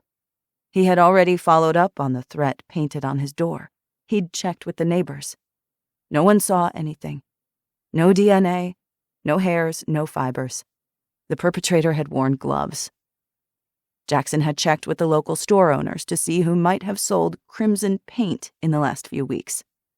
Again, he came up empty. Moreno cleared his throat. Speaking of monsters, Sawyer is becoming a problem. He's a thorn in our collective asses, Underwood said. He's been making moves while we've been caught with our pants down. 3 days ago, his men took over the gasoline storage facility west of Munising. We gonna take it back? Jim Hart asked. Add it to the list. 60 mercenaries with submachine guns are guarding it. He's got an army of cockroaches. Do you want to go in there with 10 deputies with shotguns? We need backup from the state police department or the National Guard, but they're too busy right now, trying to maintain control of the cities and the natural gas storage fields downstate, all 58 of them, the most of any state. We'll deal with him, trust me. He glanced down at the list in his hand, the line between his brows deepening. Next item on the agenda. The sheriff's office will assist the Munising police in setting up checkpoints along the major roads into and out of Munising. We will also continue to patrol the county. Underwood gave a hollow laugh. Thank God this didn't happen during high season. Can you imagine dealing with thousands of whining, hungry families with no way to get home? People think they have a summer cabin they visit a few times a year and they get to take refuge here. No and no. Year-round residents only. No one, other than government entities, goes in or out. Devon's hand shot up. Isn't that against the law? Refusing access to lawful landowners? They won't like that. Underwood's expression darkened for a moment, then cleared, his jaw muscles bulging as he worked through the options.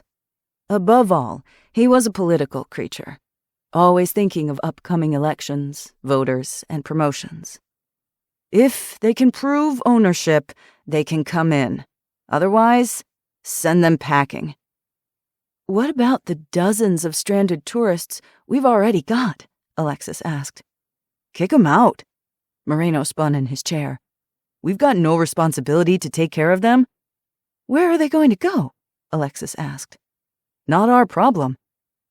We don't have the manpower for roadblocks and checkpoints, Devon said. We could set up volunteer teams, Jackson said. Citizen patrols, that sort of thing. This is their home, too. Underwood scowled, as if he'd rather undergo a colonoscopy than deal with John Q. Public. Fine. Alexis, that's your department. Alexis made a face. I'm tech support. Since when? Since your position is no longer relevant, now that computers are no longer a thing. Make yourself useful. Beneath the table, Alexis gave him the finger. Oblivious, Underwood turned his attention to the next item on his list. We need a few folks to beef up security at the hospital. Dr. Larson told me they've had to turn patients away. They've run out of beds. Worse, they're running out of meds. People are dying. Loved ones are going crazy with grief. Richard Park's mother died without her stroke meds last night. He was so distraught that he tried to choke one of the nurses. Oh, hell, Devon whispered. Hastings raised a hand. I'd love to, but I haven't gotten a paycheck since the son blew a gasket. We're expected to keep doing our jobs, but where the hell is our pay? Discontent rumbled through the room. And what about our pensions? Hart asked. Moreno shot him an incredulous look. Down the toilet, man. You can kiss that nest egg goodbye. It's gone. Hart looked stricken. A police officer named Nick Fuller groaned and hunched forward, elbows on his knees, head down. He was an old-timer. less than a year from retirement. Underwood stood at the front of the room, broad shoulders rigid, his hands like claws on either side of the lectern, his eyes bulging. "McAllister, you want to take this?" The police chief had listened quietly until now. She leaned forward, her elbows on the table. "Listen, we can't tell you exactly when you'll get paid, but you will. This is a temporary crisis. We will get through it and come out the other side." "How?" Hastings asked. "That's what we keep hearing, but come on. It's just lies, piled on more lies to keep us in line, keep us coming to work for free. The governor has no way to pay us. The banking system collapsed overnight. They can't get those zeros and ones into our accounts, and we can't access them even if they could. The stock market collapsed. The dollar collapsed. Cryptocurrencies are useless. We should wipe our butts with those worthless C-notes. That's all they're good for now." "How are we going to do our jobs with no pay?" Hart asked. "Same way we did them before, numbnuts," Underwood snapped. "I've had enough whining. Don't get your panties in a wad and do your damn jobs."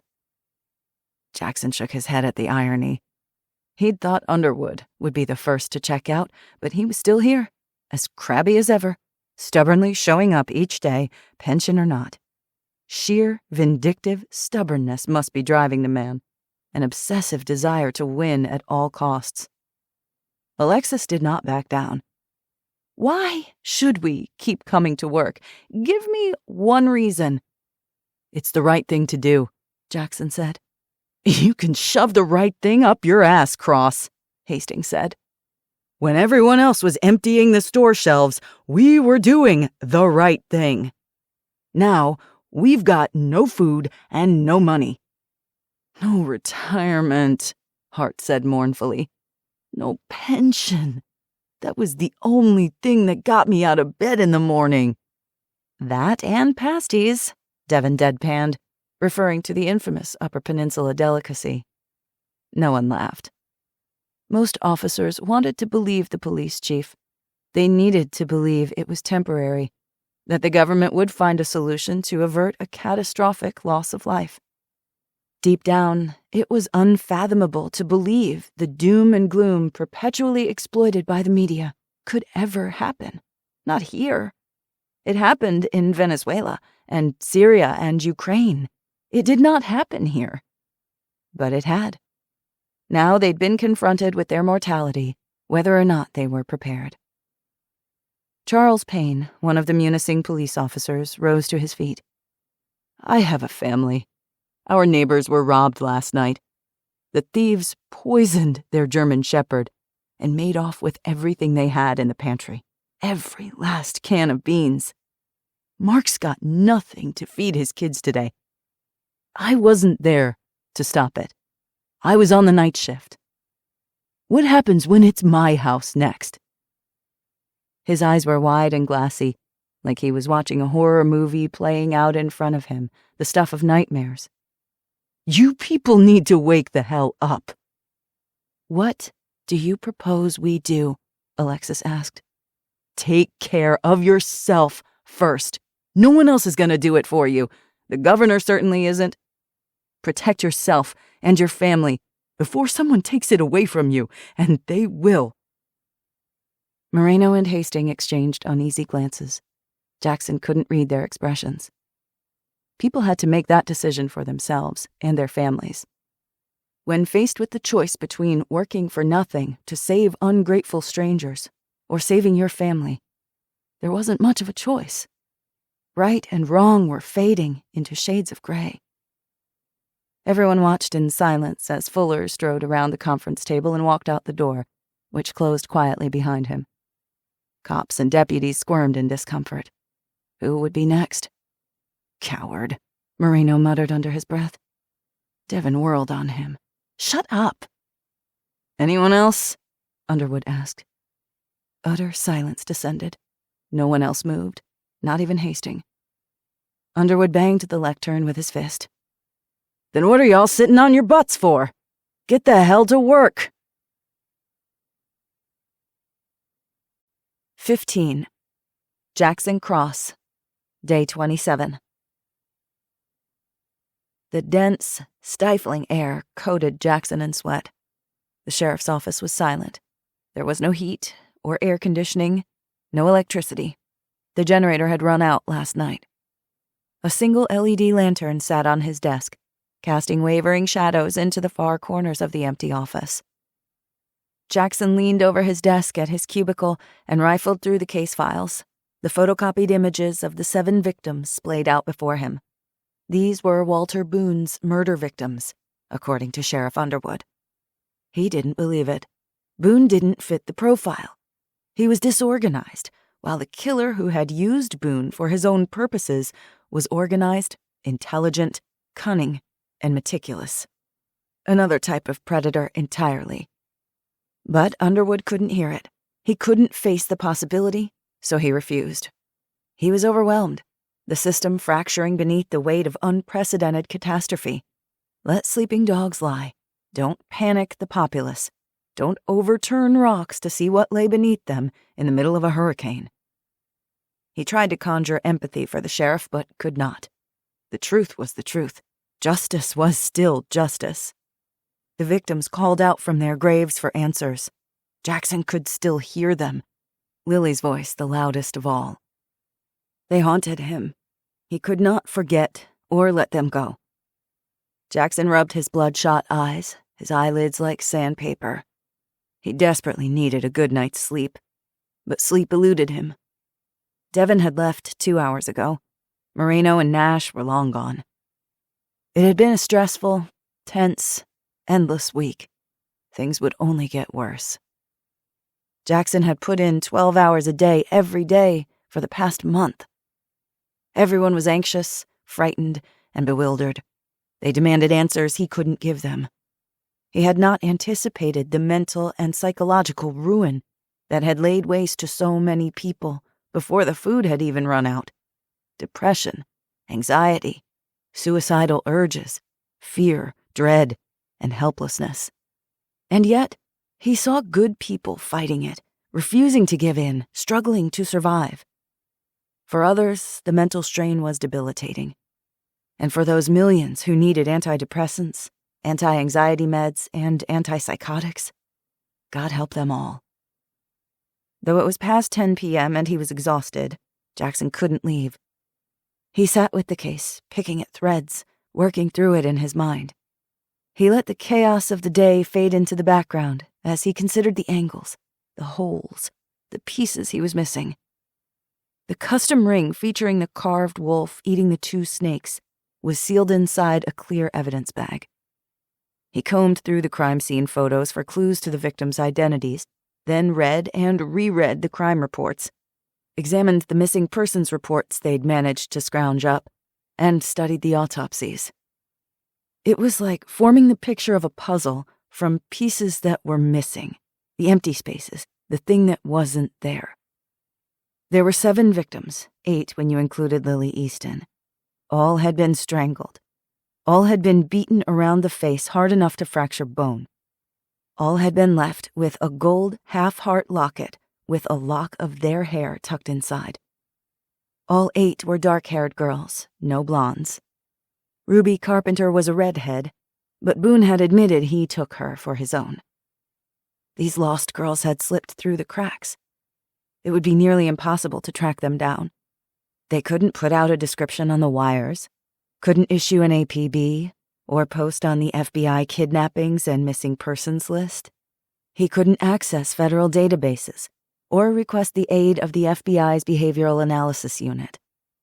He felt cut off from the world, isolated from resources and connections and all the things he and everyone else had taken for granted.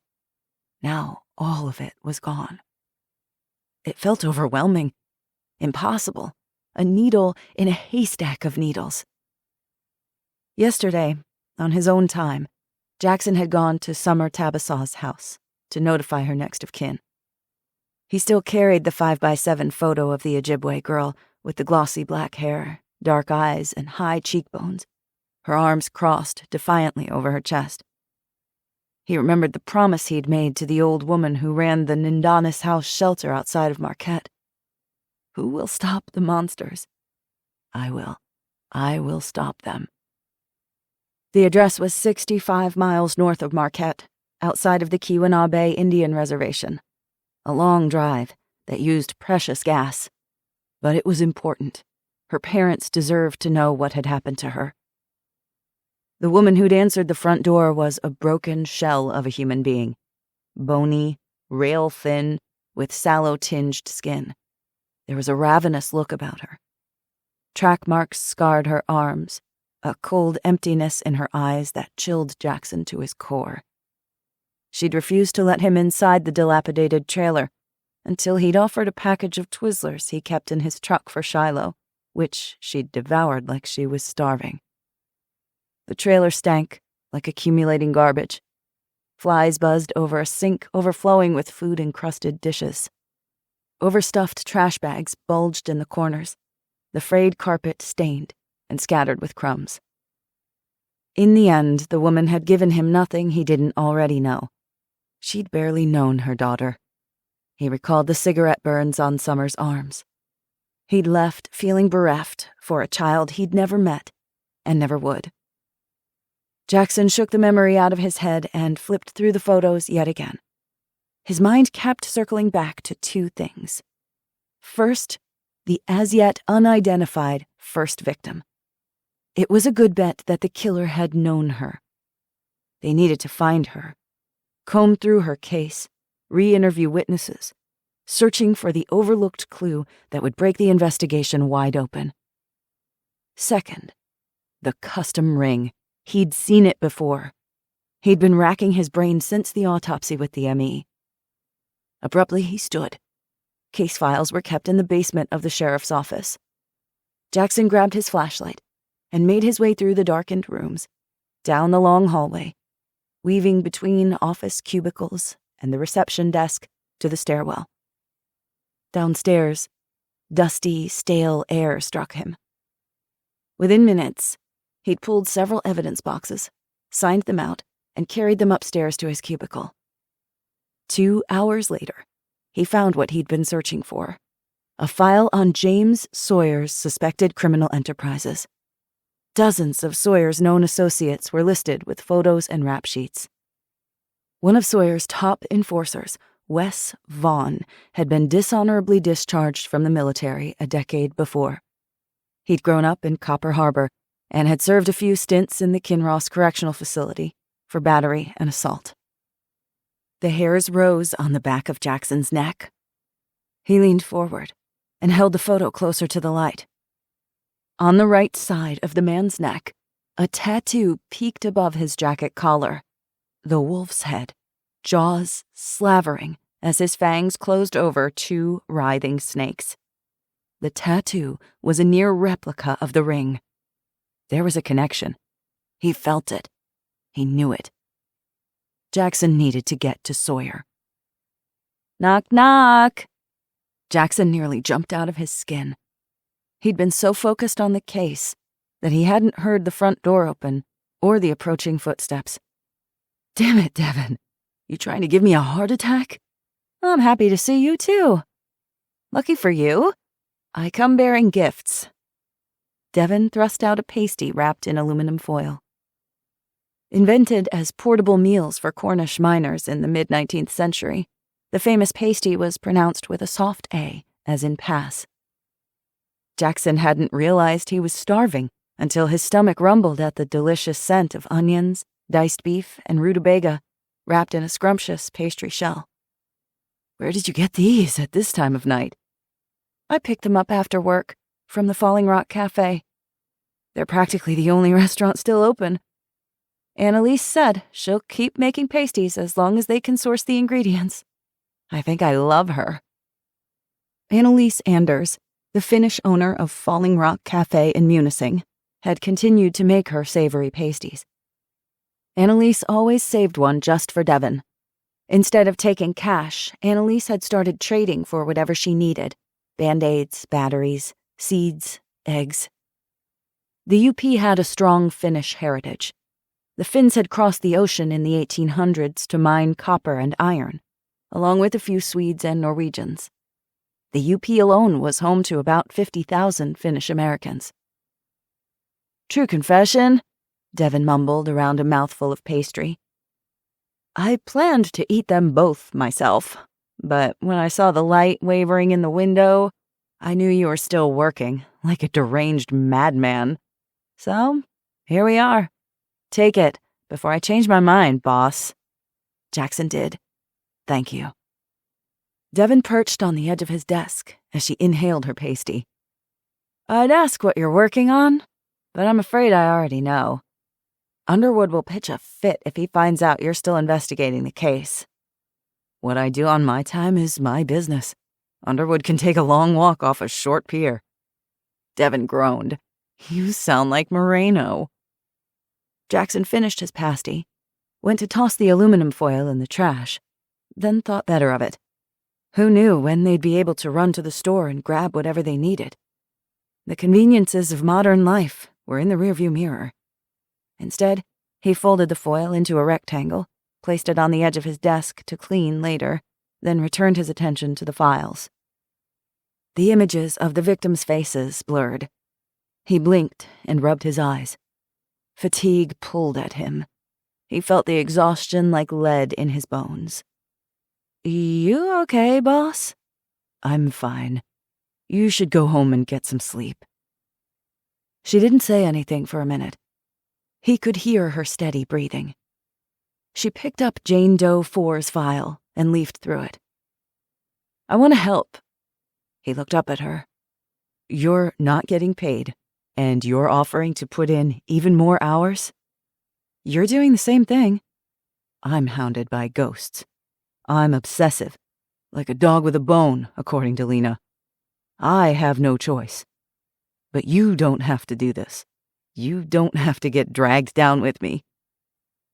She didn't take her eyes off the file in her hands. Her braids hung like curtains over her face, so he couldn't read her expression. "Why did you go into law enforcement?" "My father served as the county sheriff for 18 years. My grandfather was a judge. My great-grandfather worked in the iron mines. This place is in my blood. So is the badge." "It's more than that." "My family is complicated. I suppose I took comfort in the black and white nature of the law. Good and evil, right and wrong. I wanted to be a good guy, to make a difference, to help people." The old ways were dying. The structures that held men to higher standards had collapsed long ago, held together with string and silly putty. Did justice matter if there was no law? No way to enforce the rules? No lawyers or judges or chain of command? He said, "I guess I'm naive. But I still believe the truth matters. Even now." "You're not naive." Devin pushed back her braids with one hand and met his gaze. The lantern cast deep shadows beneath her eyes. "When I was 10, my dad died in a car accident. After that, my mom drifted from boyfriend to boyfriend. She was terrified of being alone. Bad men could smell the fear on her. It attracted them, like flies to honey." Her eyes hardened. There was a toughness there, an iron will beneath her easygoing exterior. "When I was in my bedroom with the door locked, listening to the newest boyfriend shouting, my mom crying, I would fantasize about stopping him, being strong enough to pick him up and throw him out the front door. Once he hit her, and I called 911. When the police arrived, my mom lied for him. She refused to press charges, and the cops just left. I swore to myself that if I was law enforcement, I'd look harder, dig deeper. I wouldn't leave a 12-year-old girl defenseless." She blinked rapidly and looked away. "It's silly." "It's not silly. It's brave. You're a good deputy." "Thanks, boss." She waved a nail-bitten hand in a vague direction. "Anyway, I don't have any strong ties back in Detroit. No family. Things weren't great in that department either. There was another story there, but not one she was willing to tell yet. He didn't pry. "Tell me what you've found," she said. So he did. He filled her in on the tattoo matching the custom ring. His suspicion that this case led to Sawyer, some way, somehow. Her eyes glittered, with something like anticipation. "I believe you about Boone. I want in." "You'll get in trouble if we're caught. We're off the books here." "What's Underwood gonna do? Fire me? He can't fire you either. There's no one to replace us." "Even if he did, I can't let a killer get away with murder, apocalypse or not." "We," she said with a lopsided grin, "we aren't letting a killer get away." He smiled at her. For the first time in a long time, he didn't feel quite so alone. We. 16. Jackson Cross, Day 28. Jackson approached the docks at the Bayshore Marina. Several security contractors hung around, looking formidable. Before he'd stepped foot on the first dock, 2 burly men exited the shuttered sport fishing charters shop to intercept him. Weapons bulged beneath their loose polo shirts. He felt eyes on the back of his neck, too. Sawyer had eyes everywhere. Several boats were moored along the dock, from sleek speedboats to weathered fishing crafts to a couple of sailboats. Out past the harbor, waves rippled like wrinkled tinfoil, glinting beneath the cloudless blue sky. The first man halted, 5 feet from Jackson, his right hand resting on the grip of a wicked-looking pistol. "Business is closed. I need to talk to Sawyer." "Not gonna happen." "Tell him it's Jackson Cross." "Doesn't matter." Jackson studied the docks. Sawyer's big yacht was gone. Several shirtless men busied themselves loading crates and boxes onto the ferry at the end of the dock. He squinted and shielded his eyes. "I heard Sawyer moved his main operation to Grand Island." Neither man answered. They stared at him, expressionless. The short, barrel-chested man glared at him with piggish eyes. His pockmarked nose was crooked, broken in bar fights or prison. He wore a thick gold chain around his fleshy neck. The second one was tall, at least 6'3", rake-thin, and boasted a lazy eye. Tattoos of dragons and skulls sleeved his wiry arms. Jackson recognized him. Taylor Randall, a high school dropout who'd had several run-ins with the law for armed robbery and assault and battery. Neither wore rings or had visible wolf or snake tattoos. "I need to see him." Crooked nose revealed his equally crooked teeth in a sneer. "The old rules don't apply. We're in charge now." "I have useful information for him. Sawyer has no interest in making deals with law enforcement. Not even you, Cross. Sawyer will want to talk to me, trust me. When he finds out you 2 bozos kept me from informing your boss of valuable intel, he'll have your heads on a spike." "Nice try, but no cigar." Randall leaned in close. His breath smelled rancid, like he hadn't brushed his teeth in a few weeks. Cystic acne dotted his greasy chin. "Sawyer thought you might come sniffing around. He told us to send you packing. His specific directions were to send him away with his tail between his legs." Jackson stiffened. He stared into Randall's cold, soulless eyes and did not back down. "Take a step back, buddy." Randall sneered. "Or what?" "You don't want to find out." For a tense moment, neither man moved a muscle. These were bad men, capable of doing bad things. The threat of arrest and prison had stayed their hands in the past. But what would happen now? How soon would things devolve into the Wild West? He didn't fear Sawyer's hired goons, not even the big, silent Russian ones. Rumor had it that Sawyer had beefed up his protection team to include professional mercenaries, likely former military. These goons were tough, but run-of-the-mill criminals. Jackson had known this wouldn't be easy. He'd have to get to Sawyer another way. He wasn't sure how yet, but he'd think of something. He always did. That island held the answer to Lily's death. He felt it, down deep in his bones. Jackson held Randall's stare. He knew better than to back down first, to show an ounce of weakness. His arms hung loose at his sides, his right hand close to his sidearm, his muscles tensed, prepared for anything. Randall blinked first. He dropped his gaze and stepped back with a hard smile. "Guess it's your lucky day." "I'd say it's yours," Jackson said. "We'll be sure to pass on your message," Crooked Nose said, dripping sarcasm. "Have a good day, Undersheriff." Jackson dipped his chin, his gaze hard. "I'll be seeing you, gentlemen. You can count on it." 17. Lena Easton, Day 28. Lena planted her hands on her hips. "We're not moving." Eli attempted to stare her down. "The lighthouse is well known. It's easily seen from the water and land. It's not exactly hiding in plain sight. This is not a negotiation. From a tactical standpoint, you want to blend in, not stand out like a sore thumb." They stood in the gravel driveway, facing off, the lighthouse behind them. Seagulls wheeled above the tower, squawking and squealing. Shiloh was off with Bear gathering firewood for the wood stove so they could cook chili for lunch. Eli wore a pistol and a knife on his belt, with magazines attached to utility pouches. His AK-47 lay within easy reach against a tree 2 yards away. Even dressed in cargo pants and a t-shirt, he looked ready to go to war at any minute. Lena sighed.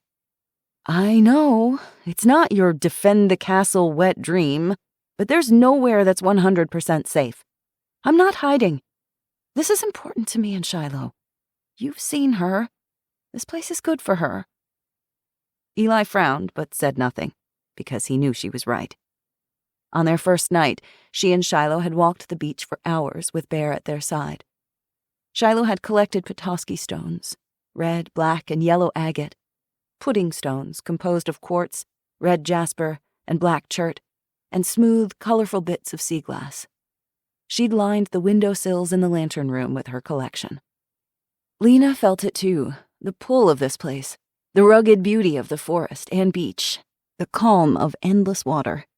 The dazzling view from the top of the lighthouse stretched for miles. They both needed this. "It's not just about the lighthouse. We're repairing the greenhouse. There's a diesel generator if we can get fuel, plus the wood stoves for heat and cooking indoors, and the spring house we're building next to the creek. There's even a root cellar down in the basement. This is a good spot." A shadow crossed Eli's features. It passed so swiftly that it might have been from the trees or a cloud, but she caught it. "There are always people who want to take what you have, and it's not always things they want." "I know that," she spread her arms. "That's why I asked you to help, to do your magic." "You won't change your mind, will you?" She stared back at him, unperturbed. "Nope." "I don't like you out here alone." He said it as if it pained him.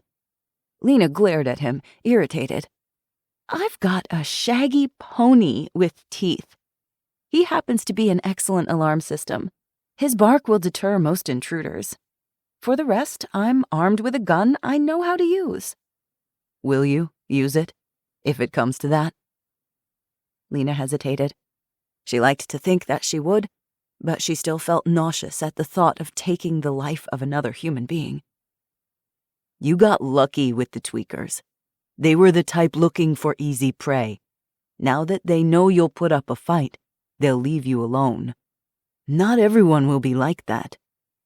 "I know," she said.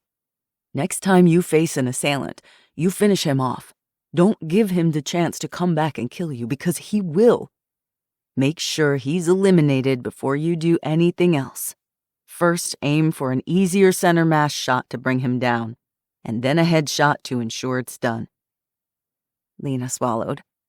Before she could say anything else, Shiloh trotted up from the direction of the woods, a bundle of deadwood sticking out of the oversized beach bag slung over her shoulder, her crossbow across her opposite shoulder.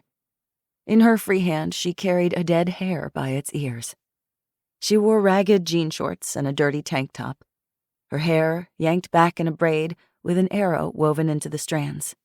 She looked half wild, feral, and fierce. When she caught sight of Eli, her whole face brightened. For his part, Eli looked pleased to see her, though he couldn't be bothered to crack a smile. He hadn't told Shiloh yet. Lena didn't know what he was waiting for, but understood his hesitance. Families, especially toxic ones, were complicated. Bear tore across the yard after her in a streak of cinnamon fur, black jowls flapping, tongue lolling. Shiloh patted his head with a satisfied smirk. It took me damn near forever to get one. Bear kept scaring him away. But I brought home dinner. Lena forced herself to frown in disapproval. Someone had to be the adult around here. You spent hours frolicking in the woods instead of working on the greenhouse, as I asked you to this morning, I see. Frolicking? No way. Today I hunted. She held up the rabbit, beaming. And I gathered. She jostled the firewood in her beach bag. Who needs a garden?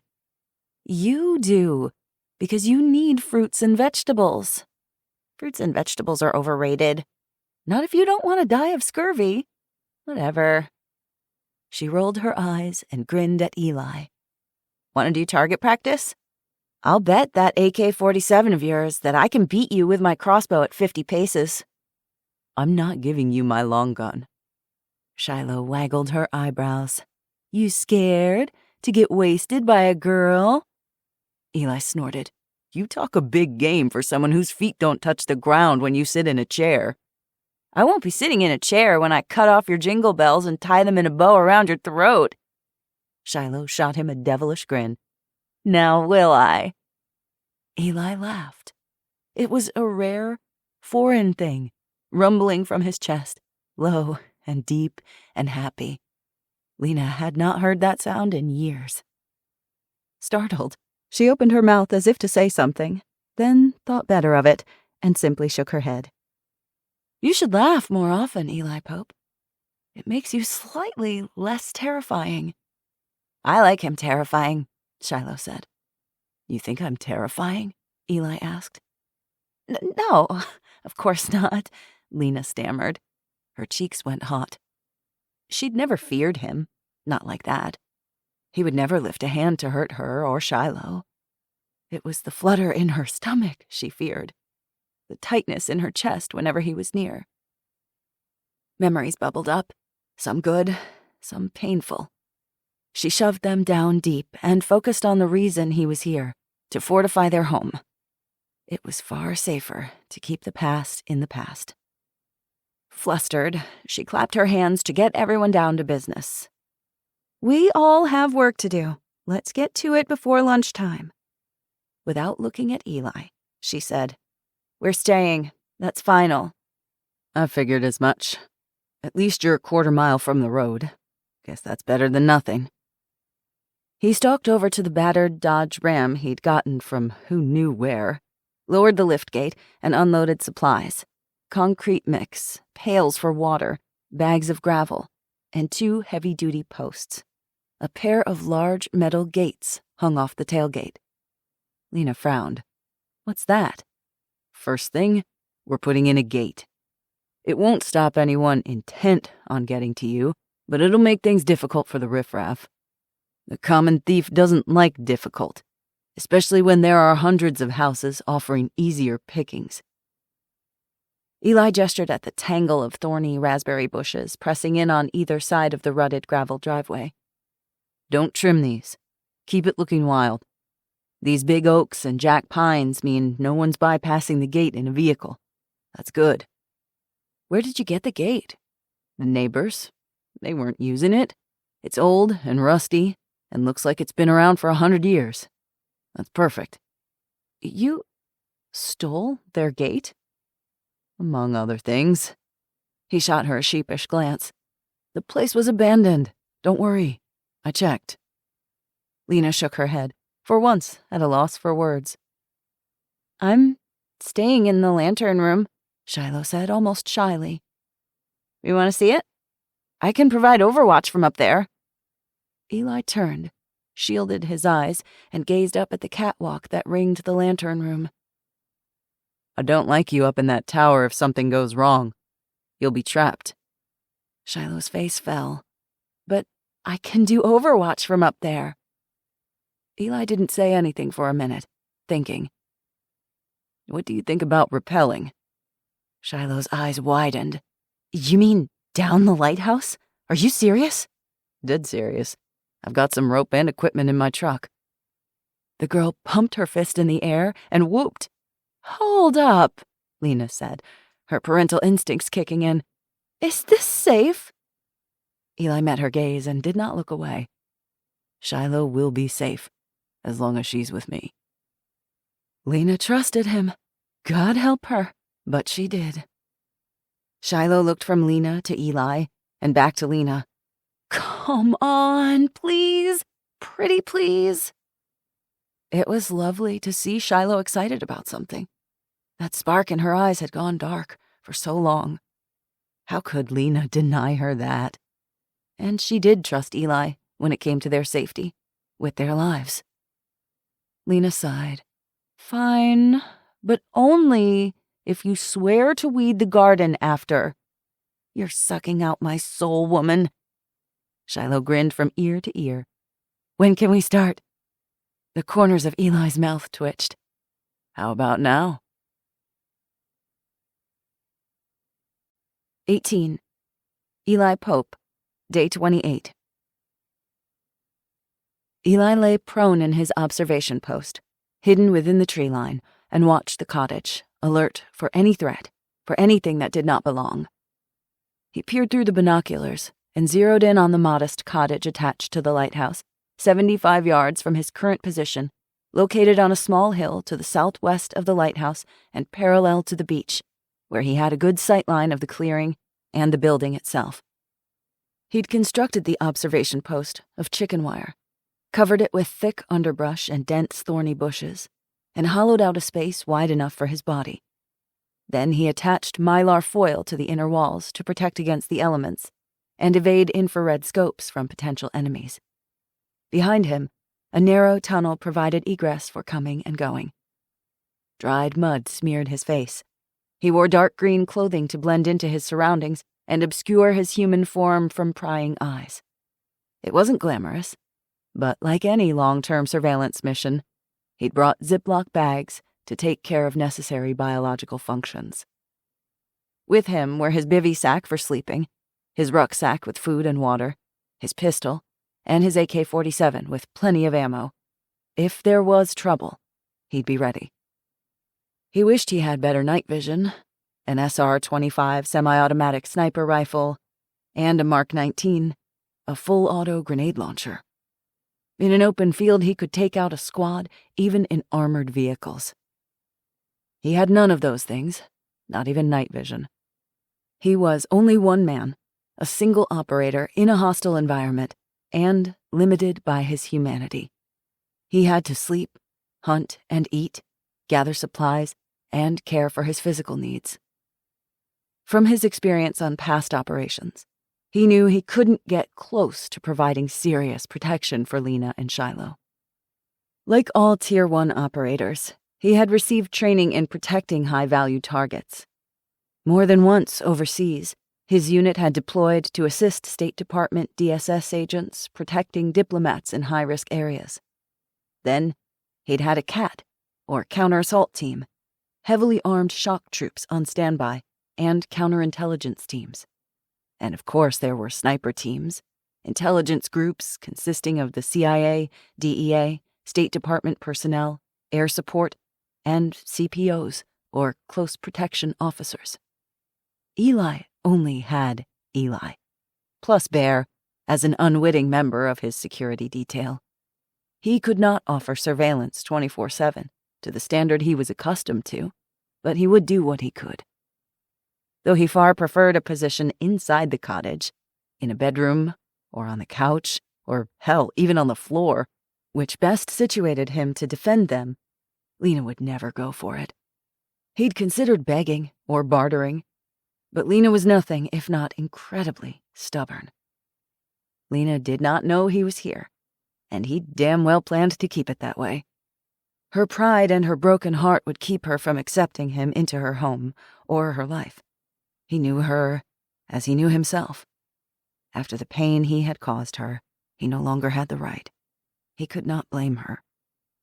Gray clouds scudded across the sickle of the half-moon that hung in the star-studded sky.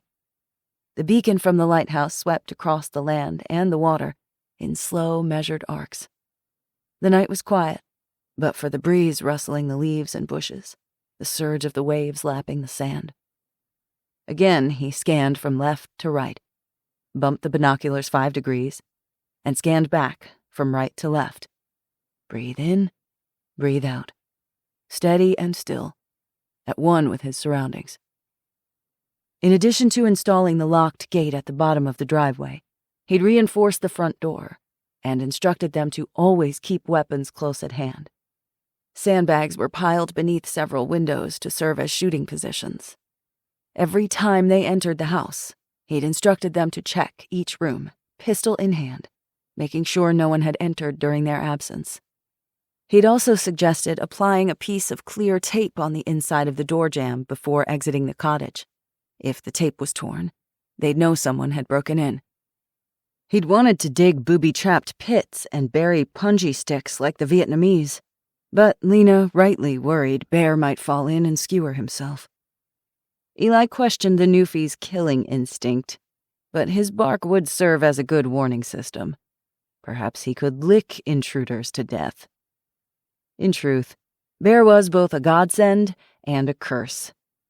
On the plus side, Eli could eventually get some sleep, knowing that Bear would wake him up barking if the dog sensed anything amiss. On the other hand, Bear was a trained tracker, and Eli had to ensure the dog didn't beeline straight for his hiding spot. To keep Bear from detecting him, he'd smeared on deer and raccoon scent to scent mask himself.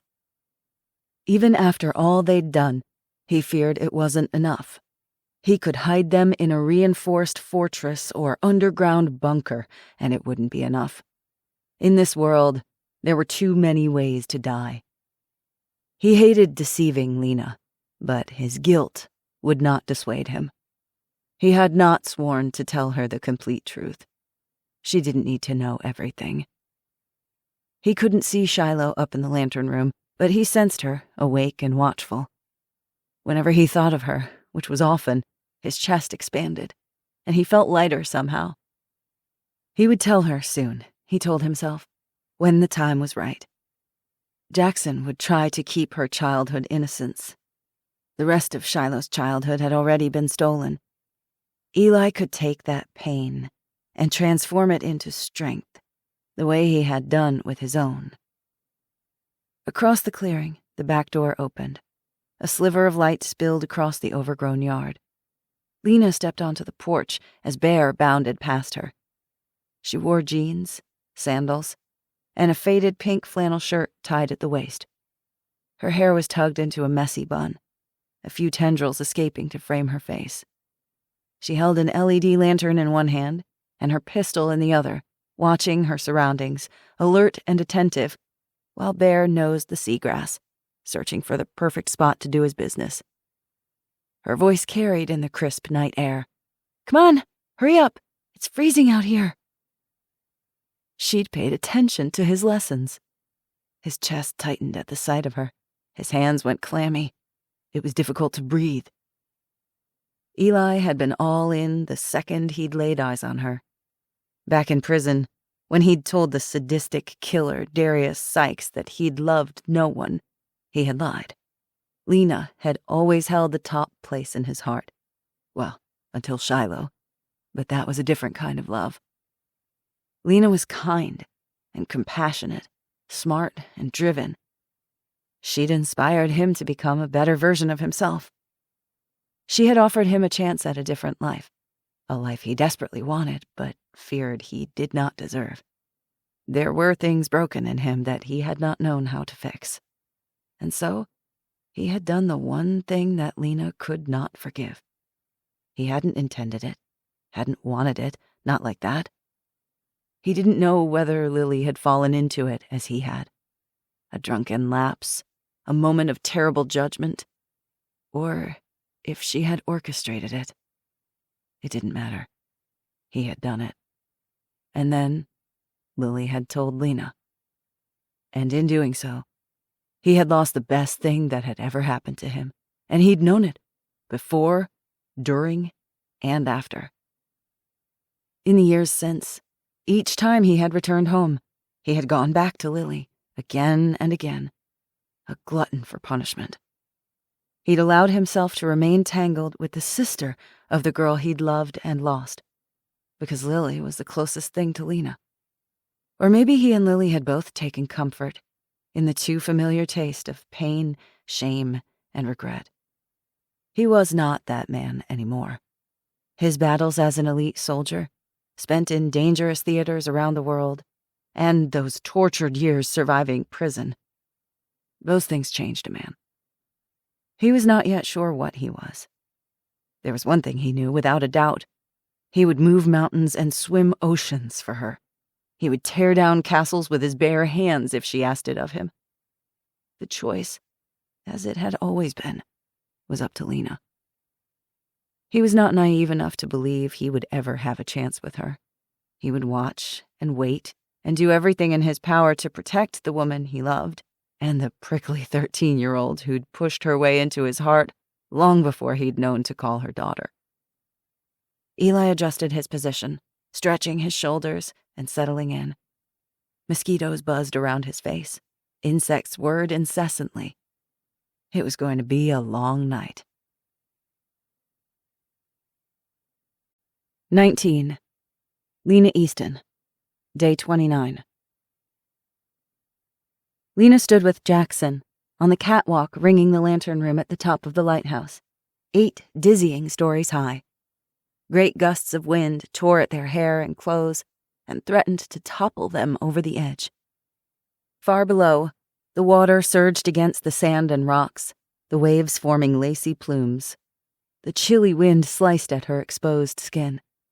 Above them, a falcon soared with wings outstretched. "I brought something for you." Jackson held out 2 small rectangular objects. "They're called Frio wallets. They're for diabetics." Lena opened the thick fabric wallet. They were cooling packs. There was room to store 4 vials and 4 syringes in each one. "I've heard of these.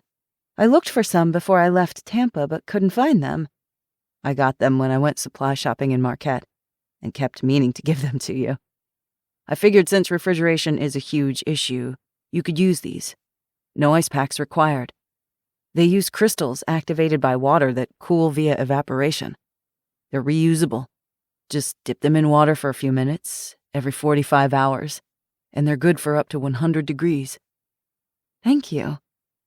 She held the cooling packs to her chest like they were priceless treasures, which they were.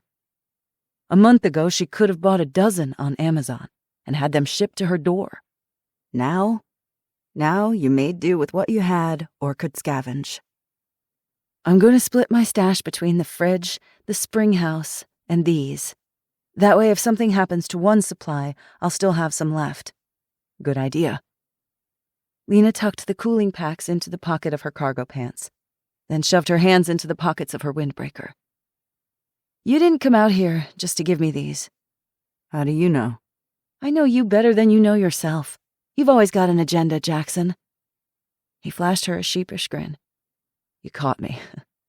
I need your advice." Since they were kids, Jackson had come to her with his problems, his concerns, his fears. Neither of them had the kind of parents one could turn to for advice or a comforting hug. They'd depended on each other. Jackson was the sensitive one, the one who cared too much. He couldn't let things go. That obsessive tendency made him an excellent cop, though he suffered, and suffered deeply. He tried to hide it, but she could always tell with him. She said, "It's the case, isn't it? We've had no breaks. We've been hamstrung at every turn by the lack of resources, communication, and the world falling apart. I have one clue, but I am unable to pursue it myself. I need to ask Eli a favor." She glanced at him in surprise, waiting for him to tell her more, but he shook his head in apology. "I'm sorry. I can't give more details. It's confidential. But it's important. It could be critical to solving the case, Lily's and the other victims." At the mention of Lily, vertigo washed through her as if she were teetering on a precipice. It was a sense of loss, like falling forever with no way to stop yourself, dizzying in its intensity. "The last time I saw Eli, he told me to leave and never come back. He's never going to forgive me. Not that I expect it, or deserve it. There's no way in hell that he'll help me." "Did he shoot at you?" "If he shot at me, I'd be shot. Eli doesn't miss a target." She snorted. He wasn't wrong. "If he didn't shoot you, then there's your answer." Slowly, Jackson nodded. "If Eli thinks he can help, he will. Give him some credit." "I don't have the right to ask him to do more than he already has." "All you can do is ask. Eli's answer is up to him. Let him decide whether your cause is worthy." "He could betray me. It could go very, very badly." "He went with you to Boone's cabin, didn't he?" "He did." "You had to trust him then." "I had no choice. I'm pretty sure he came within a hair's breadth of shooting me in the back of the head." She remembered that night, the fear and dread, that terrible sensation of everything unraveling at once as the auroras painted the sky blood red. How close they'd come to losing Shiloh. "He won't betray you. That's not who he is." Jackson stared down at the beach without speaking. She braced herself against the railing and followed his gaze. To the west, the rocky beach curved into a cove where seagulls nestled among the ragged black rocks. Further out, a fishing boat rolled the crests and swells, rising and then dropping away, the waves tinged scarlet as the sun sank lower in the sky. "You're so certain." The wind took his words and hurled them over the edge into the ether. "I know what he did, the mistakes he made. But I know him, Jackson. I know him. It's been 8 years. 8 years he had to survive among monsters, had to become like them. That changes a person. And he has every reason in the world to despise me. How are you so sure that you know him?" She paused. "Faith, I guess. Blind faith can be a mistake. I've learned that the hard way. There's a difference between blind faith and faith with your eyes wide open." He frowned. "They look the same to me." "Sometimes the faith we need is in ourselves. Trust your instincts." "You always know the right thing to say. We're all stumbling around in the dark, trying to do our best. That's all we can do." "I'm not giving up on Lily. I won't." "I know." The sun sank toward the horizon, setting the sky on fire. Jackson looked at her steadily, the wind ruffling his sandy blonde hair into his eyes, the sunset turning his skin golden, resolve in his gaze. "I know what I need to do." 20. Jackson Cross, Day 30. Jackson parked his patrol truck next to a glossy, cherry-red M760i BMW in the Northwoods Inn parking lot. He'd been sleeping in the truck for 3 days now. Sleeping was an overstatement. He was exhausted and in desperate need of a shower and a soft mattress. Desperate enough to beg. Built during the logging glory days of the 19th century, the mansion had been lovingly restored into a bed and breakfast and local bar. It was set on 20 pristine acres along the coast, located a few miles northeast of Munising. Dozens of goats and chickens wandered the manicured yard beneath stately oaks, hemlocks, and maples, which were tapped for maple syrup in March. A big white goat dozed on the roof of the red BMW. As Jackson exited the truck and slammed the door, The goat scrambled up, her hooves scraping the roof, and glared down at him. She bleated angrily at Jackson, like he was an intruder, and she was anything but happy about it. Jackson gave the goat a wave. "Sorry, Faith. The owners of that pretty car aren't going to be happy you decided to take a nap on their expensive property, you know." Faith bleated an impertinent response. As one of Laurie's favorites, Faith was well known at the Northwoods Inn. She was big, ill-mannered, and ornery. And for some reason, she loved cars. "Don't get lippy with me, young lady. I could arrest you, you know." Jackson turned his back on the cheeky goat, crossed the parking lot, and pushed through the oversized double doors. Designed to resemble a rustic lodge, dark wood paneling lined the walls of the grand foyer, with great cedar beams arching across the cathedral ceiling. A floor-to-ceiling masonry fireplace stood in the center of the foyer, around which sat clusters of leather armchairs where guests could gather and converse, or simply stare into the flames with a Jack Daniels and contemplate the existential problems of the universe. Jackson strode past the stuffed black bear in the corner next to the cedar doors. It reared on its hind legs, paws outstretched in greeting. Tourists loved to take pictures with it. Light flooded in kaleidoscopes of color through the 2-story stained glass windows and spilled across the slate floors. He headed for the Northwoods Bar on the right-hand side of the foyer, where locals communed with neighbors and friends, watched the Lions or the Red Wings on the flat screens, or drank away their woes. A pretty, rotund woman in her 60s met him before he'd made it to the reception desk, which was empty. Laugh lines and crow's feet spanned the corners of her cornflower blue eyes. She wore practical Converse sneakers, worn jeans, and a plaid shirt rolled up at the elbows. Laurie Brooks greeted him warmly. "To what do we owe this pleasure?" Jackson stuck out his hand, but Laurie opened her arms and pulled him into a bear hug. He let himself sink into her embrace. Laurie Brooks knew how to hug the sadness out of a person. Jackson squeezed her forearms and pulled away. "Thank you. You looked like you needed a hug, sweetheart." Embarrassment colored his cheeks. Laurie Brooks exuded grandmotherly charm from every pore. Jackson's grandparents had been cold and distant, much like his father. His mother's affection was smothering rather than comforting. He cleared his throat. "I'm looking for a place to crash for a while. You got a room?" Laurie's smile widened. He half expected her to ruffle his hair, but she didn't. "For you, always." Laurie didn't ask why he'd left his parents' house, and for that he was grateful. "Cash and credit cards are off the table, but I'll find a way to pay you for room and board. I'm a terrible cook, and everything I try to grow dies on the vine, but I can moonlight security, and I'm adept at construction." "Of course. Gretchen will get you a room. Or we still have one of the cabins available."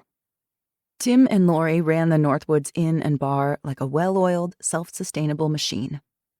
Years ago, they'd constructed wind turbines along the bluff, together with solar panels on the roof, so the inn had power. A gravity-fed well system provided running water, and the food they served was farm-to-table, picked from their 10-acre garden and small working farm. They also had a soft spot for creative types, and had built an additional 6 cabins on the property, where they invited writers, painters, and musicians to spend a week creating art inspired by the stunning beauty of Lake Superior's coastline. "A room will be fine," Jackson said. "God bless you, Jackson." At his questioning look, she said, "I know you haven't been paid in weeks, and no payment is coming, and yet here you are. You're doing God's work, whether you know it or not." "And what is God's work?" Laurie didn't hesitate. "Protecting the innocent and keeping the wolves at bay." Jackson ducked his chin, embarrassed, though he wasn't sure why. He was no hero. He wondered daily whether his presence made any difference at all. The world was sliding into chaos, and he couldn't hold it back. Tim set down the glass he'd been polishing with a towel, came around the bar, and shook Jackson's hand. He'd been sober for 20 years, though he still bartended when needed. Whatever Lori says, I'm in full agreement. Anything we can do for you, you just let us know." Jackson knew they meant it. These were good people. Genuine, kind, salt-of-the-earth folks. They were real youpers. People who would give their coats off their backs if someone needed it. And now that folks did need help, Tim and Lori were the first to extend a hand. "I don't expect food. I'll figure that out myself. But a roof over my head, running water, and indoor plumbing sound like real luxuries right now." Tim chuckled. "A month ago, we took running water for granted. Can you imagine?" "Unfortunately, I can, all too well." Lori clucked her tongue. "Of course we'll feed you.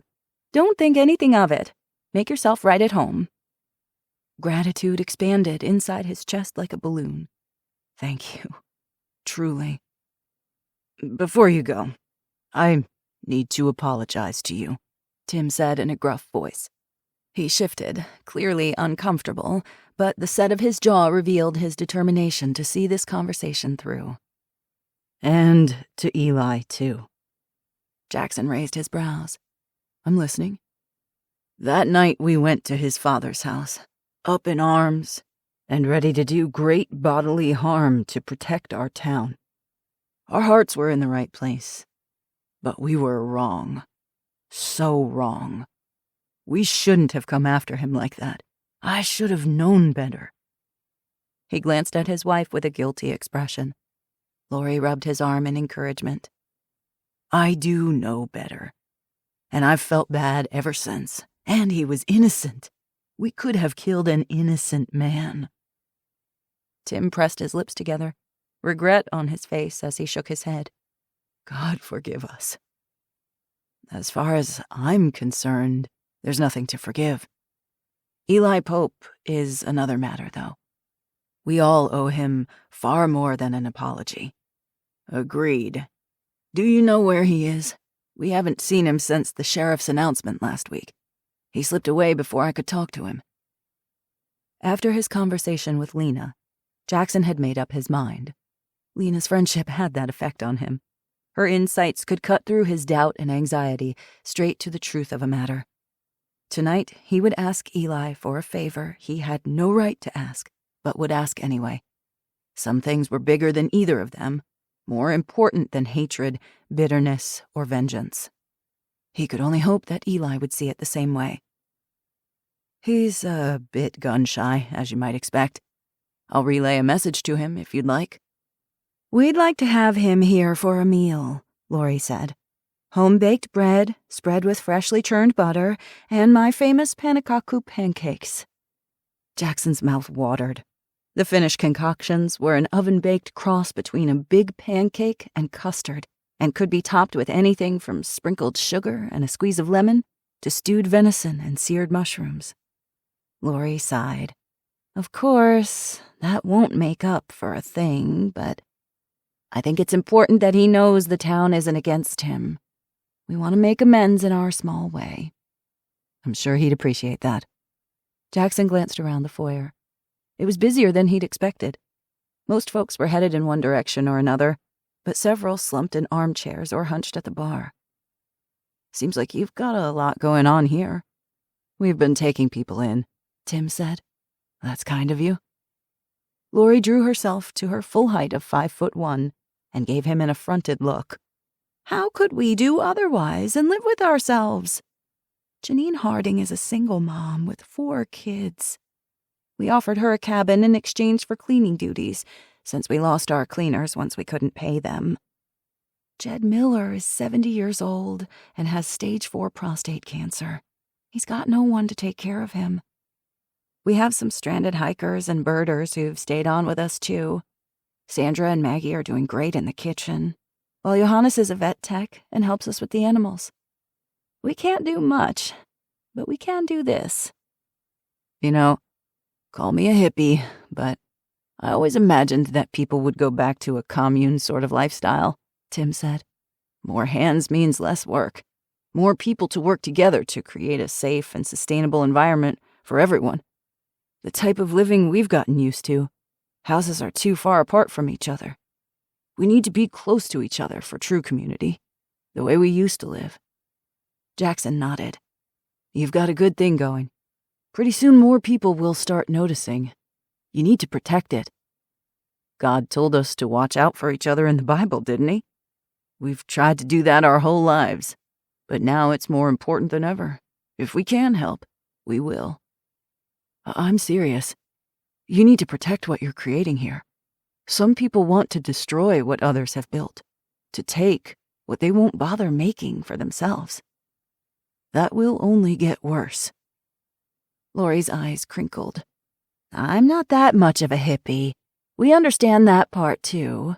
It's unfortunate, but it's reality. We've hired our head of security." She tilted her head at the bar. David Kepford sat, half-turned on his stool, coffee cup in hand, spine straight and his back to the wall, with the rest of the room in his view. "The Munising High School principal?" Jackson shouldn't have been surprised. He'd always wondered whether Kepford had served, though he'd never asked. Lori fisted her hands on her ample hips. "Young man, I wasn't born yesterday. Kindness doesn't mean being naive or dumb as a box of rocks. If we allow this place to be taken, we will be in no position to help anyone, and we will in turn become a burden to others. I don't believe for a second that's what the good Lord intended. Be wise as serpents," he said. "And harmless as doves," her husband reminded her. She set her mouth stubbornly.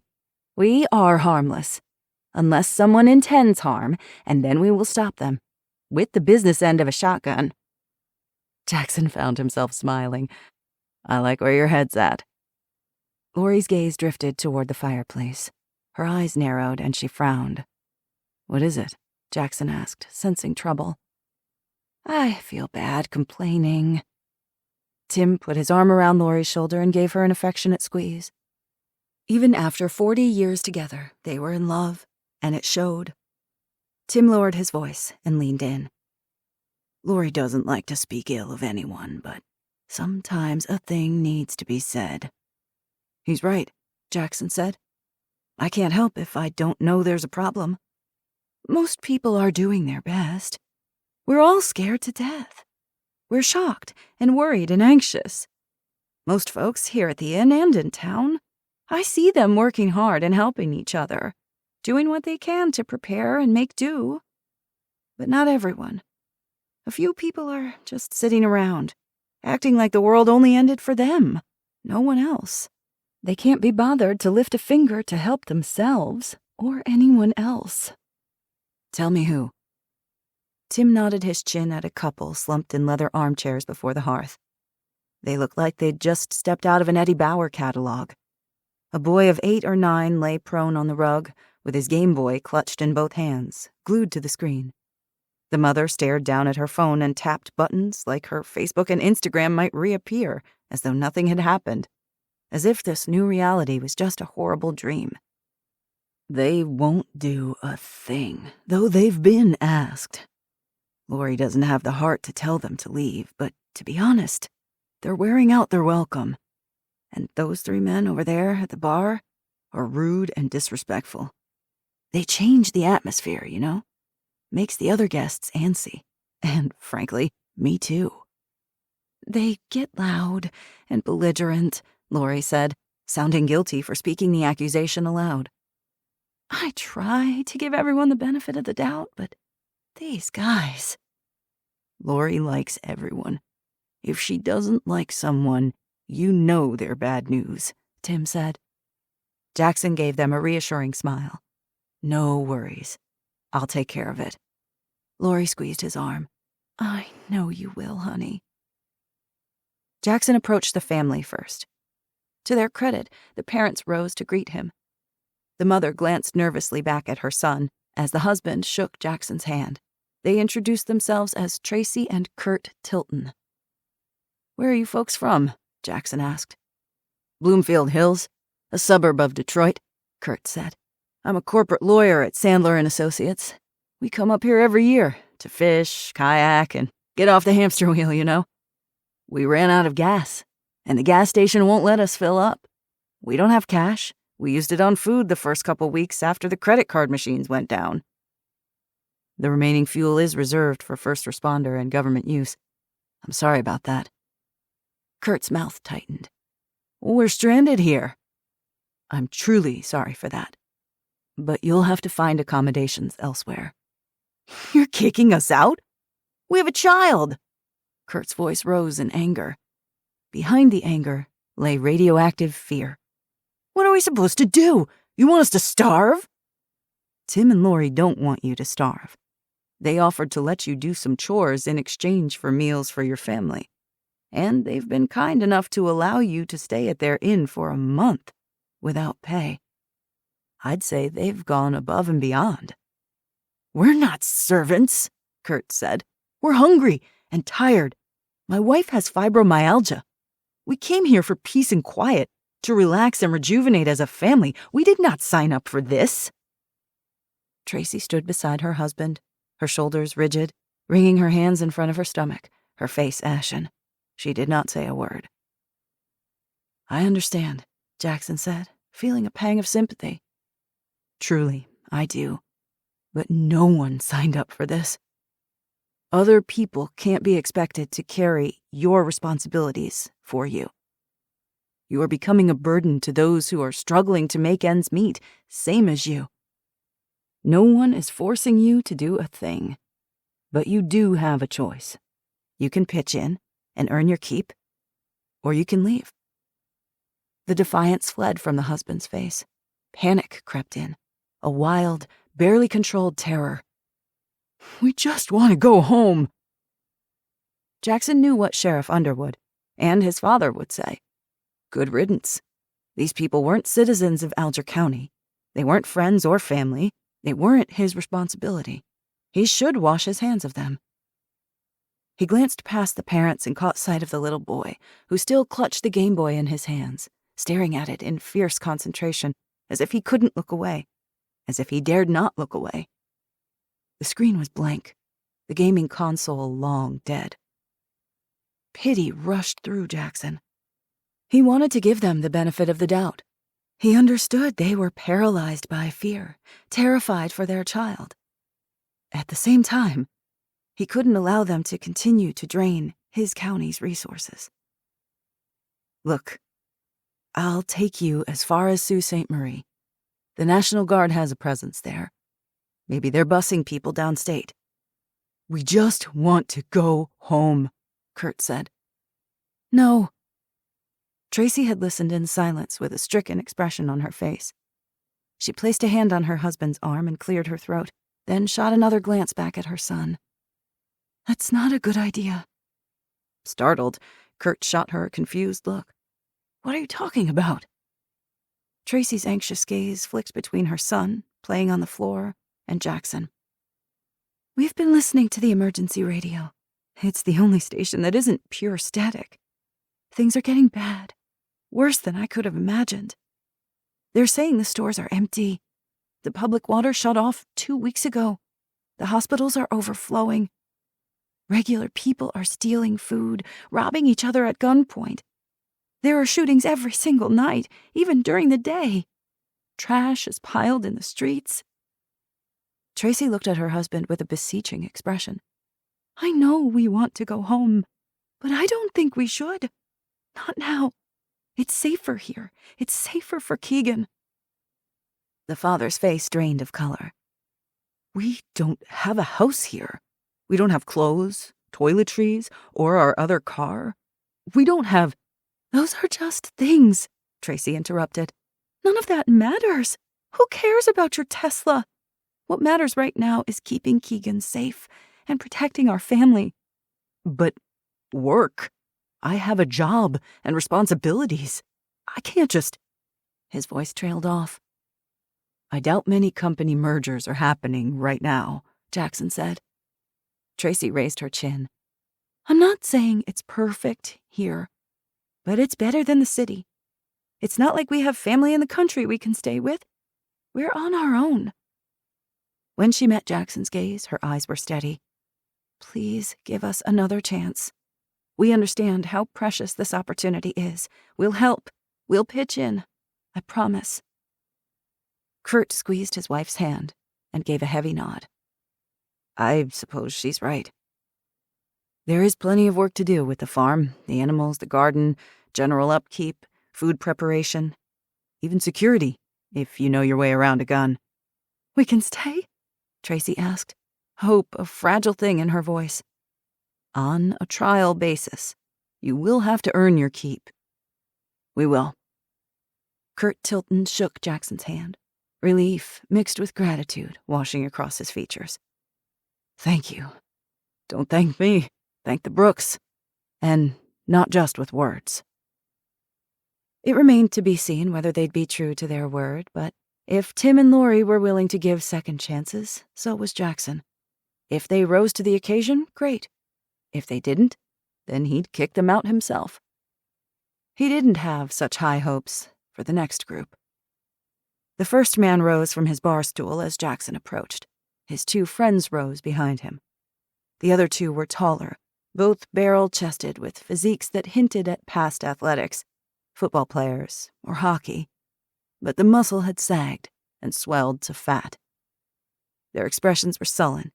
They looked tense, irritated, and miserable, the type itching for someone to blame and raring for a fight. Lori's instincts were correct. These three were trouble. 21. Jackson Cross, Day 30. Jackson tensed, his heart rate accelerating, his hand hovering above his service pistol. How can I help you, Deputy Cross? The first man asked, reading his uniform tag and saying his name like an insult. Hostility exuded from his pores.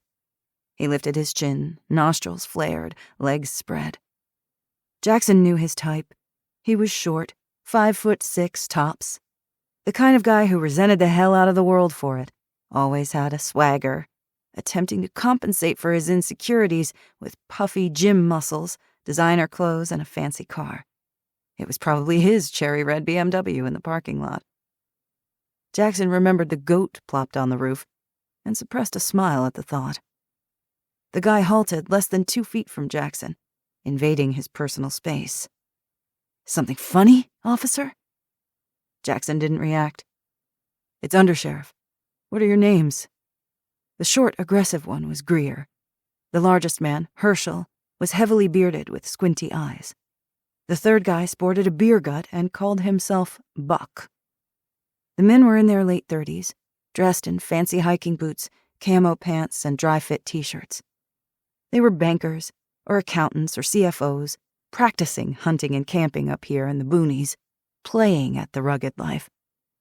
Now that things were getting real, rugged wasn't so enticing. The owners of this establishment told me they've asked you nicely to leave, but you're still here. It's time to move along. We can pay, Buck said. We've got plenty of money. The banks are closed. That's not our fault. That hick gas station turned us away too. We've got no cash left. Soon as the damn ATMs start working again, we're good for it. You really think things are going back to normal anytime soon? Greer blinked. Damn straight. This is just a hiccup, and everyone's going crazy, wetting their panties in fear. Believing everything they hear. Damn pansies. Jackson refrained from rolling his eyes. Some people refused to comprehend the predicament they were in, because denial was far more comfortable. The truth was staring them in the face, but they refused to see it. He kept his voice calm, even as he lowered his gaze and checked their clothing, particularly the waistband, searching for a bulge that signified a pistol or knife. Gentlemen, you may leave on your own, or you will be escorted off the premises and outside the town limits. Greer lifted his chin. These other people are staying. Why do we have to leave? Things have changed. Those guests who remain have been invited to stay by the owners. You have not. They've got no right to do that, Herschel said. We're paying customers. We reserved this crappy lodge for 3 weeks. Our money is as good as everyone else's here. Greer stepped forward and jabbed an aggressive finger at Jackson. We got rights. You can't kick us out. We deserve shelter and a good hot meal and a warm shower as much as anyone else. We're paying customers. We pay damn taxes. Irritation flared through him. He had 100 better things to do than waste time with these monkeys. Remove your finger, or I'll arrest you for assaulting an officer. Greer didn't back down. You country bumpkins think you're better than us, huh? You're all survivalists up here who think you know better, think you're smarter, 'cause you can hunt and fish and start fires. Greer's bloodshot eyes bulged with fury. He was on something. Possibly opioids, but vodka for sure. The stink of alcohol leaked from his pores. We've got guns, too. Jackson had had enough. His hand settled on the butt of his pistol, a warning he hoped would not go unheeded. Get your things and be gone in 30 minutes, or go to jail with me. Those are your choices. Choose wisely. Greer sneered. Big talk, considering it's 3 of us against 1 cop. And you've got no radio or phone, do you? You're as SOL as the rest of us. No, I think we'll stay right here. He gave a slow smile as his gaze flicked around the foyer. Such a nice place. It'd be a shame if someone had an accident, smoking in bed, and burned it down. How tragic that would be, don't you think? Greer glanced at his cronies for approval, growing more hostile with each passing second. The bar and foyer had gone silent. 36 pairs of eyes watched their every move. He gave a self-satisfied smirk. You're just a yokel, backwoods cop. You're all alone. Us against you. He's not alone, a deep voice rumbled. Jackson didn't take his gaze from Greer and his cronies. Out of the corner of his eye, he glimpsed a figure sliding off a bar stool and striding toward them. David Kepford tugged up his Green Bay Packers t-shirt to reveal a SIG 226 pistol in a concealed holster at his hip. He scanned the men, taking everything in, assessing for threats. You think you can take us both? Jackson said evenly. You lost. Now get out. Buck took Kepford in with one odd glance, backed up, and raised his hands in surrender. Hey, man, I don't want any trouble. I'll go. What the hell? Greer said. You turning into a pussy on me? We should just go, man. It's not worth it. Buck shook his head, eyes wide. I'm out. I'll be gone in 30. Jackson turned to Greer. This is your last chance. Growling in fury, Greer lunged. He threw a powerful roundhouse punch straight up at Jackson's skull. Jackson dodged it, then seized the man's dry-fit t-shirt, stepped inside the swing of the punch, and shoved Greer back against the bar. The stool fell to the floor with a noisy clatter. Adrenaline surging, Jackson seized Greer's hand and bent his wrist backward until he cried out.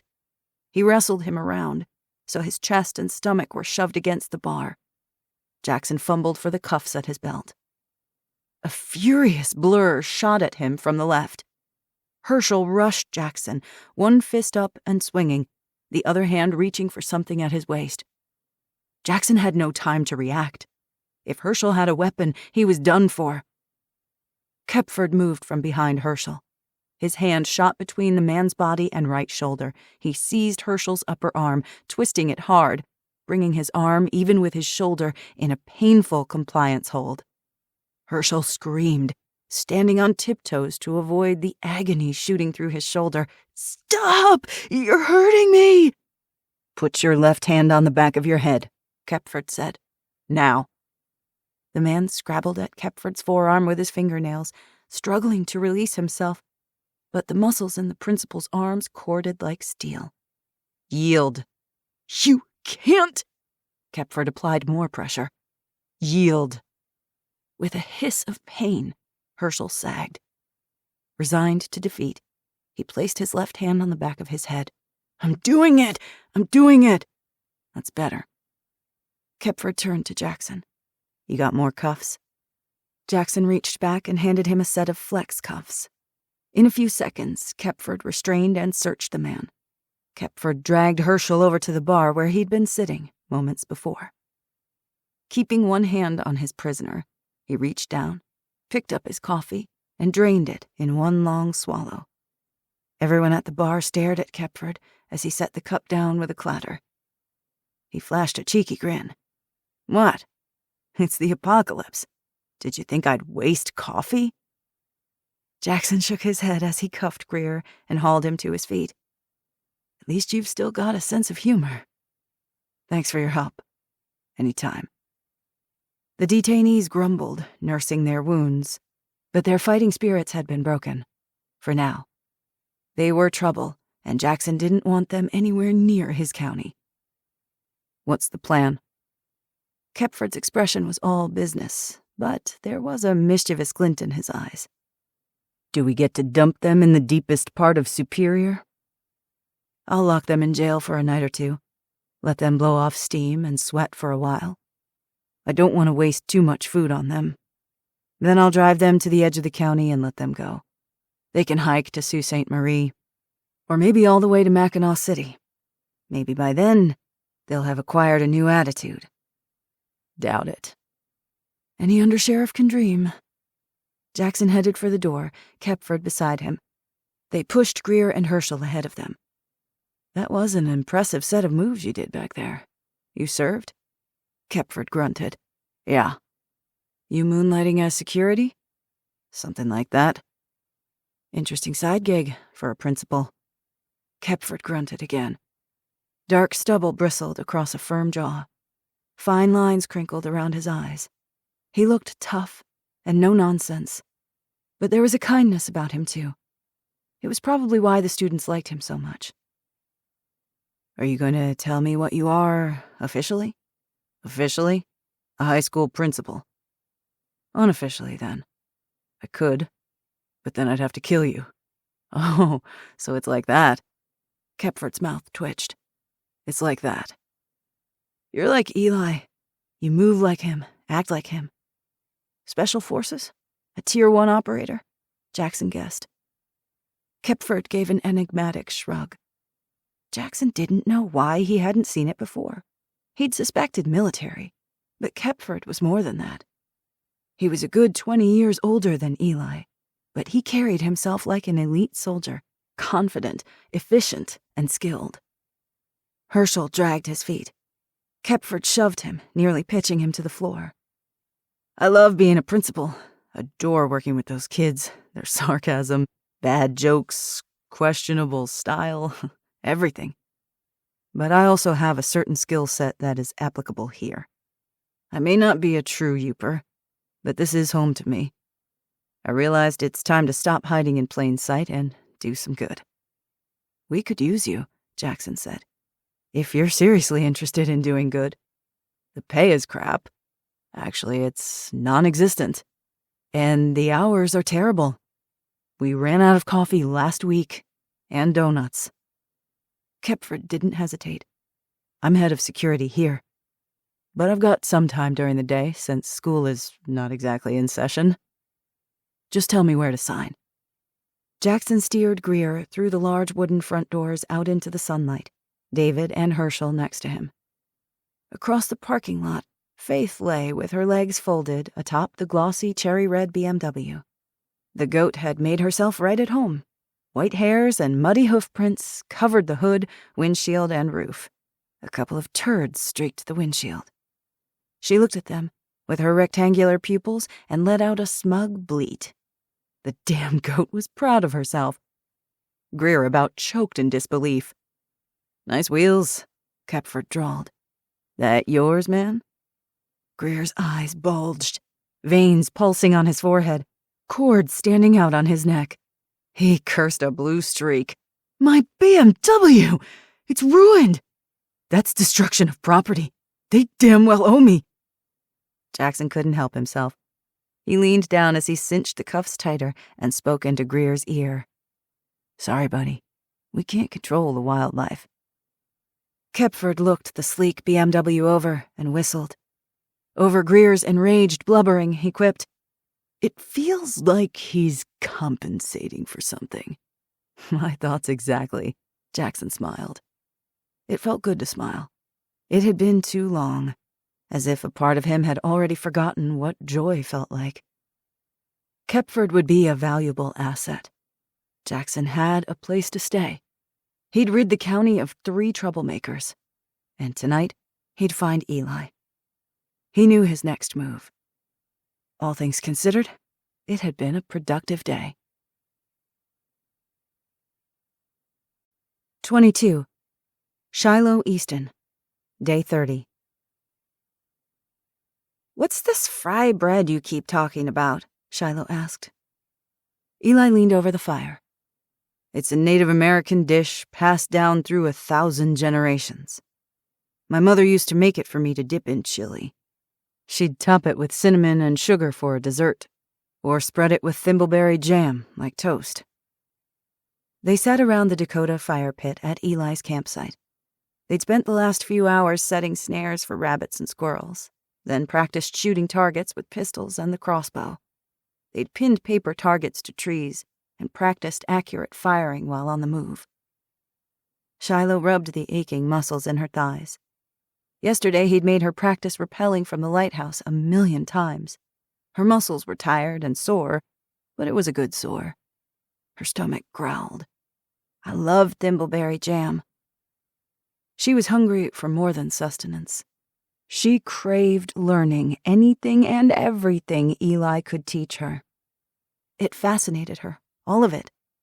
But the hours spent with Eli were also a distraction from her grief, a reprieve from the nightmares. She leaned forward, resting her elbows on her knees.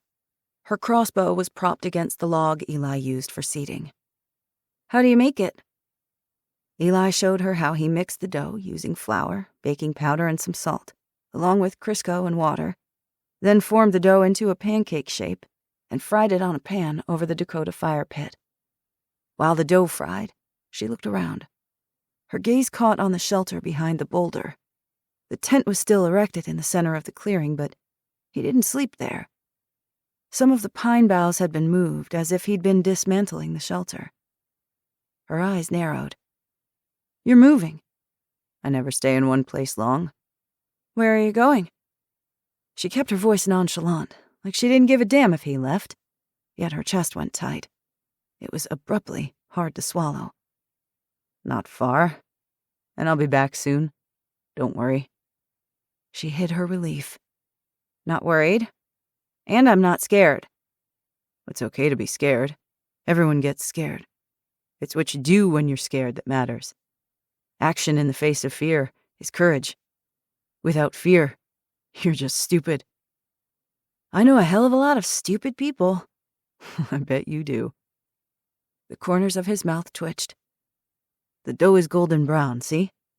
Now you flip it." She did as he instructed. The dough sizzled in the oil as the delicious aroma filled her nostrils. She breathed in and listened to the birds, the small creatures sneaking through the underbrush, squirrels and rabbits, foxes and wolverines, chipmunks and deer. The river gurgled as a sandhill crane took flight, its great wings beating the air. "You're moving because Jackson knows where you are, and you don't want anybody to know where you are, except me." He looked at her, eyebrows raised. She pointed across the clearing. "2 sets of footprints. The second set is too big to be mine, and they've got the deep grooves like Jackson's cop boots he wears when he's in uniform. He was here." "Good observation. You're learning." She and Cody had tracked rabbits and deer since they were little. Human prints weren't much different. It was about noticing the details. "It's not rocket science." "I guess not. The bread is ready. Careful, it's hot." She rolled her eyes as she removed the frying pan from the fire. Using a fork, she shoved a bite of fry bread into her mouth. It was hot and crispy and utterly delicious. Where had this been all her life? "Good?" Eli asked. "I've had worse," she mumbled around another bite. She couldn't shove it into her mouth fast enough. It was fluffy bread, fried like a donut, but not as thick or sweet. It tasted like manna from heaven. Eli smirked. "I like it too. I'll keep making it as long as I can find the ingredients." Shiloh tore the bread in half and handed it to him. For a few minutes they ate in contented silence, the forest alive around them. Her heartbeat slowed, the anxiety dissipated. Eli stilled, cocking his head as he listened to something. Shiloh held her breath as she listened to a fox or a raccoon moving through the underbrush to the northwest. She could tell it was small, but larger than a squirrel. "Animal," she said. "Fox, maybe?" After a moment, Eli relaxed. "Yes. We could hunt it for supper. Next time." Eli rubbed the back of his neck. "There's something I need to do. It might take me away for a while. I don't like it, but it needs to be done." Shiloh shrugged like she didn't give a flying fart either way. Of course, she did. They both knew it. "It's cool. I won't be far, I promise." She kicked at a stone by her feet. "Whatever." He finished his food, pulled something out of his pocket, then handed the object to her. It was a small radio. "The sheriff installed repeaters to expand the reach of our radios. This should work within a couple of miles radius. You see anything, sense anything at all out of place or strange, or that gives you that unsettled feeling, you contact me." His mouth thinned like he loathed speaking the words aloud. "Then contact Jackson." She took the radio. "I can take care of myself." "No one can. Not even me. I need a team. I need backup. No more doing things on your own. No more Rambo." "Who's Rambo?" Eli snorted. "Never mind. What I mean is this. A soldier never goes it alone. That lone wolf nonsense is a load of crap. Maybe you get lucky once, twice, maybe 3 times. But eventually you'll run out of luck. You need your brothers to have your back." "And sisters." "I stand corrected. And sisters. They're your teammates. The ones who will stand by your side no matter what. Leave no man behind." She crossed her arms and stared him down, defiant. "You too." He hesitated a moment, then nodded. "You're right. Me too." "Okay, deal." "Good." He showed her the channel he'd be on, how to call, and how to charge it with the solar battery pack he handed to her. "What's your call sign? You get to pick." She licked her lips. Out here with Eli, she felt calm. She felt at peace. The nightmares were far, far away. Whenever Eli was near, the bad memories couldn't touch her. "When I was little, my mom used to tell me a bedtime story about the first wolf who befriended mankind. The wolf protected man and adopted him and his children as his own family. The descendants of that first wolf are dogs. They're still loyal to us and keep us safe. What's wolf in your language?" He opened his mouth like he was going to say something, then thought better of it. He didn't say anything for a minute. "Ma'ingan" means wolf. "That's your call sign. What's mine?" He studied her, head slightly tilted, black eyes assessing her. She sat up straight, met his gaze, and waited. "Wagoshens," he said after a moment. "It means little fox. You are small, but cunning. You outwit those who are bigger and stronger than you are." She grinned, thoroughly satisfied, and shoved the radio into her jeans pocket next to her lockpick set. "I find that acceptable." "Shiloh." He was staring at her like he had no idea what to say or do next. He looked incredibly uncomfortable, nervous even, which was weird as heck. Eli Pope never looked nervous or frightened. He was an apex predator, scared of no one and nothing. She glared back at him. "What?" "You okay?" he said finally. "I'm fine." "You sure?" She didn't want to tell him about the nightmares, or the terror that constricted her lungs when she thought of Boone looming over her, of Cody leaping from the cliff, his body drifting in the cold, dark waters. or that Cody's death had left a gaping hole inside her, and she didn't know how to fill it. She didn't tell him she wished she'd killed Boone with her crossbow, that she'd rather kill 1,000 times than lose someone she loved. She'd rather burn down the whole world. She said, "Like I said, I'm fine." He watched her the same way Lena did, as if he knew better and could see inside her soul to the darkness, because maybe the same darkness lived inside him. A darkness that looked a lot like grief, but also something else.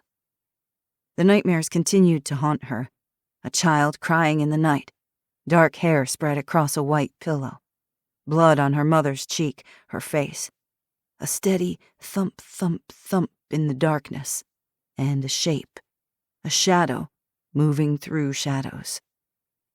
She'd wake in a cold sweat, her memories falling through a black hole the way they'd done that day when she was 5, and again when her grandfather was murdered in front of her.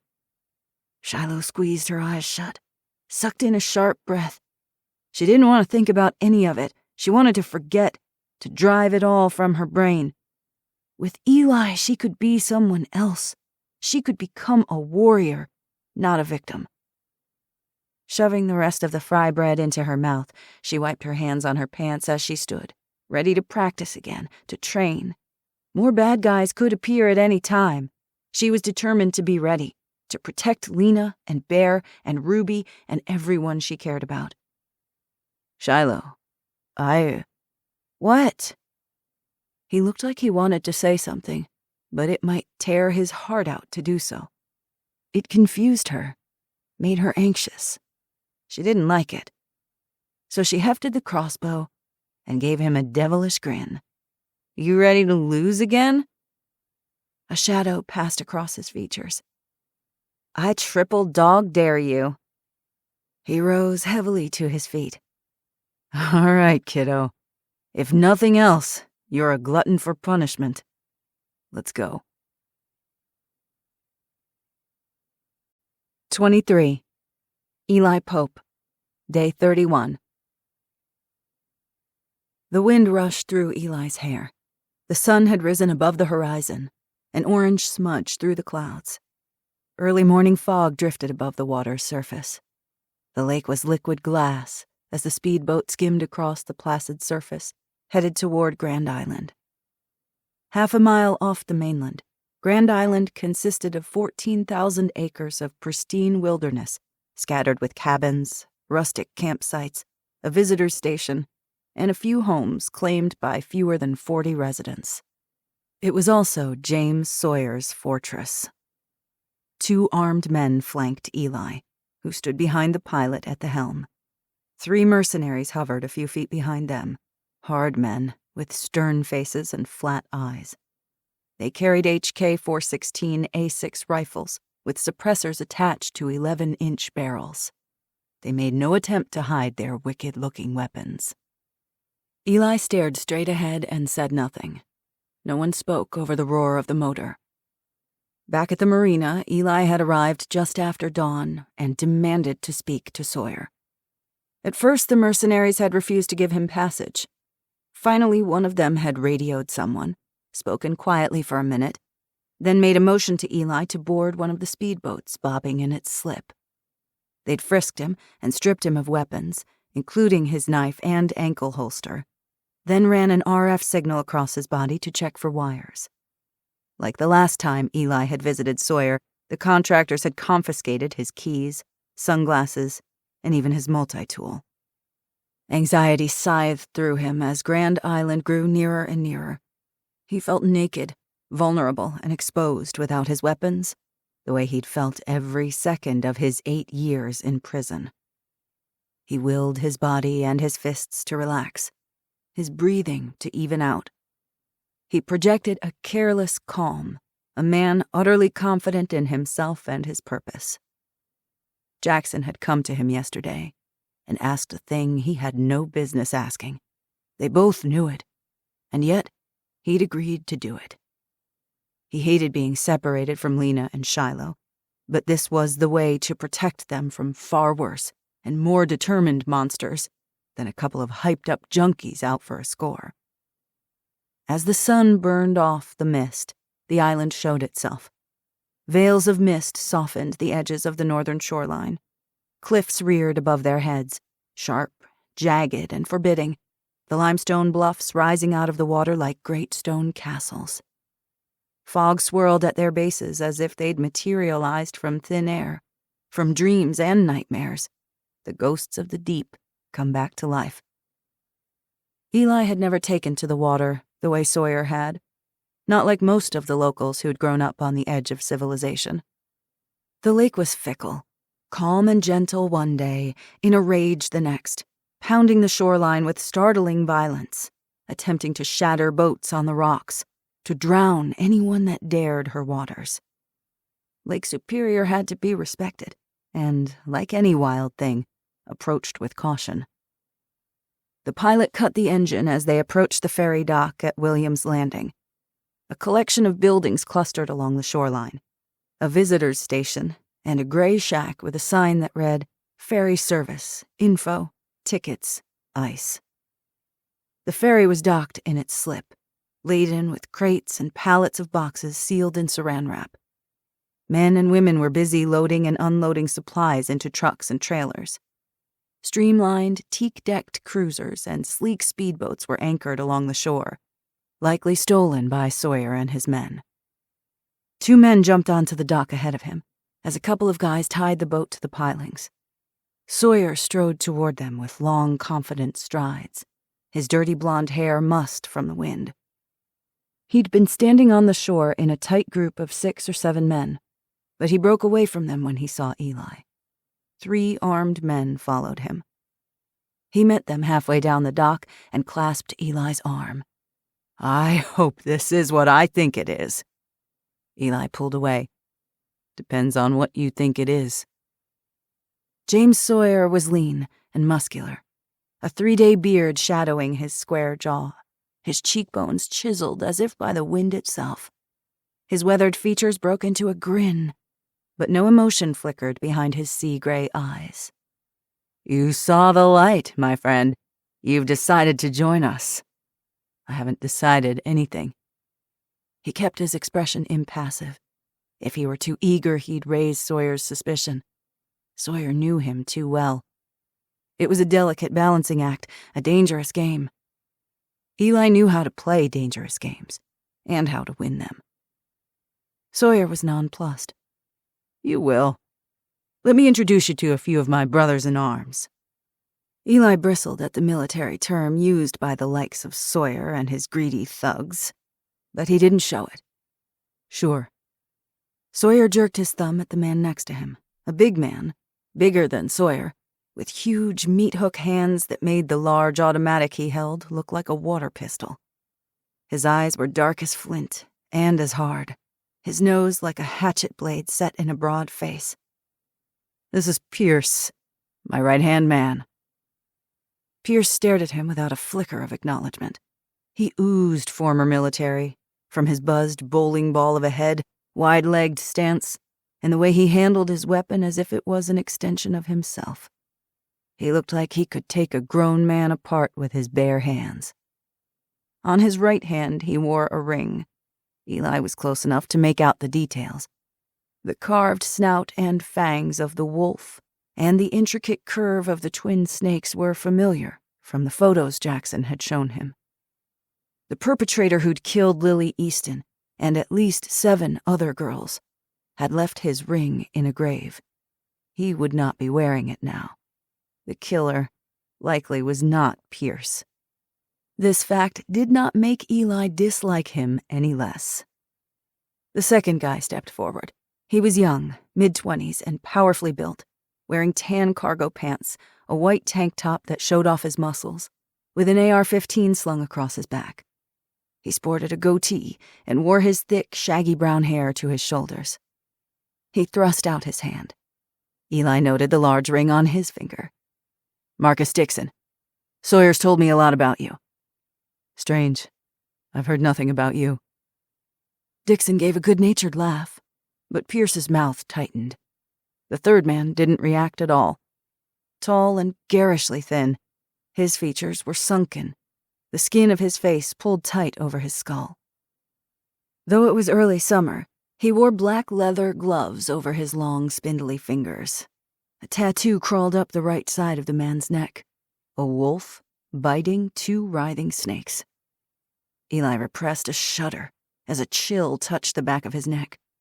The man looked like evil incarnate, like the insatiable cannibalistic Wendigo in the flesh. He'd need to keep an eye on this one. "This is Wes Vaughn. I call him Spider. You see the resemblance. I'm sure you'll get along swimmingly."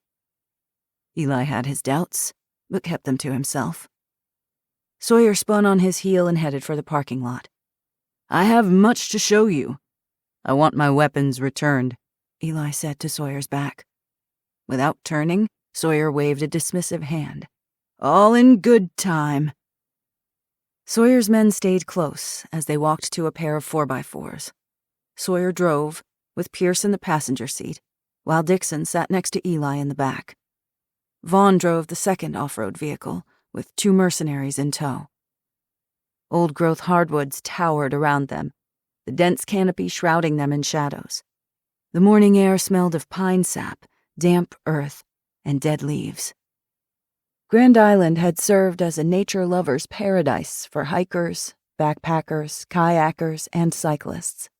He'd visited this island dozens of times as a kid, kayaking and hiking, fishing and camping at Freighter View and Gull Point with Jackson. The roads were gravel or dirt, and trails crisscrossed the island. Eli and Lena used to bike the 23-mile perimeter road that circled the island. The island should have been as familiar to him as the back of his hand. But it wasn't. It was a foreign place, alien and dangerous. As they drove, he constantly scanned the bluffs, the trees shuddering in the wind, the barren windswept beaches, and the rocky coves, searching for the glint of a scope, the shadowy shape of human predators lying in wait. He found them. Grand Island was crawling with Sawyer's men, all trained, all armed, all thugs and professional killers. A dangerous bunch. At the north end of Grand Island, they passed North Light Creek and halted at a section of the island closed to the public. Set amidst a wide clearing along the towering bluffs sat the North Light Lighthouse and a cluster of cabins. Sawyer leaped from the 4x4 and gestured for Eli to follow him. Vaughn, Dixon, and Pierce fell into step a few feet behind them. Sawyer strode into the center of the clearing. Trees had been cut down, chopped up into firewood, and stacked to allow the wood to season. Several large wind-powered turbines provided electricity. Down the hill, men and women were constructing greenhouses and more cabins. The workers were younger than 40 and fit. Sawyer wanted the strong ones, the tough ones, and he was getting them. "The gardens and greenhouses we're building over here," Sawyer said. "Chickens are coming. I hate the smell of them, but I love eggs. You've got a lot of people here. Anyone who comes to work for me gets lodging and food for them and their families. Well water gets pumped via a solar-powered pump and gravity-fed to the cabins. We're building turbines for wind power. Low-voltage solar lights are everywhere, and we have plenty of solar and battery-operated lanterns. Plenty of batteries, too. You're bringing everything over on boats? What we need, and then some." He showed Eli a cluster of shipping containers, each brimming with supplies. Pallets of toilet paper, bleach, cereal, peanut butter, light bulbs and seeds, car batteries and coffee. "You robbed the distribution center. We took what was there for the taking. The employees weren't putting themselves on the line. Why get shot for your bosses when the world is ending anyway? We walked in and took what we wanted. The cops didn't arrive for hours, if at all, and we were already gone. The banks were no different. We have more cash than we know what to do with. You think people would get it already, but most people still accept dollars. Like paper will help them in a month. For now, A loaf of bread is $25. A package of cheese is $30 and rising rapidly. Gas, if you can get it, is $50 a gallon. 5-gallon minimums. And good luck getting home without someone following you and slitting your throat for the fuel in your gas tank. This is only one of our sites. We have several satellite locations and we're growing fast. Faster than you can imagine. How do you keep people from stealing from you? They won't, Sawyer said in a clipped tone that brooked no argument. A dog barked. Down the hill, a German shepherd trotted next to 2 men wearing tan chest rigs and carrying automatic rifles, patrolling the perimeter. Men were building sniper nests along the sandstone bluffs. Dozens of workers constructed a perimeter fence lined with razor wire. Sawyer followed Eli's gaze. I told you. No one is getting on this island unless I say so. You're creating your own little fortress. No one is getting up these bluffs. If they come from the south, our patrols and our dogs will tear them a new one before they get anywhere near here. Positioned like we are on the peninsula, we can see anyone coming by boat from the north, east, and west, and shoot them from above. What's your exfil plan if you get attacked? I won't need one, but if I do, I've got this. They rounded the corner of the cabin. A wide circular clearing opened up with the grass mowed. A gleaming helicopter sat in the center of the clearing. Where did you get your hands on that? It's a brave new world, my friend. Anything can be had for the taking. Anything. Eli raised his brows. We're building something great. A new beginning to build upon the ashes of the old. Some people aren't ready to give up on the old. Sawyer made a derisive sound in the back of his throat. The world was already broken. The few in control got richer, while the rest got poorer and poorer, no matter how hard they worked. Dangling the American dream in front of people, like if they only worked harder, sacrificed more, and took on more debt, they could achieve it. And here's the joke. Few can anymore. That dream has died for 99% of people, but no one wants to admit it. Capitalism works, but only when the government and corporations running the government aren't corrupt to the core. We are all serfs and slaves. The powers that be wanted it that way, burying us alive with taxes, overbearing laws and regulations, claiming to protect us while stealing our wealth beneath our noses. Don't you see? Mother Nature offered us a giant do-over button. This is the only chance that the peons have to change the status quo, turn it on its head, rewrite our history books, and create the myths the next generation will tell about us. Is that the tripe you use to brainwash your men? Or do you believe it too? Sawyer laughed. No bull with you. I always liked that. They stood looking out over the bluff, the cabins and the Grand Island North Lighthouse behind them. The wind whipped at their hair and clothes. Vaughn, Pierce, and Dixon drifted behind them in silence, hands on their weapons. Sawyer paused, turning to face Eli. Raised on the lake, Sawyer was never more comfortable than on a boat. He seemed at home here on the island, too, as rugged and wild as the bluffs surrounding him. He almost seemed boyish, giddily excited. You're impressed. I knew you would be. Like I told you before, I want you by my side. I'm going to be king of the mountain. What mountain? Any of them. All of them. Sawyer spread his arms in a grand gesture. Everything boils down to resources. Who has what and who doesn't. The first person to take control of them is the winner. King of the mountain. He leaned forward, a feral intensity in his gaze. I'm going to be that king. I am that king. Eli kept his personal opinions of Sawyer's kingdom building to himself. Maybe you will. At any rate, I would like my guns back, and my knife, and my multi-tool. No way. Pierce had remained silent until now. He stepped forward, his features stony. You have to earn it, just like anybody else. We don't know you from hell. Not going to happen. Eli said, I don't need a weapon to kill you. Pierce's expression darkened, but Sawyer laughed. Eli Pope is a weapon. You've got to be joking. You can't just let him in here like this. He's a security risk. I can do whatever the hell I want. Vaughn watched the proceedings in silence. His lips were bloodless, his eyes heavily lidded in his skull-like face. Sir. Pierce started to argue, but Sawyer silenced him with a look. The energy shifted, tension heightening. Eli's senses went on high alert. Subtly, he shifted into readiness. Sawyer dipped his chin at Dixon. It was a shrewd gesture, easily missed, but not by someone like Eli. It was a signal. Behind him, Dixon shifted into an attack stance. 24.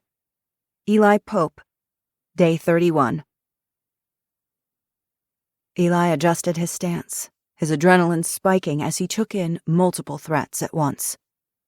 A dozen prison yard fights flashed through his mind. This was no prison fight, not like when he'd faced Darius Sykes in the library. This was a litmus test. No doubt, Sawyer's men had zero qualms about killing him, but he could not kill in return, or Sawyer would certainly shoot him. 20 goons would be on him in 10 seconds or less. Dixon and Vaughn fanned out, moving warily, attempting to circle him, weapons drawn. Pierce remained next to Sawyer, but looked ready to enter the fray at any moment. Pistols and combat knives were strung to their belts. 2 against 1 was difficult. 3 against 1 was nearly impossible. His heart raced, adrenaline pumping. The edge of the bluff was at his back, a 200-foot drop, not 5 feet behind him. Eli needed to end this quickly. If he let them make the first move, they'd flank or pincer him. He didn't give them the chance. Eli lunged at Dixon. Dixon wasn't ready for it. He balked, his weapon rising, but his reaction too slow. Eli half ran past him, stepping forward with his right foot before hooking it behind his leg. Simultaneously, he smashed Dixon's windpipe with the palm of his hand. Stunned by the blow, Dixon fell backward over Eli's leg. He crashed to the ground. Eli sent 2 hard kicks to his face, breaking his nose. If he were aiming to kill, he would have stomped the man's throat or skull. Sensing movement to his right, Eli spun to face Vaughn. Vaughn kicked at his right kneecap, an inch shy of a tendon-snapping blow.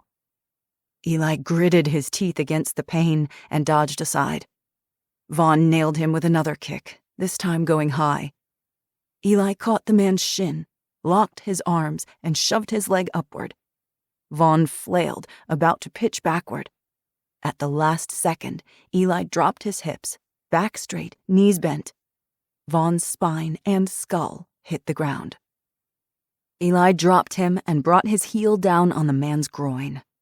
With a groan, Vaughn rolled from his back to his hands and knees. Eli landed a kick to his ribs, then to the side of his head, knocking him unconscious. Then Dixon was on him again. Back on his feet, blood spurted from his nose and dripped down his chin. A knife glinted in his right hand. He attacked, lunging in and carving at Eli's torso with wide, slashing arcs. Eli danced backward, nearly tripping over Vaughn's prone body. Dixon made a vicious swipe. The tip of the blade sliced into Eli's forearm. Razor blades laced his flesh, the pain making him dizzy.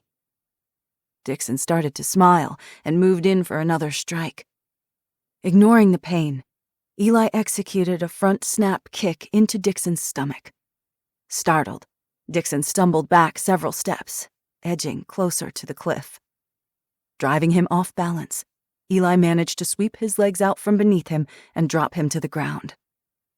Dixon rolled onto his stomach to clamber to his feet, but Eli fell on him, forcing him prone and knocking the knife free, which fell and wedged beneath his torso. Kneeling on Dixon's back, his knees pinning his arms, Eli seized the man's long hair and used it like reins to smash and scrape his face into the limestone, the knife caught beneath his stomach, utterly useless. Dixon screamed, caught like an animal in a trap. Vaughn lay unconscious a few feet from the bluff. Rage and violence flowed through Eli's veins. He wanted to kill this man. He restrained himself, exerting incredible control. Breathing hard, his right hand still wound in Dixon's hair, Eli lifted his head and met Pierce's gaze. One twist, and his neck snaps like a twig. Pierce raised his pistol and aimed it at Eli's head. His jaw clenched, his eyes radiated fury. "I'm going to kill you, you mother!" Sawyer shouted. "Enough!" Sawyer laughed. "Don't kill him, Eli. I think you've made your point quite clearly." He side-eyed Pierce. "He is more than capable." "Let me have a go at him," Pierce growled. "I think not. I don't need two of my most talented men killing each other." Eli released Dixon's hair and rose to his feet. Dixon stood, cursing and wiping dirt and pebbles from his clothes. Vaughn regained his faculties and sat up, holding his head and groaning. Dixon wiped his bloody nose with the back of his arm, then reached out to help Vaughn up. Vaughn brushed his hand away and stood unsteadily. Eli shifted his focus between Dixon, Vaughn, and Pierce. The men had been beaten and humiliated, which made them even more dangerous. He hadn't touched Pierce, yet his gut told him Pierce was the one to watch. Sawyer clapped in approval. "The operators I hired from the Russian and Croatian militaries are highly trained. They do their jobs well. I also have the men I trust that I've built around me for the last 20 years. They are not as skilled at killing as you are, Eli, but they can fight. They know their guns and how to shoot. They are hard men, too." Eli stood with his back to the bluff, shaking from the adrenaline dump, shoulders straight. His pulse roared in his ears. He remained tense, ready for anything. "I have no doubt." "I don't trust him," Pierce growled. "You don't have to. I do. He's friends with the Undersheriff." "Not anymore," Eli said evenly, which wasn't a lie. Not even a little. Eli still despised Jackson Cross. He wasn't here for Jackson. He was here to find justice for Lily, but most of all, for Shiloh. If he could help nail the killer of his daughter's mother, then maybe, just maybe, he could be worthy to call himself her father. Sawyer barked out a laugh. "I should think not. He's an outsider. We don't know him. I know him, and I say he's good." Sawyer whirled to face Pierce, his eyes flashing. "Are we not good?" Pierce's mouth thinned. "We're good." Sawyer looked to Vaughn, then Dixon. "Tell Eli you're good. No hard feelings." Vaughn glared at Eli and wiped blood from his split lip. "Whatever you say, Sawyer." Dixon forced a bloody smile. He had not enjoyed being bested, but he would play nice if ordered to. His expression was pained, embarrassed, but he didn't seethe with hatred like Pierce and Vaughn. "Welcome to the island, Pope." Sawyer slapped Eli on the back. Eli hated it, but said nothing. "He's on our side. He's got your backs. Now get yourselves over to Med Bay before breakfast is over." Pierce hesitated. "I said go!" Pierce spun and stalked back toward the cabins, Vaughn hot on his heels. Dixon limped after him. With growing trepidation, Eli watched them go. There were 100 ways to kill a man, dozens of ways to make it look accidental, and there were no cops in sight. Sawyer didn't see it, or he didn't care, but Eli sensed it. Pierce and Vaughn would be trouble. Sawyer looked out across the bluff toward the mainland, his hands behind his back. "Tell me, Eli, are you with me?" Eli understood this moment was another test. He'd have only one chance to answer correctly. If he said no, Sawyer would likely allow him to leave on his own recognizance, but he would never be allowed back. It was now or never.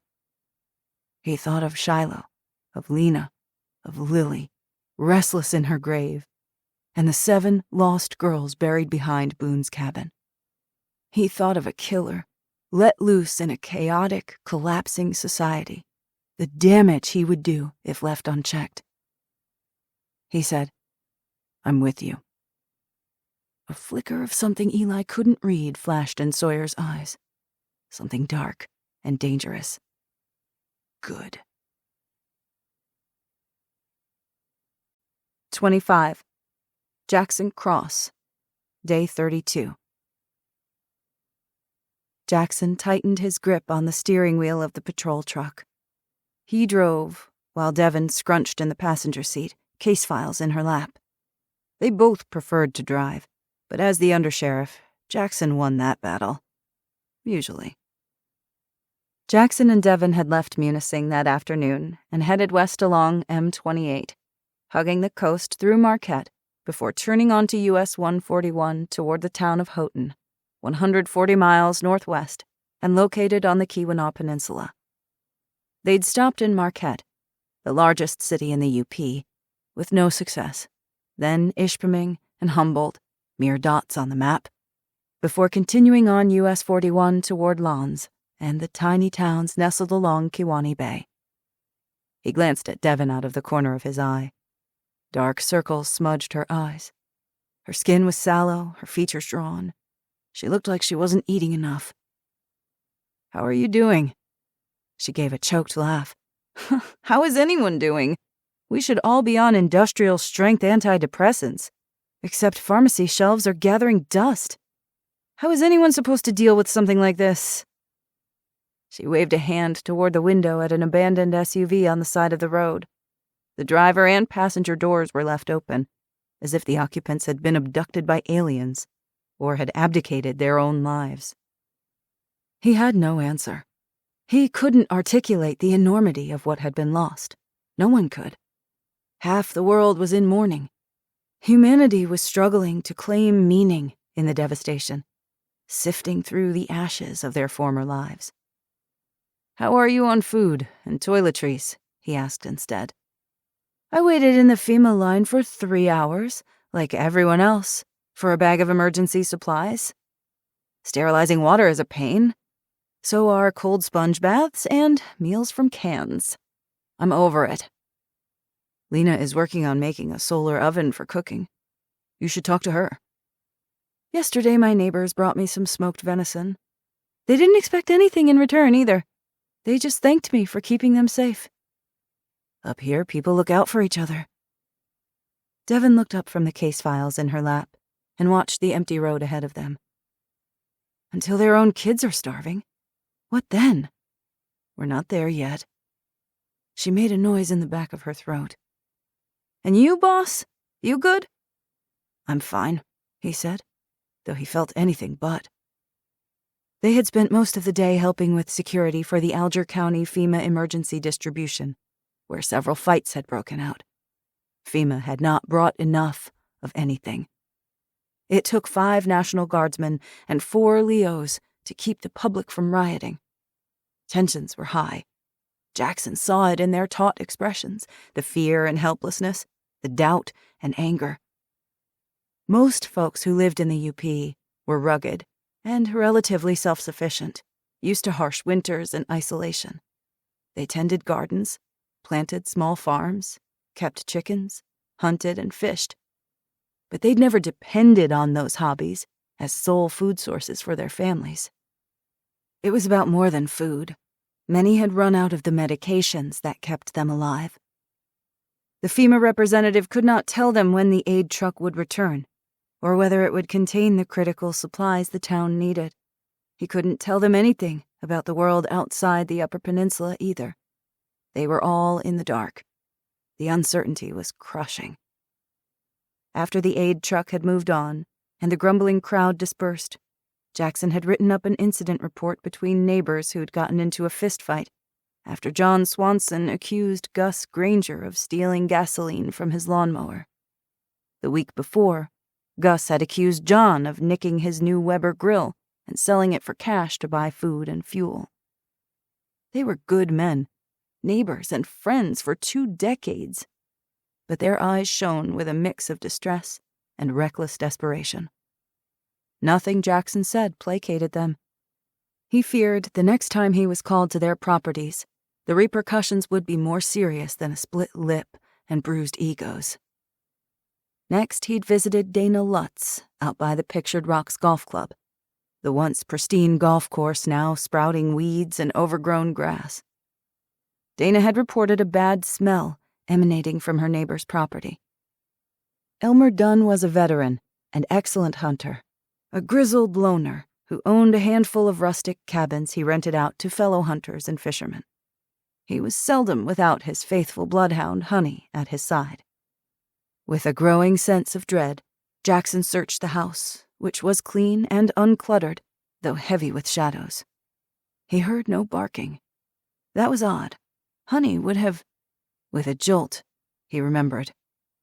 2 days ago, Moreno and Hastings had responded to a breaking and entering incident in which the thieves had stolen several generators from Dunn's cabins, but not before poisoning Honey with antifreeze. It was the 3rd case of dog poisonings, coupled with thievery in the county that week. They had no clues, no leads. The criminals came and went like ghosts, leaving dead pets and despondent families behind. Jackson made a mental note to warn Lena to watch out for Bear. Finding nothing in the house, Jackson had moved to the detached garage and workshop at the rear of the property. And there, he found the old man in the woodshed. He had hung himself from the rafters. On the workbench table was a note to bury him next to his beloved Honey. Crestfallen, Jackson called in the body to Nash, who would take it to the ME's office to join the growing pile of corpses. Guilt and despondency needled him. If they had caught the thieves before they'd struck again, this would not have happened. Elmer Dunn would be alive and as crotchety as ever, with Honey barking at all hours of the night. Jackson could not be in multiple places at once. He was stretched thin, trying to protect everyone, solve cases, and keep the county and the people he cared about from disintegrating. With the lack of communication, dwindling resources, and increasing desperation among civilians, law enforcement found itself crippled during the worst possible crisis. It felt like trying to stop the tide with his bare hands. As they drove, Devon flipped through the scant case files. Like him, she had them memorized. Still, they pored over the photos and reports again and again, hoping to uncover something, a clue, a piece of elusive evidence, anything they might have overlooked. Over the last week, in his rapidly dwindling spare time, he'd traversed the eastern side of the peninsula, from Grand Marais to Whitefish Point to Paradise and Newberry. Half the precincts had lost half their manpower. Several were closed. The other half did not have missing cases that matched Alger County's victim descriptions.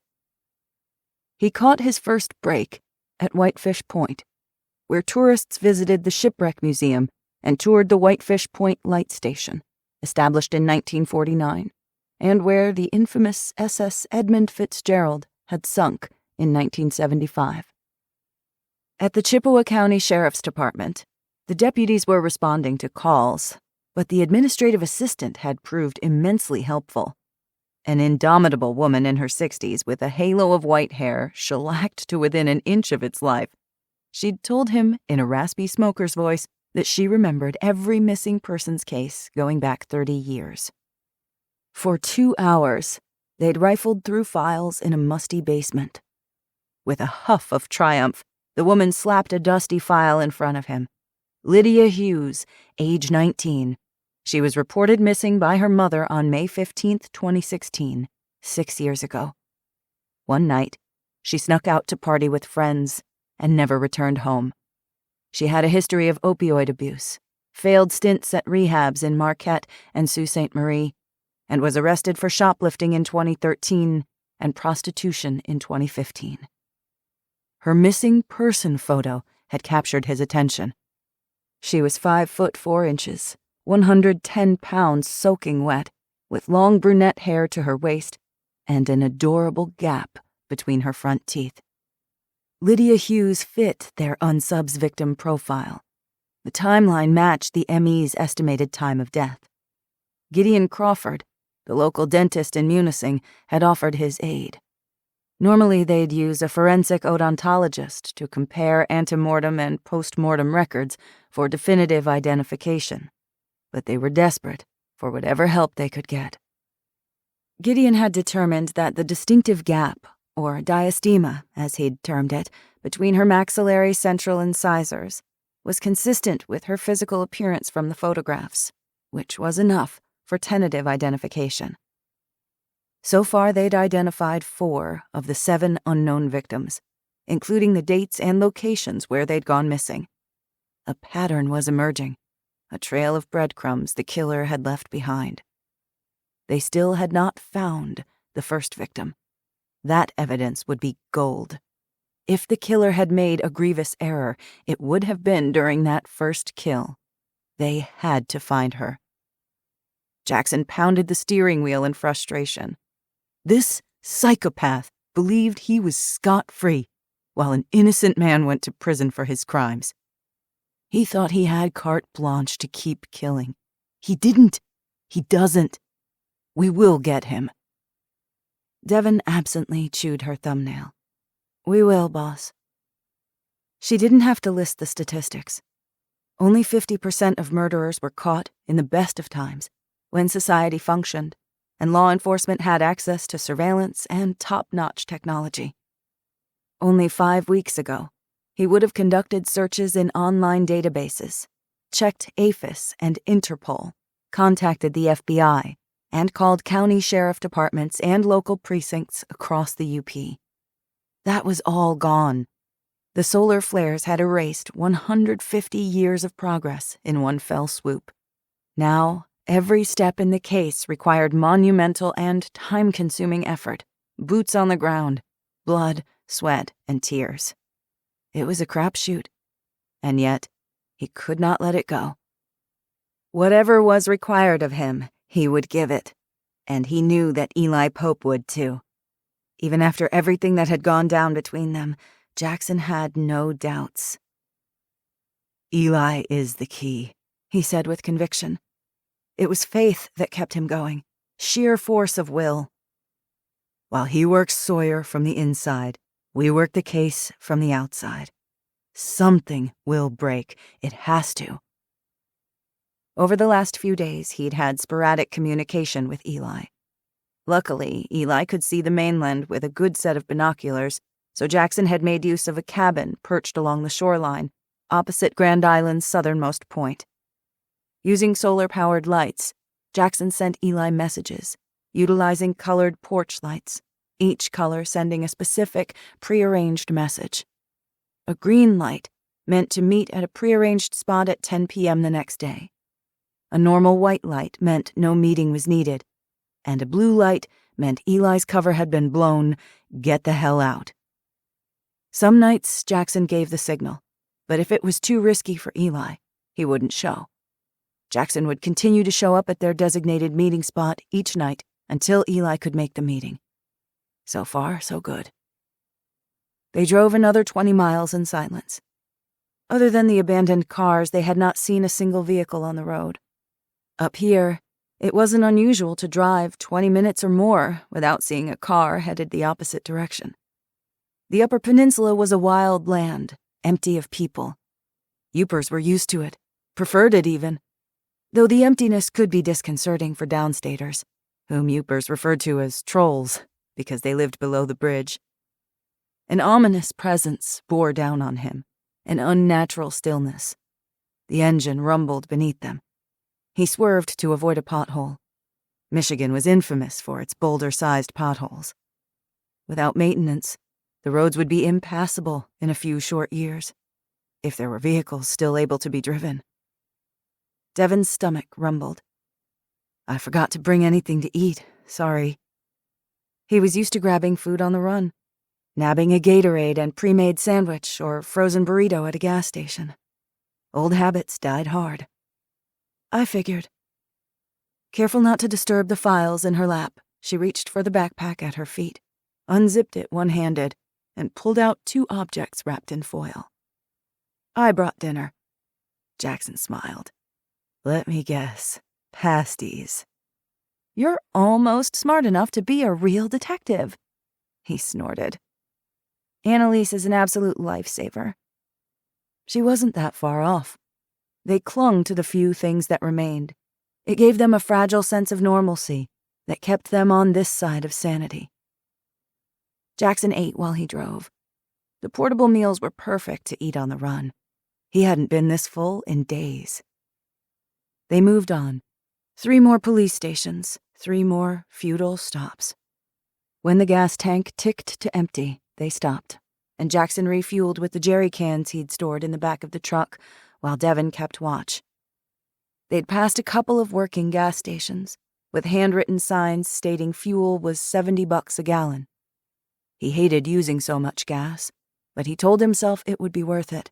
This trip would be worth it. Robins and goldfinches chirped. Cicadas buzzed in the overgrown weeds, crowding the edges of the road. Not a soul in sight, and yet neither felt relaxed. It felt like the trees had eyes, as if they were being watched. Even the familiar forests had gone feral and dangerous. Trees rose on either side of the barren road. Sugar maples, American beech, white and red pine, balsam fir, northern white cedar. They drove by trees, trees, and more trees as they passed through the Barriga State Forest areas and north into the Keweenaw Peninsula toward Houghton. Gradually, the dense forests gave way to glimpses of civilization. They turned north into the Keweenaw Peninsula, entering copper country, so named for the copper mining rush from the 1840s through the 1960s. Over 250 copper mines were scattered across the Keweenaw Peninsula, some boring a mile below the surface. Most were abandoned now. In its heyday, this land had produced 90% of the world's copper. They passed a boarded-up gas station and a bait shop on the corner. The glass in the windows of both businesses had been shattered. "We're already in hell," had been spray-painted across the front of the sagging bait shop. 5 minutes later, they were in Houghton, population 8,000, and home to Michigan Tech University. The large lift bridge over the Portage River that connected Houghton to Hancock to the north rose ahead of them. They checked the sheriff's office and the local precinct, both located along the Portage River that wound through town. A young officer manned the front desk of the police station. His Finnish heritage was apparent in his blonde hair, square jaw, and blue eyes. Worry lines bracketed the sides of his mouth. The generator ran in the background. Candy wrappers, dirty napkins, and empty bags of mixed nuts littered the messy desk. "I can't help you," he said. "Whatever it is, we can't help you." He was twitchy, on edge. He looked on the verge of panic, like the only thing keeping him behind that desk was habit, predictability, a desperate bid at normalcy, and even those conventions were thinning fast. "We've had 5 suicides, 13 drug overdoses. Some of them might be suicides too, and 8 murders. We don't have the manpower. We've lost half of our force. Our chief drove all the way to the Sioux to ask the state police for aid, but they as much as laughed in our faces. Typical, eh?" "We're dealing with the same problems," Jackson said. Devon leaned on the counter and gave him an encouraging smile. "Let us look at your missing persons files. That's it. We only have what's on the server. No access to AFIS for fingerprint analysis. We know. Devin was already headed for the door to the back, circling the reception area, Jackson hot on her heels. We appreciate the help. They found 2 missing person reports within Houghton County within the last 15 years that matched their criteria. Devin asked to make copies since they still had a bit of fuel in their generator. Frowning, the officer read the files as he copied them. You should check in Copper Harbor. My uncle was a sergeant for the Keweenaw Sheriff's Department. They had a missing girl case a long time ago, like these. He still talks about it occasionally. I think it still haunts him. Maybe you should talk to him. Thank you, Devin said. We will. The officer's frown deepened. Take care. It's wild country north of Houghton. Be careful is all. Half an hour later, they were back in the truck. The tiny hamlet, Copper Harbor, was perched on the tip of the Keweenaw Peninsula, still about an hour drive north. It's after 8. They wouldn't get back home until long after dark, but Jackson wasn't concerned. He was beyond exhausted, driving forward on sheer adrenaline, but he was concerned for Devin's welfare more than his own. You too tired to keep going? Did I say that? A coy smile tugged at her lips. Lately it had disappeared. He was glad to see the spark was still there. One more? He asked. They both knew they wouldn't be able to come this far west again. It was now or never. She glanced down at the new files they'd collected that day, files they fervently hoped contained the clues that would unlock the case. Then she gazed out the windshield, at the lonely road in front of them, as if she too were imagining that first victim. One girl, lost among hundreds of miles of rugged wilderness, waiting for them to find her. Devin looked up at him. One more. 26. Jackson Cross. Day 32. Devin leaned forward in her seat. Her shoulders went rigid. What the hell is that? Jackson slowed the truck. With his right hand, he unholstered his service pistol and held it low beneath the steering wheel. In the township of Calumet, several buildings had burned to the ground. The police precinct was a broken shell. Black soot crawled up the brick exterior. The roof had collapsed. The stench of burned plastic infused the air. The businesses along Main Street had broken windows and doors torn off their hinges. A sense of wrongness hung in the air, infused in every molecule of oxygen they inhaled. It was like a film on their skin they couldn't see but could feel, sinking into their pores. Devin cursed under her breath. Let's get out of here. I couldn't agree more. They did not turn farther into town, but kept driving north along 41. They drove by little shops advertising 30 types of jam, roadside stands that had once sold authentic Finnish or Native American trinkets, and quaint villages. Despite the devastation they'd just witnessed, it was hard to ignore the stunning beauty up here, this rugged land of green-carpeted hills and steep gorges, rocky streams and waterfalls. They approached Phoenix, once an old mining town, and halted before the intersection between US 41 and 26. 2 FedEx trucks blocked the road, at an angle. Concertina wire had been strung on either side of the road, along with several vehicles staggered in tactical positions. Several rifle barrels glinted from various concealed positions. Jackson caught a glimpse of a head here, a shoulder there, crouched forms, prepared to open fire. His pulse quickened, every muscle tensing. Slow and careful, Devin murmured. Jackson rolled down his window and stuck out his badge. Alger County Sheriff's Department. Don't fire. We're friendlies. 2 figures materialized from behind the delivery trucks and approached with caution. A uniformed female police officer approached the driver's side, her service pistol in the low ready position. On the right, a scruffy-looking man in a Detroit Red Wings jersey and camouflaged hunting pants hustled up on Devin's side. He carried a shotgun. Jackson identified himself and Devin. The officer examined their badges. Her name tag read Miller. She was in her 30s, her brunette hair greasy at the roots, as if she hadn't had a good wash in a while. She wore no makeup. "We can't offer backup or aid," she said briskly. "You'd best turn around and head back the way you came from. No one comes in, except for full-time residents, no exceptions. Summer homes don't count. You gotta have a picture ID and a Keweenaw County address on your driver's license, or you're out." "We're here on a case," Devin said. "Then we'll be on our way." Officer Miller stared at her like she'd grown 3 heads. "A case?" "A cold case," Jackson said. "We're tracking down a suspected serial killer." That got her attention. "The Keweenaw County Sheriff's Department generator ran out 3 days ago. No one's manning the desk. You won't find anything." "What happened in Calumet? The precinct was a burned-out shell." Her expression tightened. "A biker gang from Detroit was up here for a retreat of some kind. It happened 4 nights ago. They burned down the sheriff's office and used Molotov cocktails to burn the squad cars. Their leader killed the sheriff and declared he was the new mayor. We got him, but not before he and his cronies did considerable damage. You see why we're taking precautions. Alger County should too. We sure as hell aren't getting backup from anyone." "Thanks for the heads up." Jackson felt sick. "We're looking for girls and women who've gone missing in the last decade, maybe longer.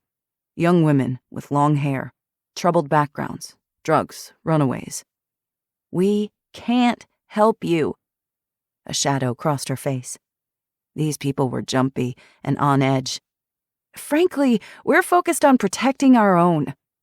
"We came a long way," Jackson said. "We would be incredibly grateful for your help." Devin leaned across the seat. "An officer in Houghton said we should ask about Sam Caldwell." Red Wings glanced at Officer Miller over the hood of the truck. "We know Caldwell. He's retired, though." "Could we talk to him?" Jackson asked. "Then we'll be out of your hair." Officer Miller gave the slightest nod of her head. "He lives in Copper Harbor," Red Wings said. "It's another 20 minutes north. If you're dead set on going, we'll send an escort with you." "We don't need an escort," Devin said. "Everybody's got a trigger finger these days," Red Wings said. "It's the Wild West out here. We're doing our best to protect what we have." He shook his head in disgust. "Can't imagine what it's like in Detroit or Chicago right now." The seconds ticked by in Jackson's blood. They were running out of time. He was desperate for that critical clue, some breadcrumb that would lead him to a killer in hiding. "We'll take that escort." 27. Jackson Cross, Day 32. Red Wings escorted them via motorcycle up the peninsula to Copper Harbor via Brockway Mountain Drive, which featured stunning vistas overlooking the hills and coastline. Copper Harbor was a cute little tourist town nestled on the coast, though everything was closed and shuttered. In between the trees, the water in the harbor shimmered like tinfoil. Their escort led them to a quiet street, stopping at a 2-story home with daffodil yellow siding and faded blue trim. It could have used a fresh coat of paint, but it was far from derelict. Jackson and Devin exited the truck and headed for the porch, their service weapons holstered. Down the street, an older couple sat in camping chairs on their front porch, watching the deputies with suspicious eyes. An aluminum fishing boat sat on a trailer behind a rusty truck. Weeds sprouted shin-high in the overgrown grass. No one wasted fuel on mowing the lawn. A beagle ran around the side of the house, barking. "Hey, cutie," Devin said. "He's trained as an attack dog," said a hoarse male voice. A bulky figure appeared behind the door and nudged the screen door open with the barrel of a shotgun. "He bites. So do I." Devin straightened. "We'd like your help, Officer Caldwell." "It's detective, and I'm retired, and Otis and I don't care for strangers on our land." "Officer Miller sent us." Devin kept both hands visible, so did Jackson. "As did Jimmy Leffler at the Houghton precinct. He said he was your nephew." The man scowled. "Did they now?" The beagle darted up to Jackson and wriggled his entire body, tail wagging. Jackson bent down and petted the dog's head. "Otis," the man ordered. "Down!" The dog ignored him and continued to blithely lick Jackson's hand. "An attack dog, huh? I said he had training, not that he passed it." The man stepped out onto the porch. In his mid-60s, a fringe of gray hair circled his balding head. He was heavy-set, a considerable beer belly stretching his faded white t-shirt. He wore sagging black sweatpants and flip-flops. "What do you want, eh?" Jackson scratched behind the dog's ears. "Officer Miller said you might be able to help us with a cold case." Caldwell stared at them for a long minute, as if examining them, weighing the merits of their souls, or maybe just deciding between abject boredom and the inconvenience they posed to his predictable schedule. "I suppose you'll be wanting to come inside, eh?" he said with a distinctive Yooper twang. "Sir," Devon gave him her best, earnest, pleading expression, "we came a long way." "Hurry up, then. You're letting the flies in." He turned and hobbled inside. Without a word, Jackson and Devon followed him. Otis scampered behind them, his toenails scrabbling across the porch. The man leaned the shotgun against the wall beside the front door and grabbed a cane, then limped into the darkened living room. Outdoorsy magazines were piled on the coffee table. A Gone Fishing sign hung over the plaid sofa. He settled heavily into a leather armchair across from the sofa. 2 oxygen tanks leaned against the wall next to the armchair. "I don't got tea and crumpets. No coffee either. None of that around here for anybody. Find yourself a seat." They obeyed. Jackson set the files on the coffee table, shoving aside the magazines, while Devon explained the nature of their visit. "Sir, we have some questions." "Let me see what you've got." Obediently, Devon handed him a file. He flicked on a battery-operated LED camping lantern at his feet and placed it on the coffee table. A circle of yellow light bathed the crime scene photos. Caldwell took each folder in his ham-sized hands. He looked through each one, read the ME statement, the preliminary autopsy report, and every bit of data they had for each victim. He did not rush. Jackson resisted the urge to question him, to hurry the process along. Anxiety tugged at his insides. Other than Eli, this grumpy old man was their last, best chance. There was no flicker of recognition, no sudden intake of breath. The former detective worked through photo after photo of the victims in various states of decay and decomposition, most of them not much more than a collection of bones. With each passing minute, Jackson's heart sank further. The old detective wouldn't be able to help them. They'd come all this way for nothing. Another dead end, a brick wall, a false trail leading to nowhere. Caldwell looked up, a line between his heavy brows. "This one." He set the file on the table and pointed at a photo. It was a close-up of the gold half-heart locket the killer had left with each victim. He flipped through each photo of the locket from each grave they'd excavated. "I know these. This necklace. I've seen it before." Adrenaline iced Jackson's veins. He sat up straight, notebook in hand. He dared not hope, but he did. "What do you remember?" Caldwell's expression grew animated. He seemed to lose 10 years of age and illness in a heartbeat. "I was the best detective in Copper County. Had a clearance rate surpassing 70%. When I said I was gonna solve a case, I did it. But this damn case. She was the one who got away. I'll never forget it." "What can you tell us?" Devon started. With effort, he heaved himself from the armchair. "Wait right here." Otis sprang to his feet and trotted after his owner as Caldwell grasped his cane and hobbled from the living room down a darkened hallway. His cane made a steady thunk, thunk, thunk on the cracked linoleum. A minute later he returned, breathing hard, leaning heavily on the cane, a binder tucked under one arm. He tossed it on the coffee table and sank into the armchair with a groan. From his pants pocket, He pulled a sweat-stained yellow handkerchief and mopped his perspiring brow. The beagle skittered behind him, a stuffed giraffe in his mouth. It was soggy with saliva and well chewed. The dog curled up at Caldwell's feet, the stuffed animal beneath his muzzle, and sighed in contentment. I made a copy of the murder book. For over a year, I looked through it almost every night. Technically, the case was never upgraded to murder. Hard to prove anything without a body. Her brother and her roommate were both adamant that she hadn't run away. I knew she was dead. Felt it. He thumped his expansive chest. Right here, in the ticker. Who was she? Devin asked. Jackson held his breath. Her name was Elise McNeely, age 21. She disappeared on the night of May 8, 2008. Jackson and Devin exchanged an incredulous look. Was it possible? They had found the first victim. Caldwell shoved a photo at them. It was Elise McNeely's missing person photo, the one the media would have plastered all over the news, put on posters, tacked to telephone poles, and taped to store windows. Like the others, the young woman was beautiful. Clear skin, defined cheekbones, dark brown eyes set wide apart, straight brown-black hair parted in the center that fell to her mid-back.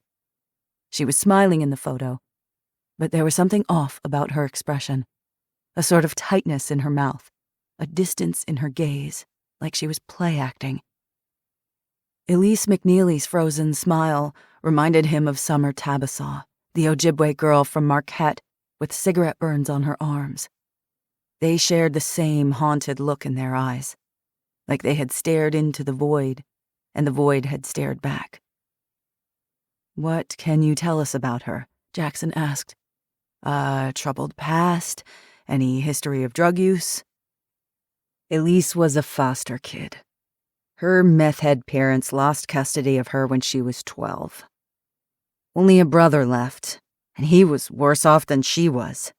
Arrested 3 times for possession and intent to distribute. He served 3 years in Baraga Maximum Correctional for grand theft auto. He was a mess, but he loved her. That much was clear to me. Elise was a high school dropout. History of drug use, arrested at 16 for prostitution, picked up twice more at 17 for possession. A damaged kid, a nobody. Who was to say she hadn't run off to Marquette, to the Sioux, or further downstate to start a new life, or dropped off the grid to overdose in a meth house somewhere? But I knew she hadn't. "Because that's not the girl you saw," Jackson prompted. Caldwell shrugged. His gaze grew distant as he remembered, his flabby jaw clenched. I saw a girl who got into a rehab facility and didn't waste the opportunity. One of the few who did the work and got herself cleaned up, for the most part. She got her GED at 18, after she aged out of the system, then worked as a receptionist for a doctor's office, and took night classes at Michigan Technological University in Houghton to earn her ADN, an associate's in nursing. Here was a girl with no parents, no backup plan, or safety net, and she was trying, still using, sure, but also trying. Jackson's respect for the retired detective grew with each passing minute. He hadn't written Elise off as a lost cause, or allowed her to slip through the cracks. "How do you know for certain that she's one of ours?" Devin asked. Caldwell flipped through the documents and pulled out several photos. He pushed one toward them. Jackson stopped breathing. Devin leaned forward, her eyes bright. Caldwell thumped a photo with a meaty finger. That necklace. It was hers. Devin picked up the photo, and they both stared at it. She was wearing this when she went missing? It was an enlarged photo. A close-up of a half-heart locket glittering on a gold chain at Elise's throat, a replica of the 8 victims' lockets. There were 7 in the graves and 1 on Lily. They were the same size, shape, and color, with the same jagged, broken edge where half of the heart had been separated from its missing half. A chill dripped down his spine like cold water. Did it contain a lock of her hair? Her roommate, 2 co-workers, and her brother gave descriptions of the locket. They said she never took it off. According to her roommate, the locket had originally contained her boyfriend's hair, but when they broke up, she put in a lock of her hair to signify that she didn't need a man in her life to be strong. Her brother said that she was determined to do it on her own. Devin let out a rush of breath. Jackson's pulse quickened in his throat. They both felt it, a change in the air. Instinct, raising the hairs on their arms and the backs of their necks. This was it.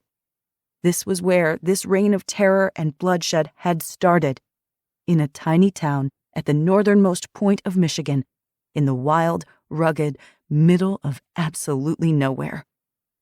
If Elise was indeed the unsub's first victim, then his obsession with the lockets began with her.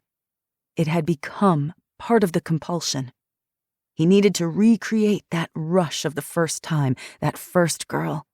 She meant the most to him. He knew her. With every murder, he was replicating this first kill, choosing similar victims, repeating the ritual with the lockets, over and over. Who reported her missing? Devin asked. Her roommate. Tara Evans, age 24, was a hairstylist at the Aveda Cut and Color here in town. Tara had gone camping in the Porcupine Mountains with a boyfriend for the weekend. When she returned on Sunday night, there was no Elise and no evidence she'd been to the apartment that weekend. There was no sign of forced entry into the apartment. Elise's bed was made. No clothes or toiletries were missing. It appeared that Elise never made it home that Friday. No one had seen her since she got off work Friday at 5 p.m. She didn't have a car, but got around on a purple moped. It was still parked in the parking lot at the doctor's office. She wasn't captured on any surveillance cameras. She didn't use her credit card. Didn't get on social media or post on Twitter. She simply disappeared somewhere between the office and her apartment. Considering that she didn't take her moped, I worked off the assumption that she was abducted from the parking lot. He paused. Or she willingly got into the vehicle of someone she knew. Which complied with Jackson's working theory that the killer knew his first victim. Suspects, Jackson asked. What about the boyfriend who gave her the locket? We never identified him. The roommate mentioned that Elise had been incredibly secretive about the boyfriend. It had lasted for several months. Going out without telling her roommate where she was going, coming home late. Why keep it a secret? Devin asked. The roommate thought it was a married guy, someone Elise was embarrassed to talk about. Elise wouldn't give up his name. When Elise went to rehab, she started to get her life together. The roommate suspected the secret boyfriend had something to do with the drugs because when the drugs ended, the late nights and sneaking out seemed to stop too. Elise told her she'd broken up with the guy and that he hadn't taken it well. Then, Elise started acting weird. She said she thought someone was following her. The roommate said she could be dramatic and attention-seeking, but in the weeks before she disappeared, she seemed stressed and agitated. The roommate said she had gotten obsessive about checking the locks. One day, flowers appeared on the kitchen table. Neither girl knew how they'd gotten inside the apartment. Instead of being flattered, Elise seemed shaken, genuinely scared. The roommate blamed herself for not taking it seriously. Jackson imagined the type of man who might react badly to a woman putting her hair in the locket instead of her ex-boyfriend's. It was exactly the type of slight that a narcissistic sociopath would not tolerate. His instincts screamed at him that this was the one, this mysterious, menacing ex-boyfriend. Find him, find the killer. What else did you have on this guy? Nothing. No name, not even a description of a vehicle or him. Whoever he was careful. He was never caught on any security footage around Elise's apartment or outside the doctor's office. The roommate never saw him. Elise didn't keep a diary. Her phone disappeared with her. It was never turned back on, so we couldn't track it. We interviewed and checked everyone she worked with, co-workers, neighbors, and friends. That's where the trail dried up. Jackson looked through the scant files. Were you able to go through patient records at the doctor's office? We're looking for a male, likely Caucasian, up to 10 years older than her, probably with a history of drug use, possibly married or in a long-term relationship, which he uses for cover. He's intelligent, organized, maintains a steady job, and blends into society fairly well. Caldwell shook his head wearily. It never rose to the level of a murder case. I couldn't get the files. Jackson rubbed his jaw. It's likely the crime started in that parking lot. Now we've got a body and a positive identification. We can legally look at patient records to find the identity of the unsub without a warrant and be well within the rules of evidence. Could you take us there? Devon asked. We've got a working profile of the unsub, as long as the doctor still has hard copies of his records at the office. Caldwell's dull eyes gleamed for a moment. Otis raised his head, the neck of the giraffe nestled in his jaws, his tail thumping. Dr. Thompson is old school, like me. He'll have the records. The office is closed since nobody's got power, but he'll have a key. Can you take us there? Caldwell gestured at the oxygen tanks next to his armchair. I'm not going anywhere, but I can have an officer take you. I've still got influence over there. I'll make it happen. Excellent. Thank you. Then we need to cross-reference those names with known meth dealers and users in the area. We did, Caldwell said. Came up with nothing. You're welcome to try again. We might see old information in a fresh way with what we know now. He nodded. I've got a few contacts for you. Devon looked down at her notebook, chewing on her thumbnail. Did you find anything at her apartment? We brushed for fingerprints. Her fingerprints. Her roommate's boyfriend. There was an unknown set of prints in the bedroom that didn't match anything in the system. We found some red wool fibers on the sheets of her bed that didn't match any article of clothing in Elise's or her roommate's closets. They could have been left by a lover. Caldwell coughed, a raw, grating sound pulled from deep in his chest, racking his entire body. He wiped his mouth with the handkerchief, his mood shifting palpably. At his feet, Otis chewed plaintively on the neck of his stuffed giraffe. Without the body, I never got the break I needed. We circled and circled. She just disappeared. Where's the roommate? Jackson asked. Could we interview her? Or Elise's brother? The brother died 3 years ago of a heroin overdose. The roommate moved to Montana to take care of a parent with Alzheimer's last year. Caldwell shrugged. It's a small town. Word gets around. A month ago, the distance wouldn't have deterred them. Now, the witness might as well live on another planet. They couldn't reach her. Caldwell looked at Lily's file and frowned, flicking through the crime scene photos.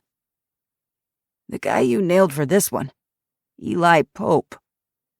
I remember hearing about this case. I read about the heart necklace but the sheriff never released a photo of it, or the part about the hair.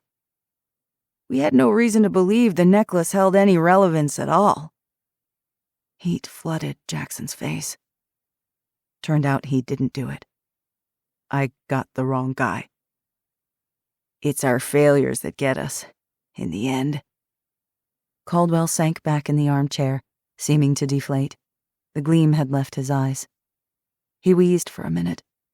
They waited as he struggled to catch his breath. A palpable sense of gloom hung over their heads. Melancholy, so thick they could breathe it in. "That's all I've got. All we ever had. He got away from me. With the world going to pot like it is, he'll get away from you too." Devon rose to her feet. "Not if we can help it, sir." Jackson stood as well. "Thank you for your help. We are going to do everything we can to solve Elise's case and catch this guy." "Take the file. It won't do me good anymore. My investigative days are done." He looked away from them, toward the kitchen, misery swimming in his eyes. The driven detective he once was had disappeared, crushed beneath illness, depression, and resignation. Jackson took the murder book and folded it under his arm as Devon gathered their case files, photographs, witness statements, and forensic reports. "Sir, are you okay here?" Caldwell didn't look at her. He stroked his dog's head. "Miller promised to take Otis when I'm gone. That's all I care about anymore. My days were numbered before the crap hit the spinner. Now I'm a walking dead man. 3 divorces, no kids. I was married to the job. Now my pension is gone. No more checks in the mail. Not that I could cash them anyway. I've got COPD, emphysema, and severe systolic heart failure." "Is there something we could do to help?" Devon asked. Caldwell waved a dismissive hand toward the shadowed kitchen. Dishes piled in the sink. Flies buzzed through the open window. A dozen medication bottles were clustered on the laminate counter. The pantry was barren. "Took my last beta blocker this morning. It's just a matter of time." "I'm so sorry," Devon said. Jackson said nothing. His throat tightened. Because what did you say to a stranger? To 1,000 strangers suffering the same fate. Tens of thousands. Millions. "I didn't ask for your pity," Caldwell said. "Pity yourself. We're all waiting to die. If you haven't figured that out yet, you will soon." Caldwell didn't bother to stand to see them out. The dog thumped his tail against the threadbare carpet as he stared at them with muddy brown eyes. Jackson touched Devon's arm. He couldn't wait to exit this stuffy, claustrophobic house. In truth, all he could think about was the case. Everything had changed. They had new leads to chase down, new questions that desperately needed answering. They'd burned through precious fuel to drive out here, but every drop had been worth it. "Good luck," Caldwell said to their backs. "You're going to need it." 28. Lena Easton, Day 33. Dusk painted the sky in deepening shades of indigo. Shadows stretched long as bats whirled and dove above the trees, seeking mosquitoes. Dark clouds hung thick and low over the lake, headed their way. The wind howled across the open waters of the Great Lake. Gulls squawked and fought over a fish. Lena shivered, quickened her pace, and drew her jacket closer to her body. The cottage featured a weather vane to determine the wind direction, and a barometer to detect air pressure. Steadily rising pressure meant good weather ahead. Steady pressure meant no immediate change, while falling pressure meant worsening weather. When atmospheric pressure dropped suddenly, a storm was on its way. According to the barometer, the approaching storm would be a doozy. Bear loped ahead of her, nosing the debris and driftwood along the beach tossed above the waterline. His paws traced a path through the sand that was erased by the lapping waves as quickly as it was drawn. Each morning at dawn and each night at dusk, she patrolled the property, checked everything, looking for footprints, for any sign of a presence that did not belong. Even on their land, they were alert and wary. Eli had drilled security protocols into Lena and Shiloh. If they left the property, they checked doors and windows for signs of forced entry before they re-entered the cottage. Eli had instructed them to clear the grass and foliage around the lighthouse with rakes, but that project was still in progress. He'd had them cart in several wheelbarrows of dirt to cover the dry, rocky areas between the beach and the house so that fresh footprints could be easily detected.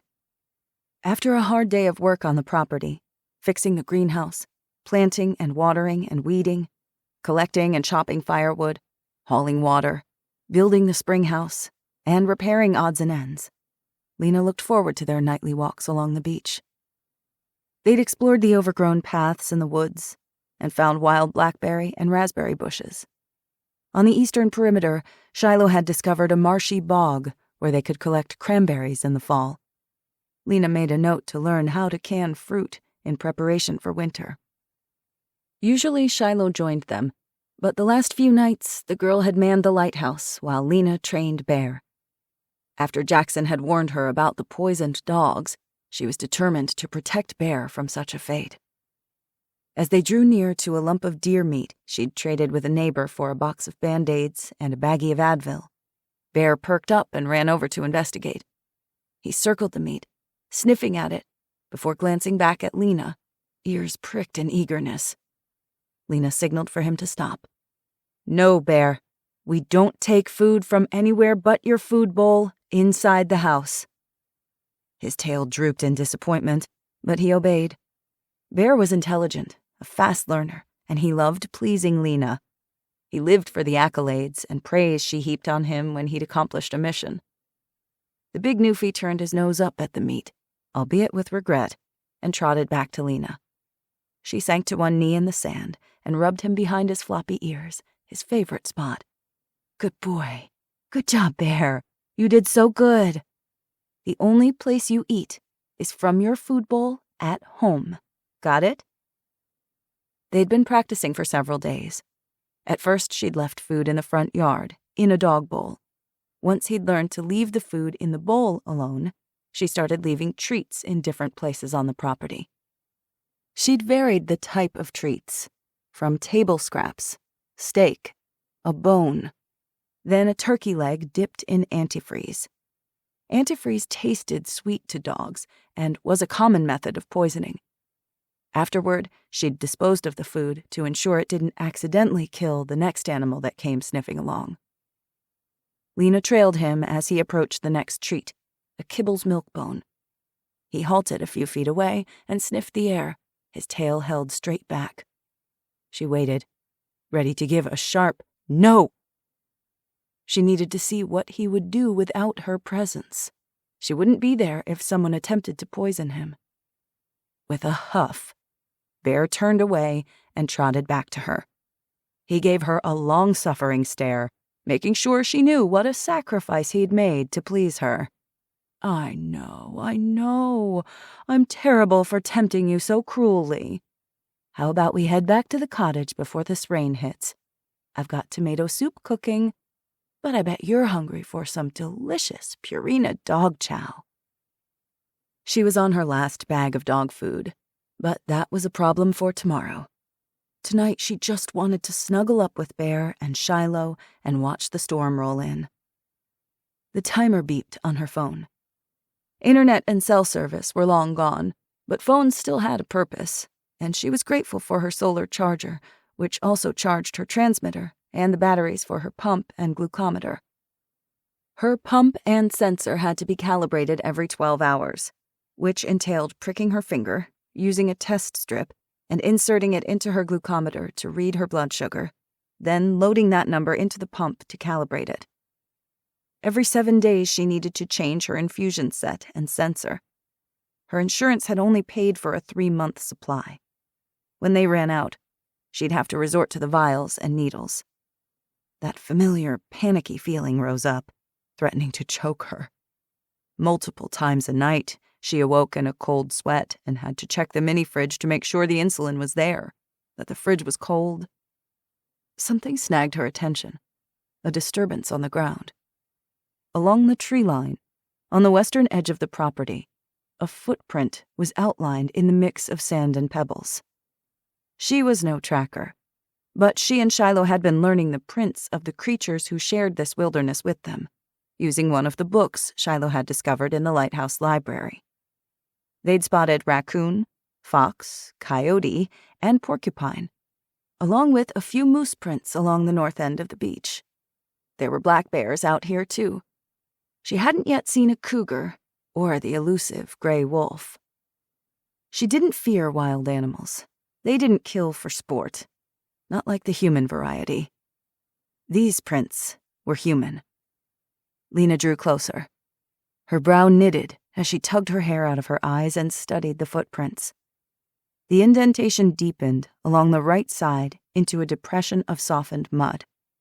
She'd memorized the zigzag print of Eli's boots and the department-issued tread of Jackson's and Devon's shoes. She knew her prints and Shiloh's. This print was a size 13, at least. A big man. Bigger than either Jackson or Eli. A shiver zipped up her spine.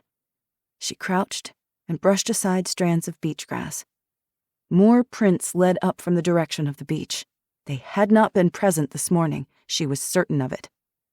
Lena rose, whirled around, and pulled the flashlight from her pocket. She shone the light across the black waves and the glittering shoreline, then shifted east, the beam of light bobbing among the trees. There was nothing. No movement.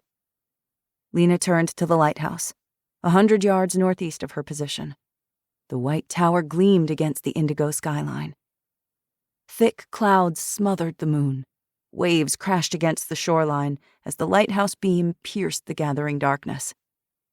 Shiloh's shape appeared in the lantern room, a small shadow backlit against the bright beacon of light sweeping across the land. "Get out," Eli had said. "At the first sign of danger, get the hell out, flee to the woods, get the emergency go bags they'd cached, and go for backup." With her free hand, Lena reached for her radio at her hip.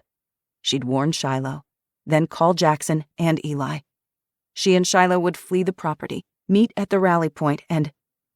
Her heart dropped into her stomach. Her radio wasn't there. Damn it! She'd left it on the kitchen island next to the camping stove when she'd heated the tomato soup. Swiftly, she lifted her flashlight and flashed it twice, then a break, then 2 more. It was their signal for intruder. A moment later, Shiloh flashed the same signal back. She'd received it and understood. Hopefully she'd follow the protocol and hightail it to the rally point. Stuffing the flashlight in her pocket, Lena drew her pistol. Despite the radio mishap, she never left the lighthouse unarmed, not even to let Bear out to do his business. Shiloh, too, carried a pistol along with her crossbow. Bear's head lifted, his ears pricked, his tail stiffened. The wind blowing off the water had made it difficult for the dog to catch the scent of possible intruders, but he'd caught something. Bear growled low in his throat. The fur on the back of his spine rose. Lena froze. Movement at the lighthouse. Not up in the lantern room, but down below. A shadow darted across the warm glow emanating from the bottom front right window. Someone was inside the cottage. Fear shot through her veins. 1,000 thoughts slammed through her brain. While she'd been occupied on the eastern side of the property, the intruder must have snuck in on the western end, likely by boat, where an outcropping of limestone protected a tiny cove. He must have watched long enough to discern her pattern of patrols. He'd watched her leave the cottage, and then he'd moved in under cover of twilight, which meant he planned to ambush her when she returned to the cottage. Or he was after Shiloh, not her. Either way, she had to do something, and fast. If she went to the house, she could be killed or captured. Shiloh might be killed or captured no matter what she did. Get Out. Every cell in her body screamed at her to flee, but she could not. Shiloh was inside, and Lena would risk hell itself to protect her. The first droplets of rain struck her head, her cheeks, collected in her eyelashes. She didn't notice. With Bear at her side, Lena ran for the house. 29. Shiloh Easton, Day 33. Shiloh sat cross-legged in the lantern room, binoculars around her neck, her crossbow on the floor beside her, her journal and pencil in her lap. After she'd spent the morning washing laundry by hand with detergent and water from the rain cisterns, she'd gathered kindling for the wood stove, then helped Lena hang a solar shower, which they'd scavenged from the camping supplies of an empty vacation house on the bluff, from a nearby tree.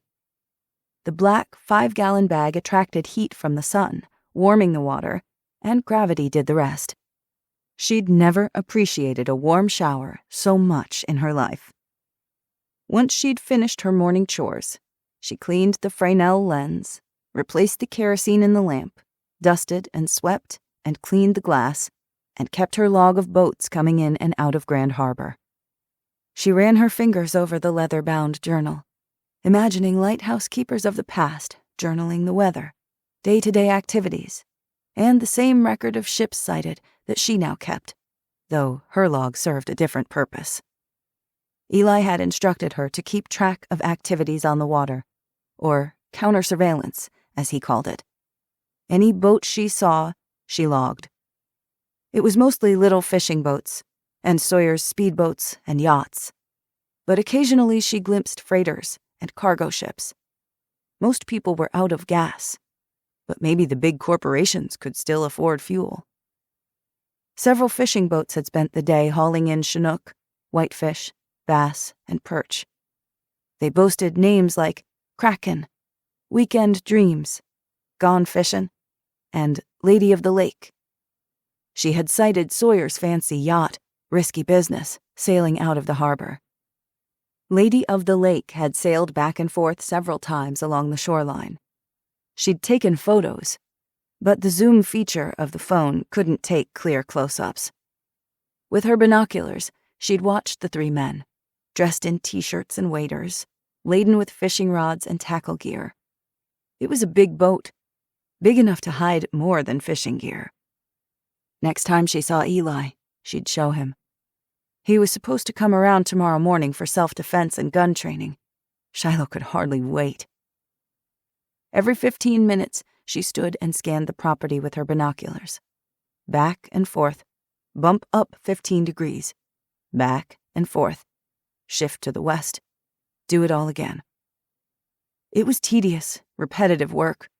Her neck hurt, her tailbone was sore, her muscles aching from hours of manual labor.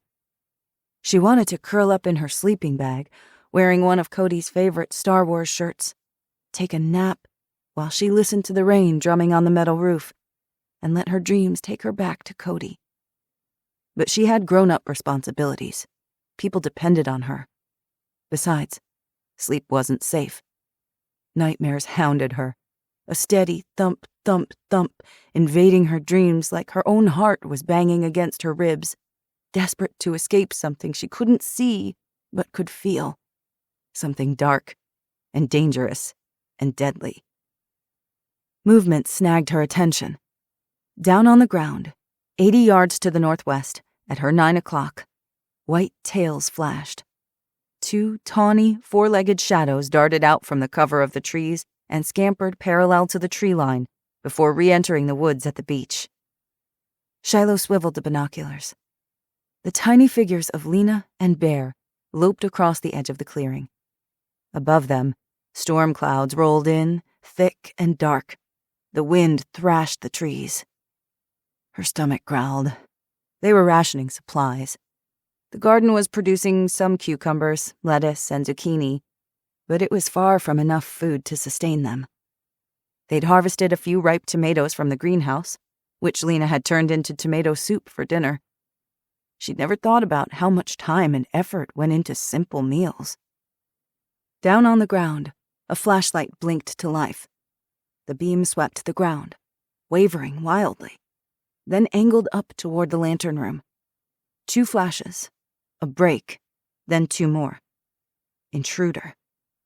Shiloh's heart caught in her throat. She retrained the binoculars.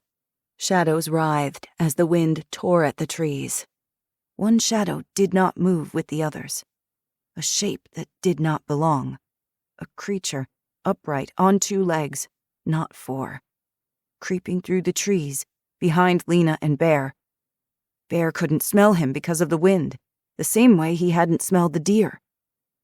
Distant thunder boomed. The air grew darker, thicker. A shadow stalked Lena in the darkness. Hands trembling, Shiloh fumbled for the radio and brought it to her lips. "Copy! Is anyone out there? Eli, Jackson, Devin, anyone? Someone's at the lighthouse. They're after Lena. Come now!" Shiloh didn't wait for an answer. No time to think, only to act. She catapulted for the stairwell, wrenching open the hatch in the floor and throwing herself down the ladder, then skittered down the first flight of stairs. She knew what to do. Eli had drilled it into her. Race down the spiral staircase, exit the tower, head for the woods, then make it to the rally point and their secret cache. Eli had helped them pack go-bags. The backpacks were buried in sealed 5-gallon buckets a half-mile away and contained extra food, ammunition, clothing for inclement weather, water purification tablets, first aid kits, and emergency blankets. From there, she and Lena would get Jackson and... Something instinctive made her pause on the first landing. Internal warning bells clanged.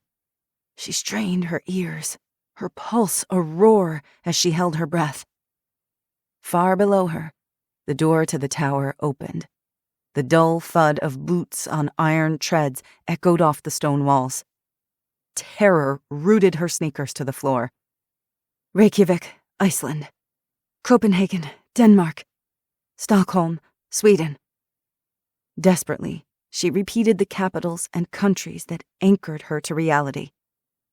For half a second, her panicked brain tried to convince her that it was a neighbor coming to visit, or Jackson or Devin dropping by, or perhaps Mrs. Grady, the librarian, with more books. It wasn't. It was an intruder, and he was headed up the tower, right toward her. Shiloh was trapped. 30. Lena Easton, day 33. Lena ran. Rain spat into her face. The wind whipped at her clothing and snarled her hair. Her legs were jello, her movements slowed and sluggish, the roaring wind in her face pushing her back, yanking her further from the cottage with every step. Her heart threatened to pound right out of her chest. Bear remained by her side. She dared not look behind her. She ran harder, her breath torn from her lungs, legs pumping. If Shiloh was hurt, if something happened. Lena reached the corner of the house. Frantic, she twisted her neck and glanced behind her. Trees swayed. The beach was barely visible. Great gray waves beat against the sand. The rain obscured everything past 80 yards in a haze. The lighthouse beacon swept back and forth, the light blinding her night vision. Blinking water from her eyes, she crouched against the siding, grasping Bear's fur with her free hand and tugging him to his haunches beside her. She signaled for him to stay on her heels, knowing he would obey. She couldn't enter through the front or back door. The intruder would anticipate that move. Instead, she crept around the side of the cottage, ducked beneath the kitchen window, skirted the rear door, and circled the white tower of the lighthouse to reach the bedroom windows. The first bedroom window, hers, was broken. The intruder had entered through the window and used duct tape to stifle the sound of breaking glass. The rain and wind had helped too. Shiloh might not have heard it, remaining unaware if she hadn't caught Lena's warning. Lena looked up at the tower, longing to scream Shiloh's name. Sensing her distress, Bear whined. She half turned and made a motion for the newfie to be quiet. Bear let out a soft, urgent whine, but did not bark. With her heart in her throat, she approached the window, raised her head, and peered inside. Nothing but shadows. She would have to go in. Bear couldn't follow her inside. He wasn't an attack dog. Whoever was in the house would shoot him, she was sure of it. Lena signaled for him to sit and stay. She didn't dare speak aloud, not this close to the cottage. Obediently, he sat, damp tail thumping, his furry features drooping in a sorrowful expression. Tucking her pistol into her waistband, she gingerly clambered through the window frame and slid across the sill, her jeans snagging on a jagged tooth of glass. The duct tape helped ease her entry. She caught herself on the edge of the dresser next to the window and lowered herself unceremoniously to the carpeted floor. Rain drummed the roof. Crouching, she strained her ears, blinking to adjust her eyes to the dim interior. In the reptilian part of her brain, she felt it. The cottage was quiet, but the quiet itself was weighted. Everything spiked with a single note of wrongness. The intruder was still in the cottage. She could feel him. Lena clutched the pistol with slick, trembling hands. She was no soldier, no cop, not Eli or Devon or Jackson. She had no idea what to do. Everything Eli had told her fled her memory. She was pure fear and desperation, mixed with a savage determination to protect Shiloh. Rising, staying low, she crept across the carpet, pressed herself against the wall beside the bedroom door, and checked the hallway. She looked left, then right. Empty. Dark shadows stretched long. They seemed to grow claws and fangs. The lantern in the kitchen and hallway provided light, as did the lighthouse beacon, sweeping in slow arcs outside the windows. A scuffling came from the kitchen, then a grunt, a door opening and closing. It was hard to hear over the rain, the wind scouring the corners of the cottage. Lena entered the hallway, each footfall loud in her ears, positive the intruder could smell her, sense her, hear her. She inhaled the scent of the tomato soup bubbling on the camp stove in the kitchen. Such a normal, harmless smell. The hallway opened to a narrow living room. On the other side, an arched entryway led to the cramped kitchen. The door to the lighthouse tower was in the kitchen, adjacent to the back door. Nothing moved in the living room. The sofa against the wall, the curtains, the coffee table. Lena scuttled through the living room, through the archway, entering the kitchen with the gun up. She tried to sweep, like Eli had taught her, to take in the room in degrees. A dark shape reared in front of her. Blank terror seized her. Panicked, Lena squeezed the trigger. The shot blasted her eardrums. A figure cursed. Strong hands struck her in the side of the head. Pain exploded behind her eyes. Something hard struck her hand, knocking the pistol from her fingers. It went flying across the linoleum. She fell back against the island, her spine slamming into the countertop. Struggling to stand, her feet flailed out from beneath her. The air sucked from her lungs. Her limbs froze, refusing to obey. "Move!" her mind screamed. "Move! Do something!" "There you are." A deep male voice. She caught the glint of the whites of his eyes, glimpsed a broad, bulky body, a face obscured by a black ski mask. "This will teach you a lesson." Strong arms enveloped her. Thick hands went around her throat, cutting off her breath. She couldn't breathe, couldn't speak or scream. Bright stars burst in front of her eyes. Dizziness washed over her in waves, her vision wavering. Fear and stress caused her blood sugar to drop precipitously. Her arms flailed. She clawed at anything within reach. Her fingers found his face, the ski mask. She ripped it off, tried to gouge his eyes, but he reared back out of her reach. "You'll pay for that, you little whore!" he spat. Hands tightened around her throat. Pain, constriction, darkness. She scrabbled at his thick fingers, scratching and clawing, to no avail. Her windpipe slowly crushed. No oxygen reached her starved lungs. He had her bent backward, her spine grinding against the countertop. The back of her head banged against granite. He leaned over her, grunting. Thunder rumbled in the distance. Her thoughts grew thick and muddled. Everything went blurry, disorienting, and fuzzy. She felt herself fading to nothing. She stretched out her right hand, fumbling, reaching, searching. Her fingertips touched the handle of the cooking pan. With the last of her strength, she gripped the handle and flung the pan upward. The contents splattered her attacker.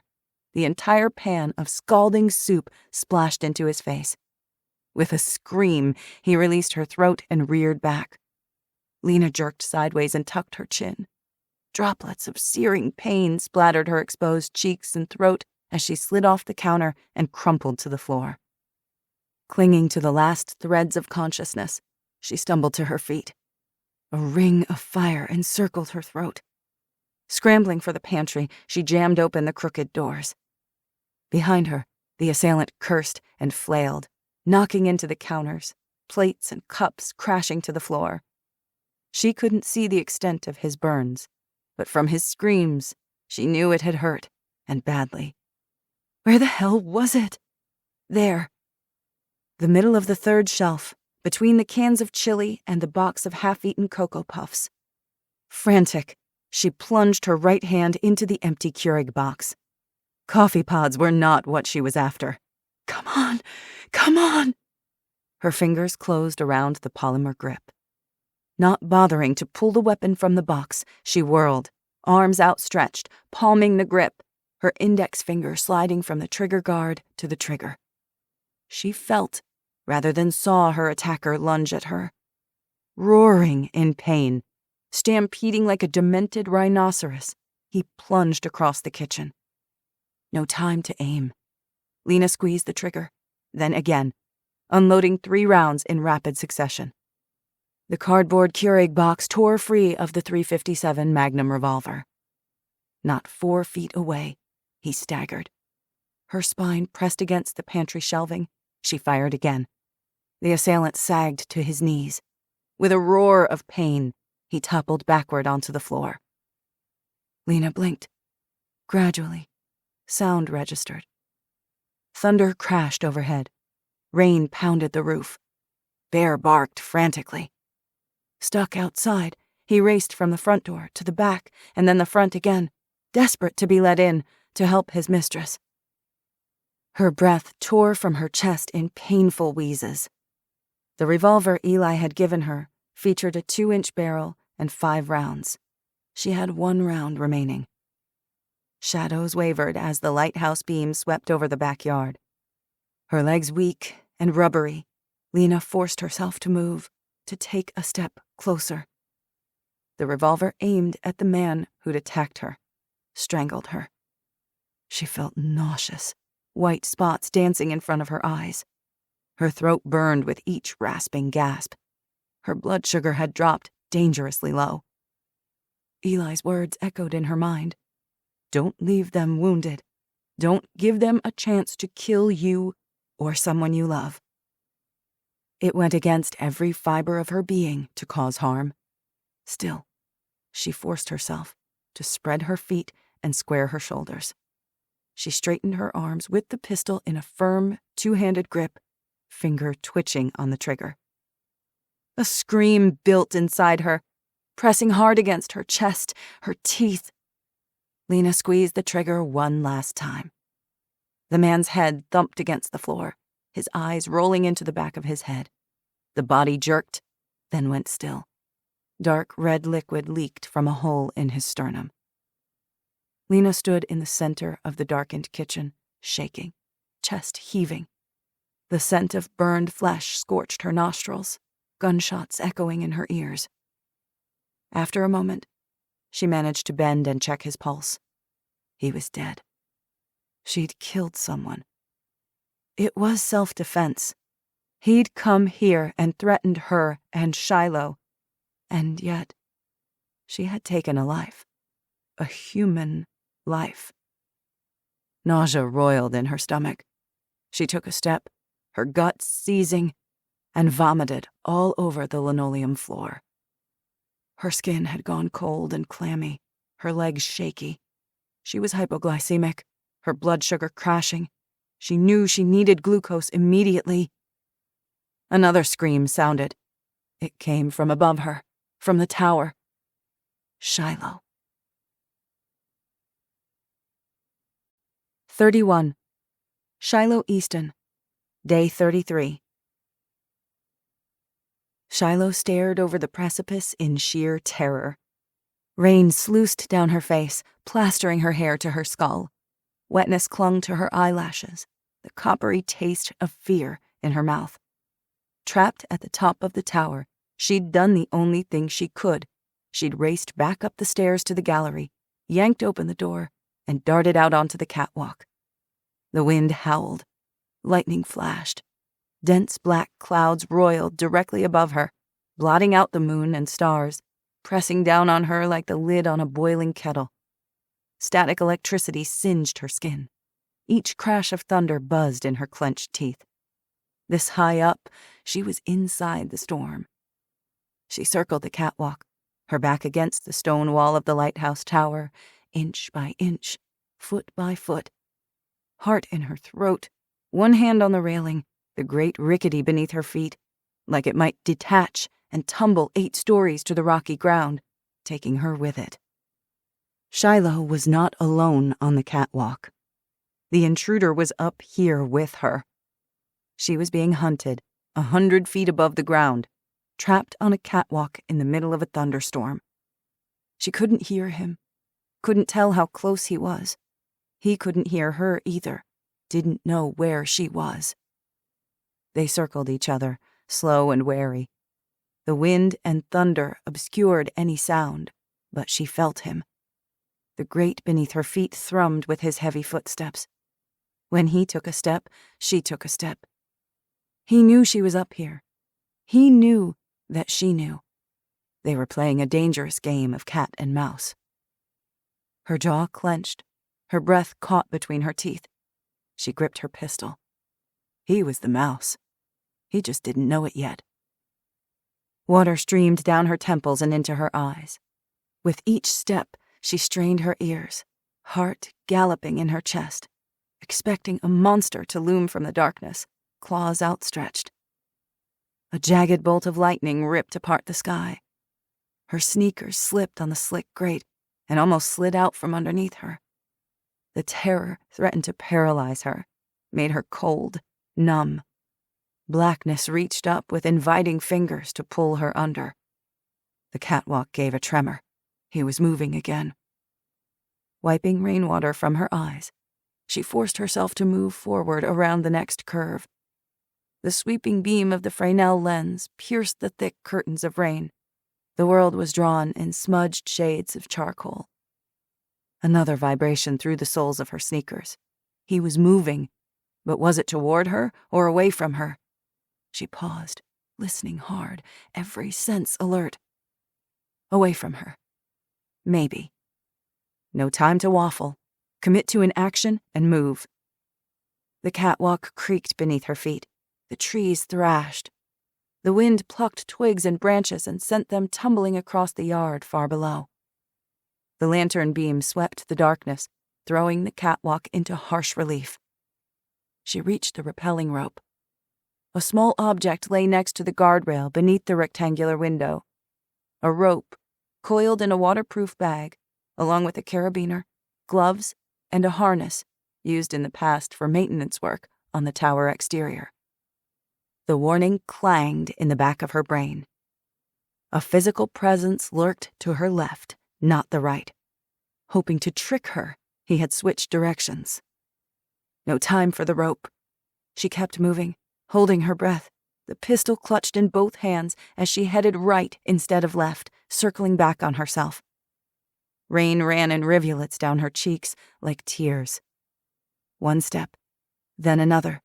heel to toe, trying not to make a sound, to step light as a cat stalking its prey. She would not be the prey. Not today. Not ever. They circled the tower again, engaged in a terrible dance. Soon he would tire of it. He would barrel around the catwalk and overpower her with sheer speed and size. Unless she managed to shoot him first. Either way, time was running out. Terror dug its claws into her brain. Her mind began to slip. Her thoughts unraveled as the familiar darkness threatened to swallow her up. Algiers, Algeria. Luanda, Angola. Porto Novo, Benin. Desperately, she recited states and countries, her mind clinging to distant places like flotsam to keep her from drowning. If she went blank now, she would die. Think. She had to think. Outsmart him, or she was dead. He was right behind her. She wouldn't have time to rappel down before he reached her.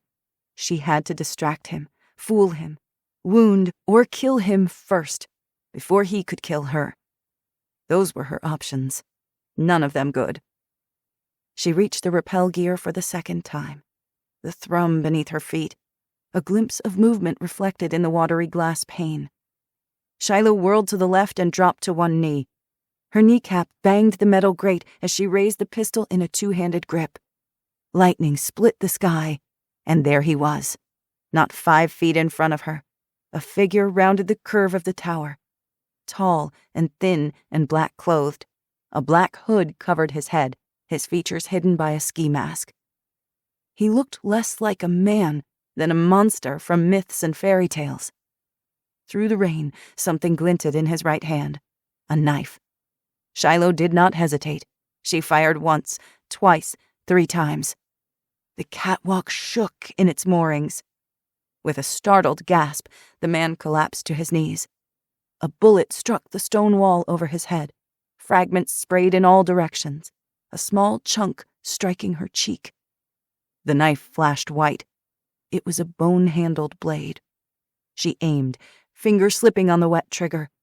The attacker scrambled back behind the cover of the tower before she could fire again. At least she'd hit him. He was wounded, dying if she was lucky. This was the best chance she would get. It was time to go. Shiloh spun and lunged for the rappel bag.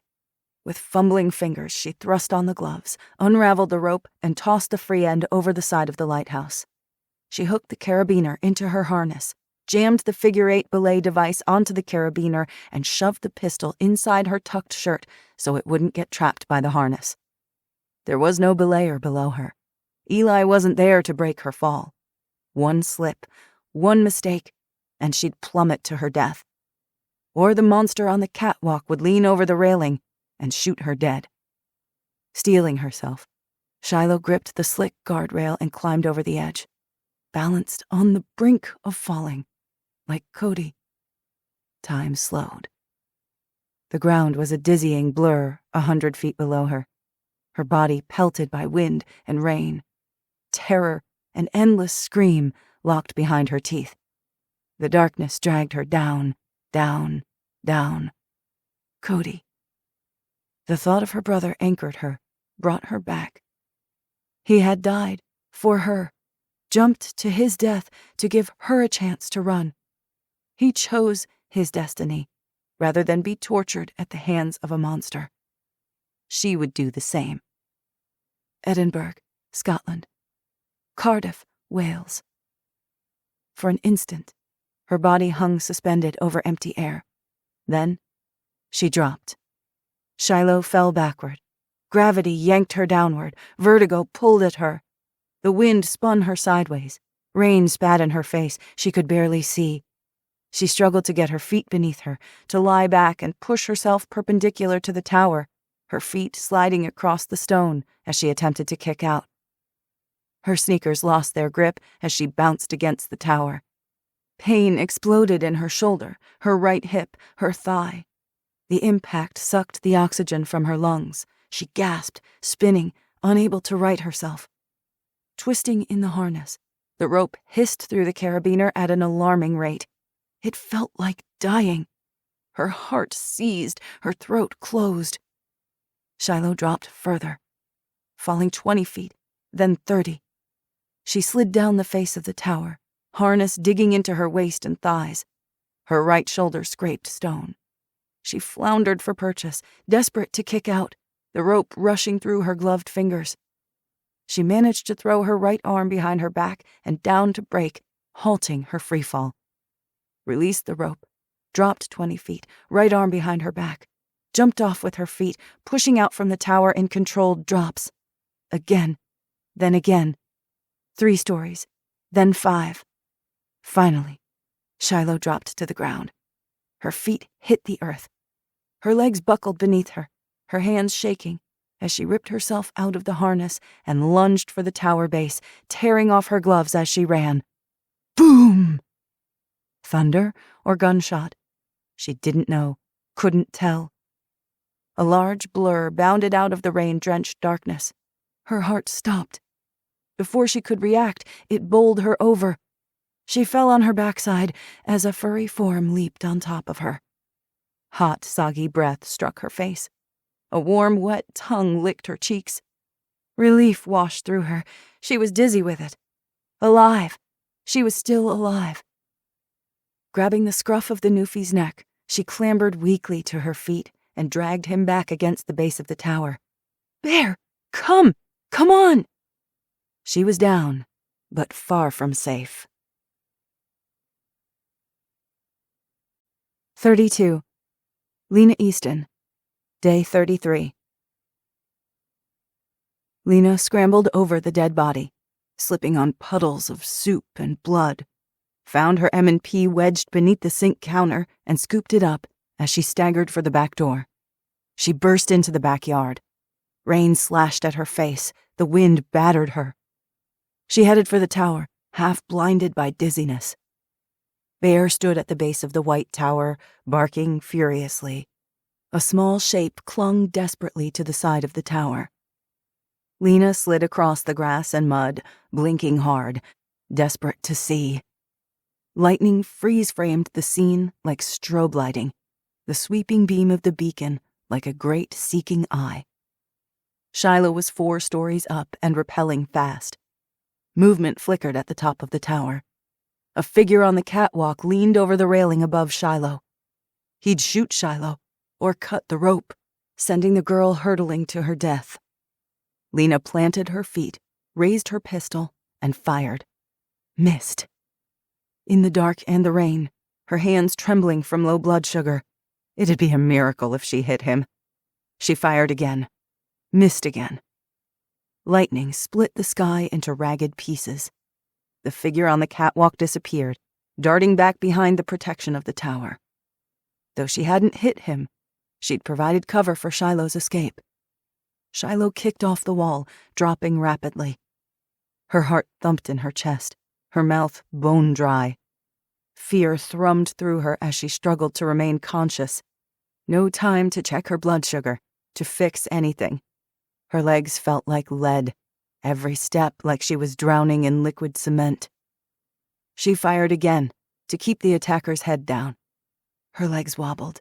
Her arms weighed 1,000 pounds. The muzzle wavered. Shiloh dropped to the ground, unhooked herself from the rope, and flung herself against the tower. Barking, Bear pounced on her in excitement. Lena staggered to the base of the tower, near delirium. Shiloh! Bear dashed to her side, his broad withers pressed against her thigh, holding her up. She buried her hand in the wet fur along his spine for support, crossed 5 yards, and crouched next to Shiloh. We have to go. We've got to. Shiloh's eyes widened. Behind you! A loud crack split the air. Bits of stone and brick exploded from the tower, inches above their heads. Still crouched, Lena spun and raised her weapon. Through the curtain of rain, a third man sprinted toward them, not 25 yards away. He held an AR-15 in his hands, the black muzzle pointed right at them. Adrenaline surged through her veins. Lena fired blindly. The gun went off. Her ears rang. More shots rang out. She blinked the rain from her eyes, straining to see, as the beacon swept across the yard. She fired again, aiming at menacing shadows. "Stop firing!" A short, compact figure ran across the clearing, braids flying, AR-15 rifle against her shoulder. "Get down! Get down! Police!" Lena lowered the pistol as Devin Harris appeared out of the rain and darkness. "I shot him. He was coming at you. I got him. You're okay." 10 yards beyond Devin, a crumpled form lay in the grass. Lena couldn't muster the energy to nod. Her muscles turned to mush. She sagged, falling back against the tower. The M&P fell from her limp fingers into the mud. She could barely raise her head. "There's another one up in the tower!" Shiloh shouted. Devin half turned from the tower, her rifle against her shoulder, scanning the property. "Moreno and Hastings went after him. They'll get him." Everything dimmed and pulsed. Cold sweat broke out on her brow. Dizziness rolled through her in waves, her hands clammy, her tongue thick in her mouth. She gestured feebly for the glucose tabs in her pocket, but her arms wouldn't operate properly. She couldn't seem to sit up, to instruct her muscles to obey. Shiloh stood over her, hands balled into fists at her sides, wet curtains of hair draping her face. "Lena!" "What's wrong?" Devin asked. "Was she hit?" "Her blood sugar is crashing," Shiloh said. "She needs carbs." Their voices drifted. Lena couldn't hear them. Bear barked in alarm, sounding far away. Dimly, she felt hot breath and a slick tongue slobbering her face. I need, Shiloh said. "She's going into insulin shock." The world faded, and Lena couldn't stop it. This is the conclusion to The Dark We Seek Part 1 by Kyla Stone. Stay tuned for The Dark We Seek Part 2. Thank you for listening. Hi, this is Kyla Stone. I hope you enjoyed my audiobook. If you'd like to keep getting free audiobooks from me, please like and subscribe to support my channel. Thank you, and happy listening.